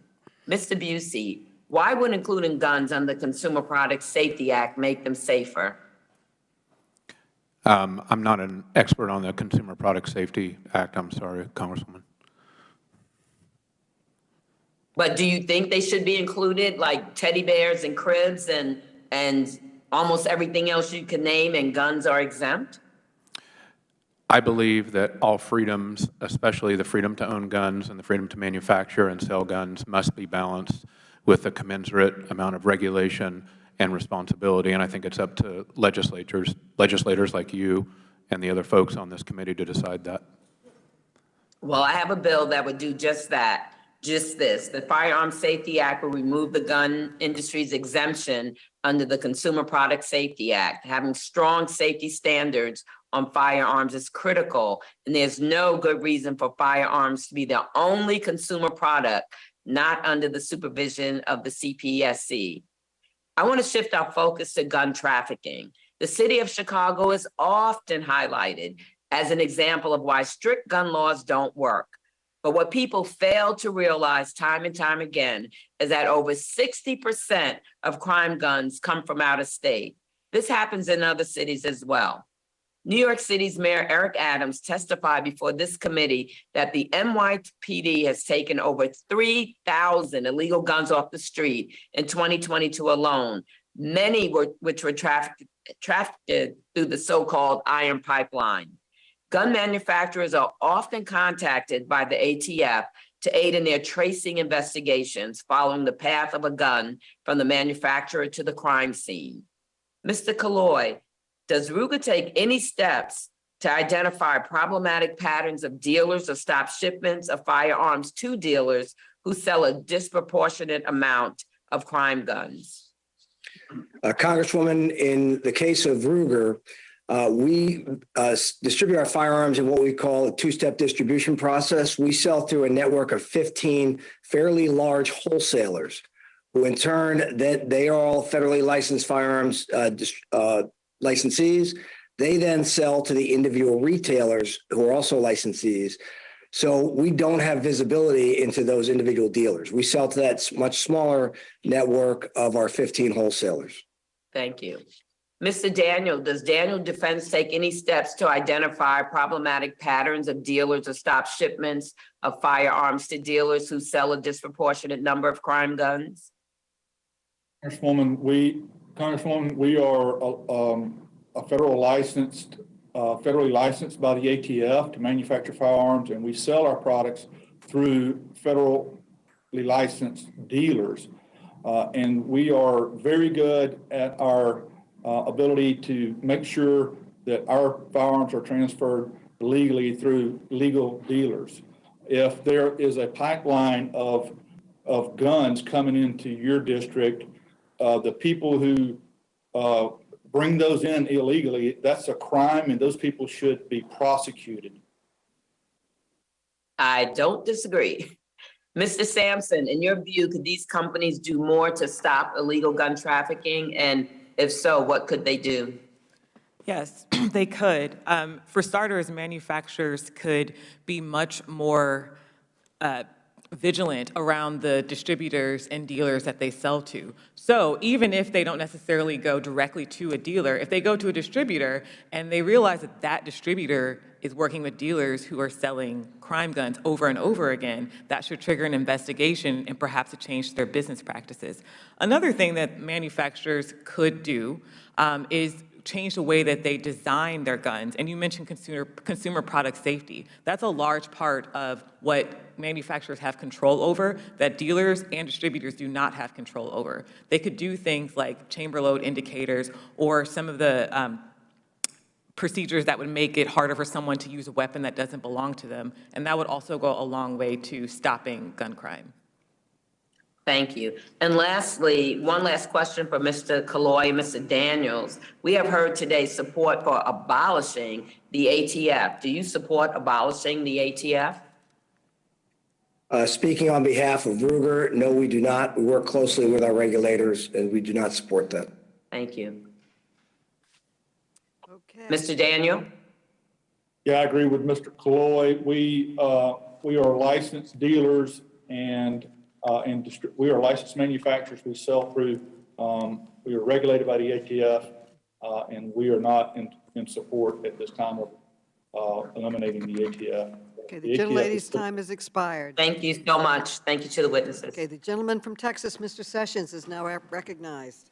Madam Chairman, thank you very much, and I appreciate you holding this hearing today. And I want to thank all 5 or 6 of our witnesses that are here today to offer testimony to allow us to get closer to these questions about not just the profits of gun manufacturers, but the practices. And the way I see it is, I'm delighted that each one of our manufacturers have taken part in today's hearing because, in my opinion, they provide proper elements, things that I grew up with as a young man, hunting, fishing, things that I have chosen to have as a sport, and I'm delighted that they're in the United States of America, not just Smith & Wesson, which I carry, but also Ruger is a great product. Mr. Busey, you have presented yourself as tried to be, and I believe that there's truth to this, you're looking for reasonable opportunities for people to use a gun, as you had stated, but to be consistent with values of not just the law, but also of common sense. I want to thank you for pointing that out. What I want to ask you is, if in your analysis of this as an expert before us today, why are so many people buying guns? I think there's a myriad of reasons, sir. I think the spike in firearms ownership, if that's what you're referring to in the last couple of years, has been driven by an uptick in fear, worry in society about conspiracy theory that is driving much of the firearm sales. And my particular place of expertise or concern is the degree to which firearms companies and the political entities that firearms companies are very entwined with are constructing that conspiracy theory and driving it through political messaging. Okay, so there's no reality basis for people seeing or hearing or seeing in their neighborhood children who are killed by others, people who are robbed, raped, murdered by criminals? No, sir, I do not believe that. I think that there are certainly justifiable reasons to purchase a handgun and to defend, or a gun and defend yourself. I believe as yes, sir, we're talking about the spike. I was talking about much of the spike, yes, and I believe, as with all rights, we're talking about policymaking in the gray area. There is a balance between responsible gun ownership and what becomes irresponsible, and I believe that some of the actions encouraging the things that have driven gun sales have crossed over that line in the last few years. Okay, all right, that's a great place to start, and what I would say to you is I believe that the vast number of people who carry, including myself, do so because we believe that we have a God-given right to protect ourselves, which is one of the reasons why I became a life member of the National Rifle Association. And I try and conduct myself with training, I try and conduct myself with proper licensing, as I have held that concealed permit license for a number of years and had to be responsible about that. So do you think we're talking about criminals or well-balanced people that are improperly, perhaps, as you suggest, maybe not using these weapons that properly? Oh, I think it's a combination, and I think you bring up a very good point about your concealed carry license. I think I salute you for adhering to the regulation for that concealed carry license, and I regret the fact that that's no longer necessary for you to obtain. Well, perhaps. I think it's in everybody's best interest to make sure that they are responsible, as you and I both agree here. But I will tell you that I have been driven, and hundreds of my friends, including mostly women, who have been driven to, and perhaps even here as the National Director of Women's Outreach, they would recognize that they don't want to be even victims in their own home, and that their ability to protect themselves is important. So, Mrs. Okafor, can you please discuss with me why your members purchase firearms?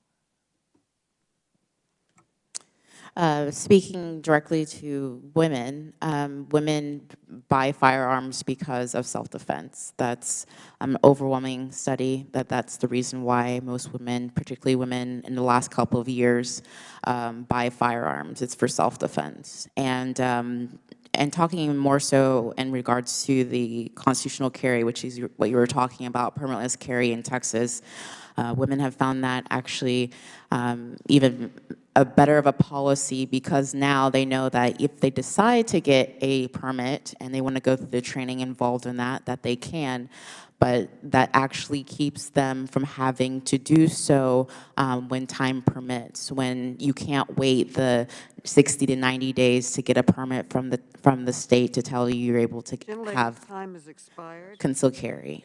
And I appreciate the gentlewoman helping, but I would say this to the gentleman. The gentleman's time has expired.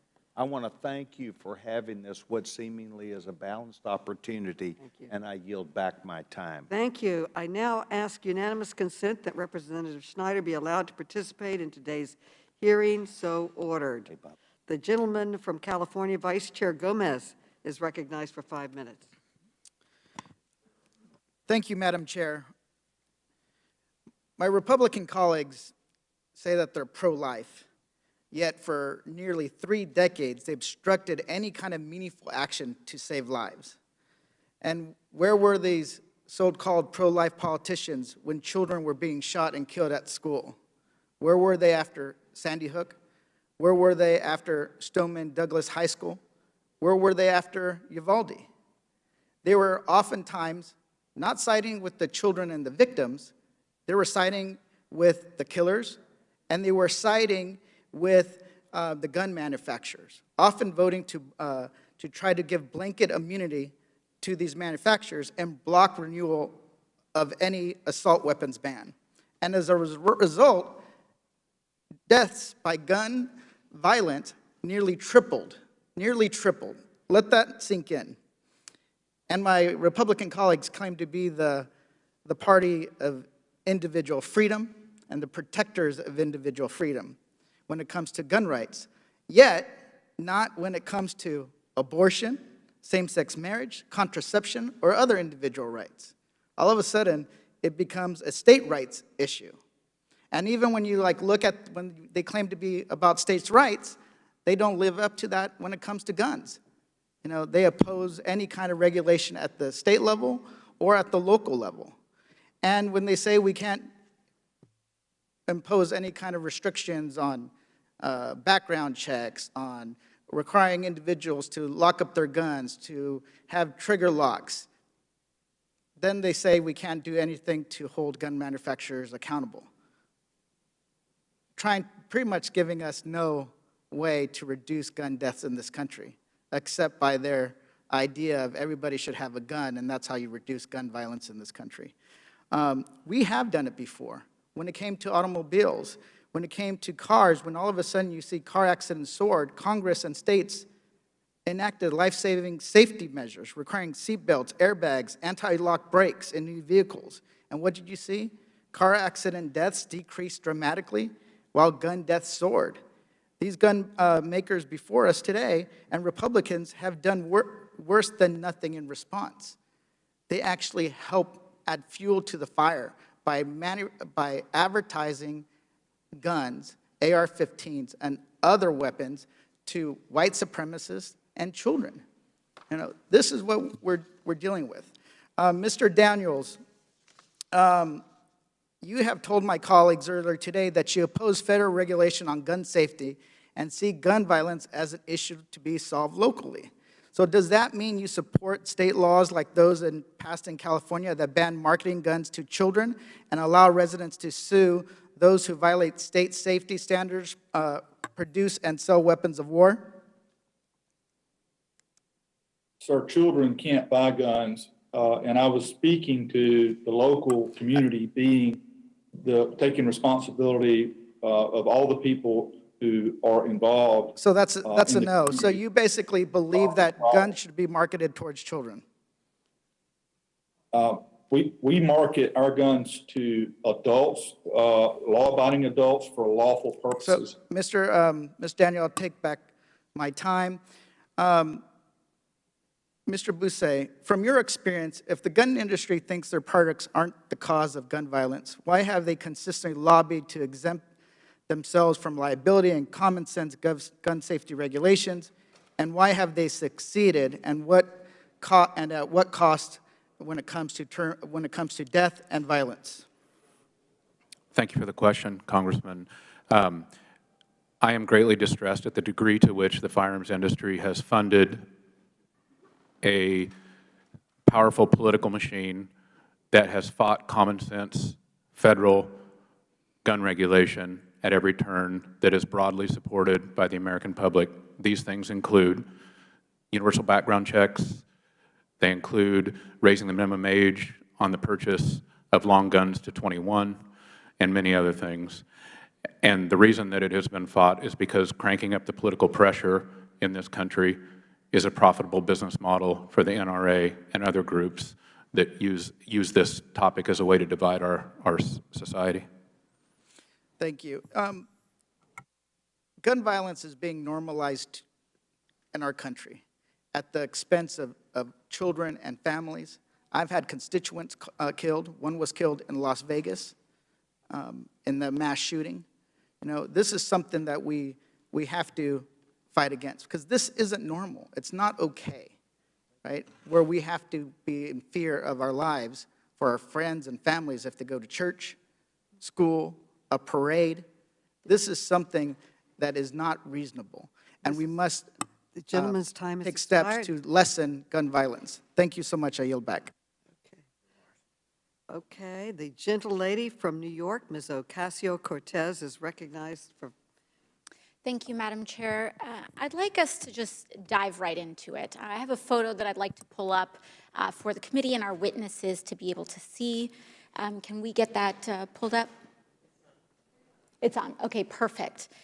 Mr. Daniel, you are CEO of firearm manufacturer Daniel Defense. This photograph is from an advertisement featured for your company. Do you know, I'd like to draw your attention to that red tattoo featured in your company's advertisement. Do you know what that tattoo is? Mr. Daniels? Madam Congresswoman, I'm not sure this is our ad. Can you show the whole ad? Is this our ad or someone else's? Yes, this is your ad, Mr. Daniel. This is an advertisement for your company, Daniel Defense. Why is the brand name not in the photo? No worries, no worries. So this is featured prominently in your advertisement, that tattoo. You've indicated that you don't know what it is, but Ms. Sampson, as an expert in this area, can you briefly tell us what that tattoo is? That's a fall knot, and it's a symbol that has been increasingly embraced by white supremacists. So, Mr. Daniel, you may or may not know, but your company's advertisement prominently displays iconography associated with white supremacist movements. You can also find it in this other photo that I will be pulling up right now. Right there from January 6th. You can see the fall knot right there on this gentleman's chest.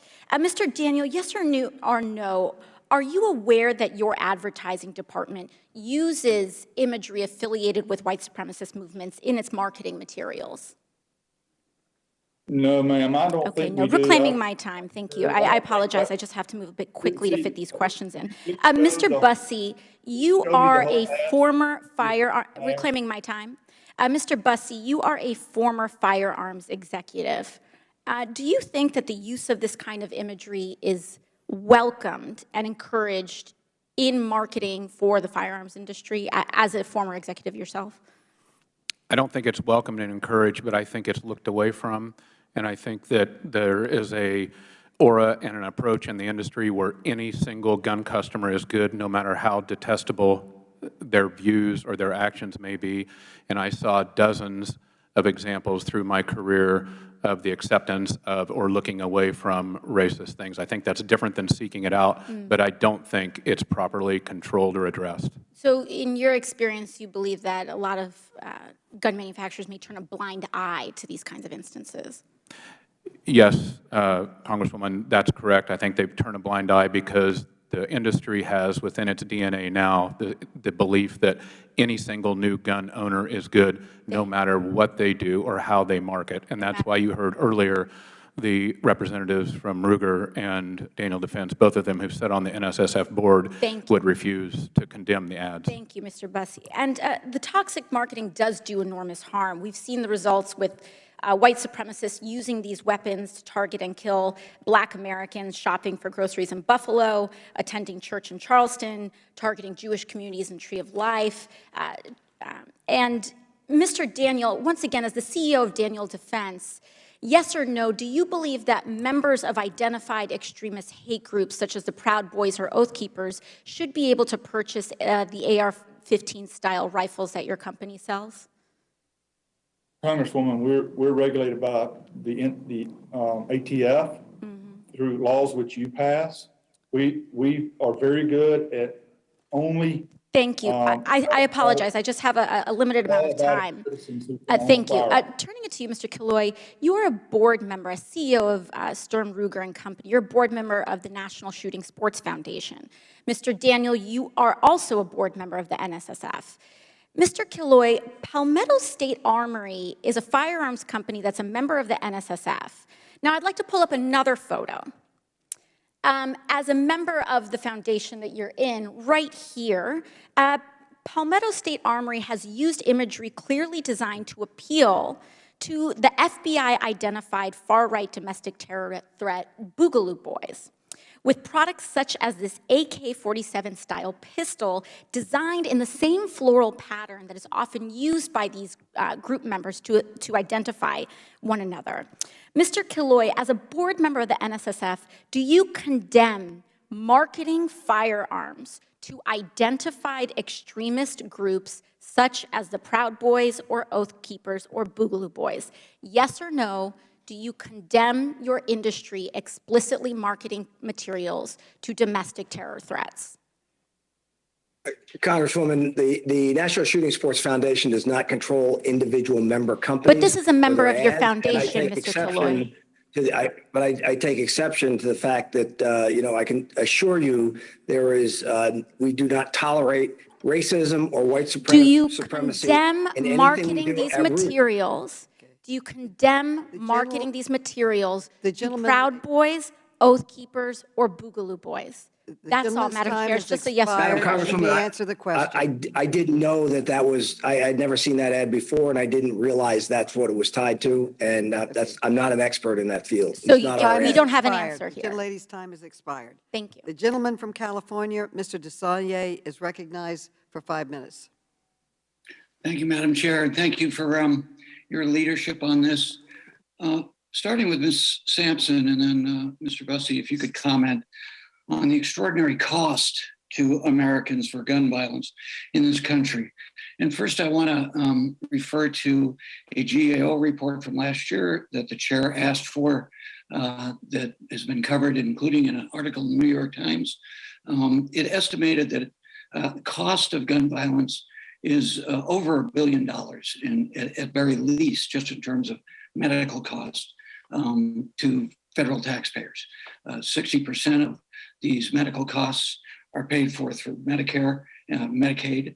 And then on another just recent by Everytown Research, the numbers are really sort of staggering to a broader study titled The Economic Cost of Gun Violence, $557 billion annually, comparable to 2.6% of U.S. gross domestic product. So compare those numbers for me based on $3 billion worth of profits, and I take it as after-tax profit, as reported by Trace for gun manufacturers. To me, this is a huge subsidy in addition to the horrible pain and suffering, but just from a financial standpoint.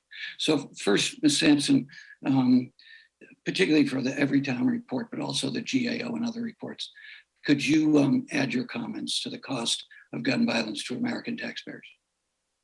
Thank you, Congressman.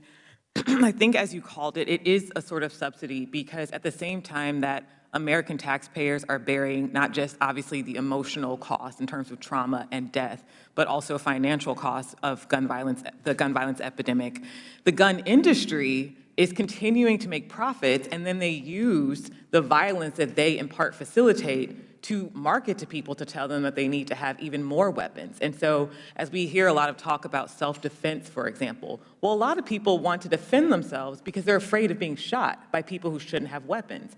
And rather than making sure that we make the industry accountable for allowing people to have weapons that they shouldn't have, they just continue to fuel that market. And so they're able to evade responsibility, they're able to evade transparency, and they're able to evade oversight, all while putting the cost of that on American taxpayers and on Americans themselves who die as a result of that misconduct and irresponsibility.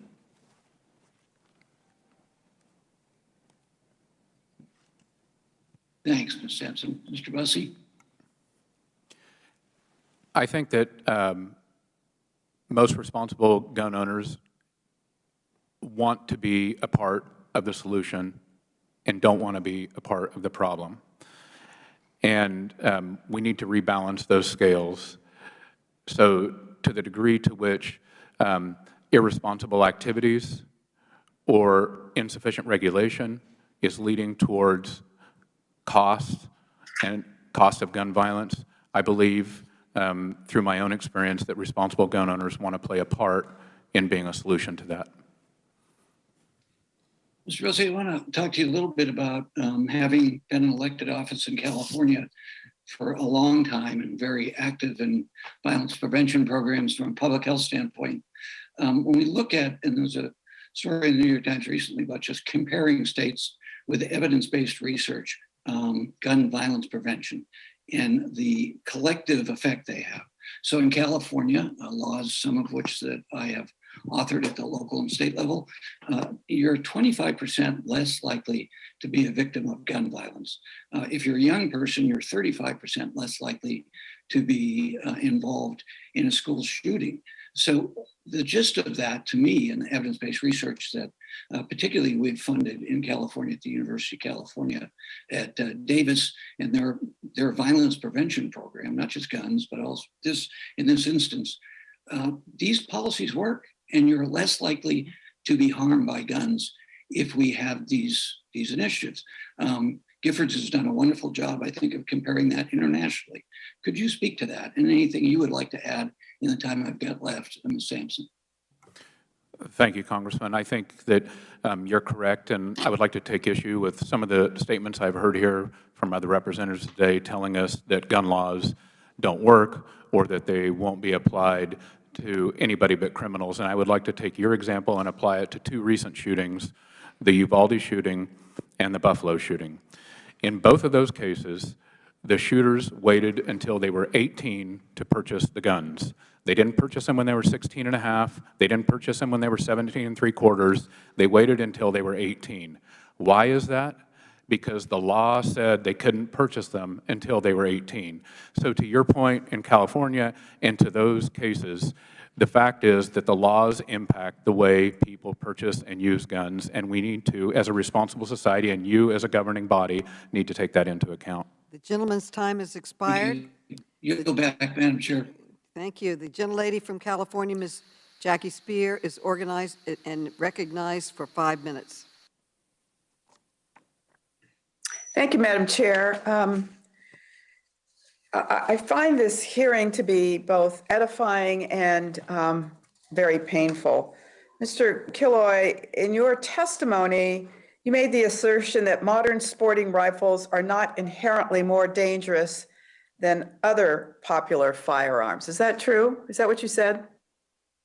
I think that's paraphrasing, but yes, Congresswoman. So I don't know if you took the time to listen to the hearing we had on Uvalde and the families that appeared, and the pediatrician who went to school at Robb Elementary and is very committed to the community. He went into that morgue, not the morgue, he went into that emergency room, and one of the children was decapitated. The other child body was in shreds and could hardly be identified. How can you say that that's a sporting rifle? Congresswoman, respectfully, obviously the events in Uvalde are tragic on so many levels, but to blame the firearm, it's a semi-automatic firearm. The semi-automatic firearms have been around since 1885 when they were first invented. Many of them are in larger calibers than the .223 caliber that's used in modern sporting rifle typically. And again, it's an inanimate object used by a wicked. All right, evil, but it is a weapon of war, Mr. Killoy, and no matter how you want to sugarcoat it, it decapitates people. It shreds their bodies. It is not a gun you use as a sporting rifle to shoot a deer. Let me move on to the Protection of Law, Commerce, and Arms Act, PLCA, has really had the effect of robbing the American people of a mechanism to ensure that gun industry is protecting American consumers. We pass laws all the time to protect consumers that manufacturers find distasteful or costly, whether it's airbags or seatbelts. If a product's unsafe or could easily be made safer, we take action. Now, Ms. Sampson, how many Americans die in accidental firearm accidents every year? There's about 9 per day. I'm not sure what that adds up to in a year. 9 per day of deaths that could be avoided with any kind of safety mechanism applied. How many of those deaths are children? I'm not sure. I think it's 9 children per day. I'm sorry about that.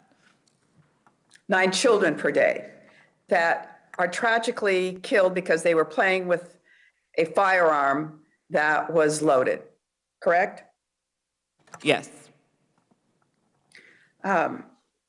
The SEC filing for Ruggers says that firearm preference can be, quote, driven by deeply personal views, and, quote, many pistol shooters do not like magazines that have a disconnect feature.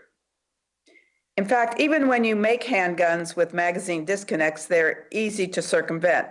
There are multiple guides on how to remove the magazine disconnect. Mr. Buzzi, what do you make of the argument that a consumer's personal views about how a handgun feels should trump the risk that a child might accidentally shoot herself? Well, these are the questions that legislative bodies such as this need to wrestle with for the good of society. There is a use for a handgun, obviously, and there is a need for things to be safe. And as you noted, we've wrestled with these things in cars and cigarettes and everything else through the history of our country. I want to show you this pink AR rifle, obviously being promoted for girls, I guess, to use. There appears to be a systematic effort underway by many of you as manufacturers to promote having children get engaged in wanting to have guns. Is that your newest market? Any of you can answer that. Do you see that as a market that is untapped? Congresswoman, I think what's appropriate in the topic of firearms and children is properly training and educating children at age appropriate levels to handle firearms safely, to understand that used improperly, they are a danger to themselves and others, and to leave it alone and not let their curiosity get the best of them. That's one of the reasons Ruger has supplied over 25 million locks in the last few decades to keep our firearms out of unauthorized hands like children. Thank you. My time has expired. This gentleman? Okay. Okay, the gentlelady from Michigan, Ms. Lawrence, is recognized for 5 minutes. Thank you, Madam Chair. My colleague on the other side used a term that I hear frequently when we start talking about gun violence in America. And he said, my God-given right. I was raised in the church, I attend church, and I read my Bible personally. I would welcome any person to find the scripture where God said, you shall own a gun. I would welcome anyone to show me where God declared that owning a gun is your right. I do pray for my colleagues. To own a gun in America is a constitutional right.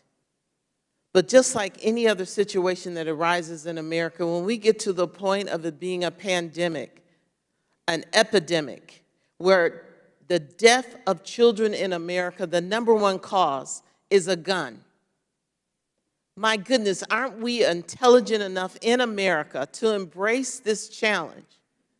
If I hear another hypocrite stand up and say my thoughts and prayers while parents are grieving and standing and burying children, we care and we have this debate about abortion. Oh, I care about the children. But you embrace, promote, and make money off of guns that are killing our children. Can you at least have a conversation about your right to own a gun and gun violence in America? Mr. Boosty, gun manufacturers can they buy advertisement on social media platforms like Twitter or Facebook, yes or no? I believe there are varying rules from those social media platforms, but gun companies do advertise aggressively through social media platforms through their normal posting accounts. The answer is no, they're not supposed to, but you're correct. The gun manufacturers use social media to sell their product. And so even though these companies are not allowed to advertise directly on the platform, they have social media accounts that they can use to promote their products. The now infamous Daniel Defense ad depicting a child holding a semi-automatic weapon was posted on Twitter. The company has since deleted the picture after an uproar after the Uvalde massacre. And the picture I post here, they use this, a gun manufacturer, and since then, I want to ask Mr. Daniel, why did your company remove this post from Twitter? Sir? Congresswoman, this ad is about parents teaching children gun safety. Why did you take it down, sir? Teaching them what a gun is. Why did you take it down, sir? Answer the question, please. Yes, ma'am. We took this ad down, although it had a good message. We took it down because children had just been killed, and we didn't think it was appropriate. It wasn't appropriate. Isn't that ironic that you, who used this picture on social media, personally as a company, decided it was inappropriate? The next thing I want to ask you, Mr. Daniel, there is never a right time to post a photo like this, and the fact that the photo should have never been taken. This is not a traditional advertisement, but in 2022, social media posts are indeed advertisements. Mr. Simanson, why is gun makers' use of social media concerning to you? Ms., I'm sorry. The reason those posts are important because the firearms are a consumer product. And so consumers are going to be susceptible to advertising and the messages impact them. And one of the biggest messages that we haven't talked about yet is gun manufacturers' claims that guns will make people safer. We've heard a lot about self-defense, for example, when in reality, bringing a gun into your home makes it more likely that you or someone in your home will be harmed by that gun rather than using it to defend yourselves. And so Americans are looking for answers as to how to keep themselves safe, and these social media posts that suggest, for example, that if you want safety, you should bring a firearm into your home, or if you want safety, you should walk around the streets armed with an AR-15, can mislead the public, and that's why it's important. Thank you. We at a time, we had the Wild Wild West, where every American walked around with a gun. And supposedly, through education, through compassion, and experience, we learned that this was not. And in our Constitution, it says, it's clear that we did not have a police department. We did not have an organized, funded body that is in place to protect us.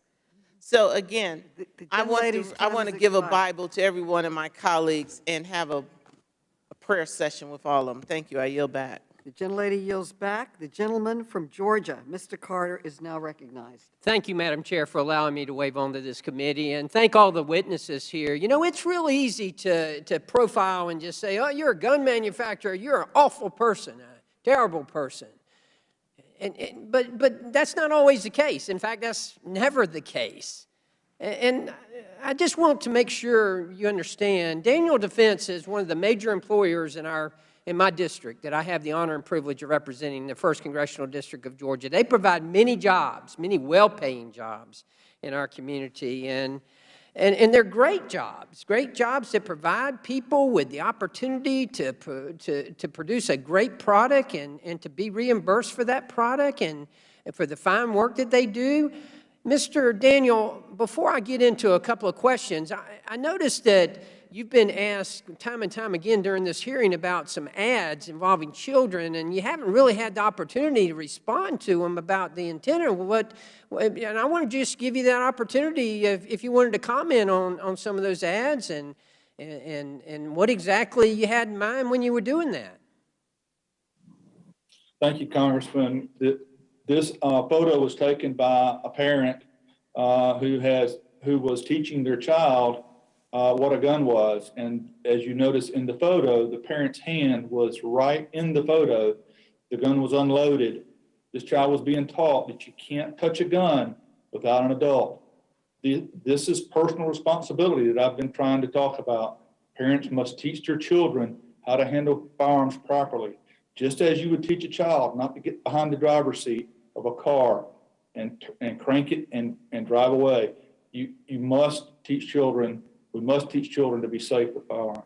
And Mr. Daniel, as I know all too well, you have your company's been very involved in the community and in our district. In fact, I believe you sponsor a number of high school teams, shooting teams, and you're involved in youth groups like that. Is that true? Yes, sir. We actually started a foundation called Double D Foundation. The purpose of the foundation is to help train young people how to use firearms safely and how to compete with firearms. And it'd be easy to just profile, as I said earlier, and label you as an awful person who is just trying to get guns into the hands of kids, but quite the opposite. You're trying to teach safety and actually helping young people. Wouldn't you agree? Yes, sir. Well, let me ask you this. You bought this company, is that right? What was the question, sir? How did this company get started? Daniel Defense. I started shooting with an AR-15 and a handgun in the late 90s as I had grown up hunting but never done any self-defense training. I had an AR-15 and a handgun, and I started training for self-defense, and I realized how effective the AR-15 was for self-defense. I wanted some parts for the guns that I had that nobody made, and I talked to the company, and they would not make the 4 parts I needed. I talked them into making 100. I would have to sell 96 to get the 4 parts I wanted, and those were the first parts we sold in 2001. And then we sold the very first gun that we made in 2009. And how many people do you employ now in your business? About 400 people, sir. So it went from a company that you started in your garage, from what I understand, to where you're providing for 400 families. Yes, sir, that's correct. And not only that, but also teaching safety to children, to young people, and giving them the opportunity to compete and to learn and to really grow. Is that true? Yes, sir, and to become responsible adults and know how to handle firearms. Well, tell me very quickly, what is a job like? What does a job at Daniel Defense look like? I mean, tell me about the typical job at Daniel Defense. We are vertically integrated, so we manufacture almost every part in the gun. So there's all types of manufacturing jobs, all types of engineering jobs, all types of manufacturing engineering jobs. We do everything here, assembly jobs. We are very diverse in the jobs we offer, and we are one of the highest paying employers we're the highest in our county and one of the highest in our region. Well, thank you, Mr. Daniel, for your commitment to our community, and thank you for being a witness here today, and I yield back. The gentleman yields back. The gentleman from Illinois, Representative Schneider, is now recognized. Thank you, Chairwoman Maloney, and thanks to the committee for allowing me to wave on to this committee today and for having this very important hearing. Before I start, let me just ask a couple of questions. And maybe I'll start, Mr. Daniel, real quickly. What's M&P stand for? Excuse me, sir? What does M&P stand for? You're talking about from Smith & Wesson? Yeah, just in marketing, when we're talking about a gun, what does M&P represent? I think Smith & Wesson uses M&P for military and police. All right, thank you. And Mr. Buse, maybe I'll ask you this question. I'm not a hunter, but a follow-up shot in hunting, what is that typically when someone's deer hunting? A follow-up shot in hunting is a follow-up shot anywhere is a second shot on something. Yeah, and if you are deer hunting, if you're lucky, how many shots might you get at a deer? If you hit it or missed the first time, how many follow-up shots are you going to get? Well, you shouldn't miss, but I mean, a typical deer hunter may get one more, maybe. All right. So the idea of a gun that can fire 83 shots in just a couple of seconds for deer hunting, that doesn't make a lot of sense. Not only does it make a lot of sense, in many states that is prohibited by law. Right. There's, as I understand it, in fact, some places you can only have 3 or 5 bullets in your gun when you're deer hunting. That's correct. Yeah. So I'm here today. I'm not only here as a representative, but I'm a resident of Highland Park, which, as you know and have talked about today, had a horrible mass shooting at the 4th of July parade. Like many residents, I joined thousands of families as we waited for the Independence Day parade, when a single deranged man climbed a ladder to a rooftop and monstrously opened fire on the crowd from above. In less than a minute, he fired 83 shots from an AR-style Smith & Wesson M&P 15 semi-automatic rifle, military and police, not hunting, military and police rifle, murdering 7 and wounding dozens more, which should have been a joyful celebration ended in tragedy and trauma for an entire community. And his intent was to kill many more.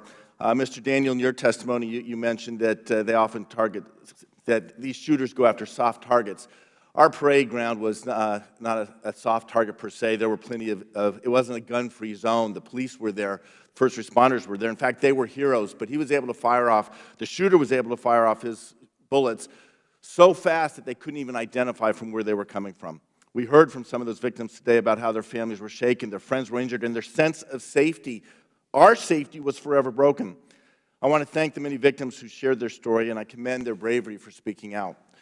Without an assault weapon, the shooter in Highland Park would likely not have afflicted the carnage, the extreme carnage we experienced. The M&P stands for, as you said, military and police, and yet Smith & Wesson markets and sell these weapons of war to civilians like the monster who murdered 7 people. His intent was to kill many more. These weapons were designed to massacre. For that reason, I've been talking to my colleagues about the importance of voting for H.R. 1808, a bill that would reinstate the federal ban on selling these assault weapons. Well, I'd like to address Smith & Wesson brands on their role in Highland Park shooting today. Unfortunately, they're not here. Mr. Daniel, let me turn to you. Your company, Daniel Defense, as you mentioned, has grown. It's one of the leading voices in marketing assault weapons to civilians. In one of your ads, you used the slogan, "Use what they use," showing that you know these weapons are designed, they, I assume, being the military, that they're designed for war, but using them in a civilian role all the same. You posted that photo we've talked about of the toddler holding a gun, and I understand why you took it down. But you know, I have a degree in business from Kellogg School at Northwestern, a marketing school. We know the power of marketing, especially the power of marketing young people, whether it's cereal or cigarettes, or in this case, guns. Given that you apparently are knowingly marketing young people, and you know that these young people, in particular, their weapon of choice is the assault weapon, the AR-15, why do you think companies should be shielded from liability if a weapon marketed to a young person is used by a young person to massacre a community, whether it's Uvalde, Buffalo, Highland Park, or any of the other countless names we've already experienced these tragedies? Congressman, we market and sell our products to law-abiding citizens who are adults. We cannot sell firearms to children.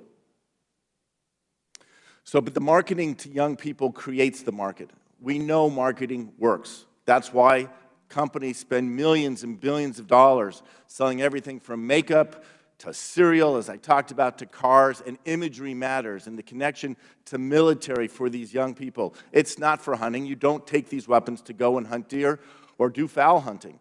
The gentleman's time has expired. The gentleman may answer the question. What was the question?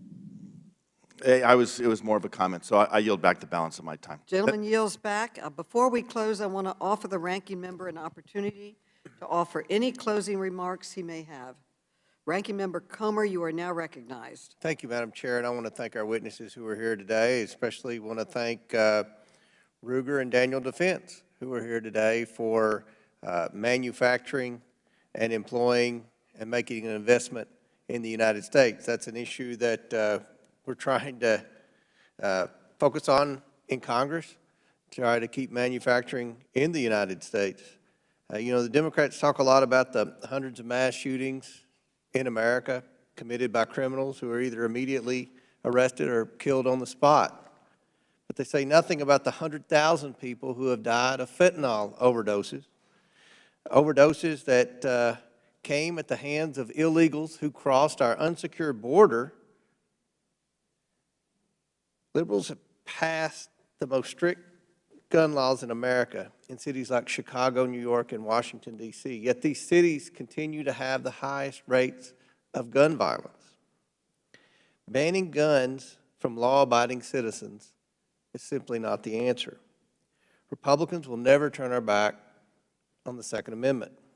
So let's focus where there is consensus among both parties, because you can't legislate against evil. If you could, I think there would be 535 votes in favor of legislating against evil.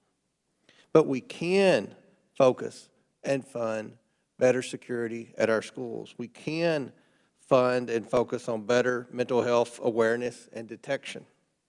And for goodness sakes, we can fund our police.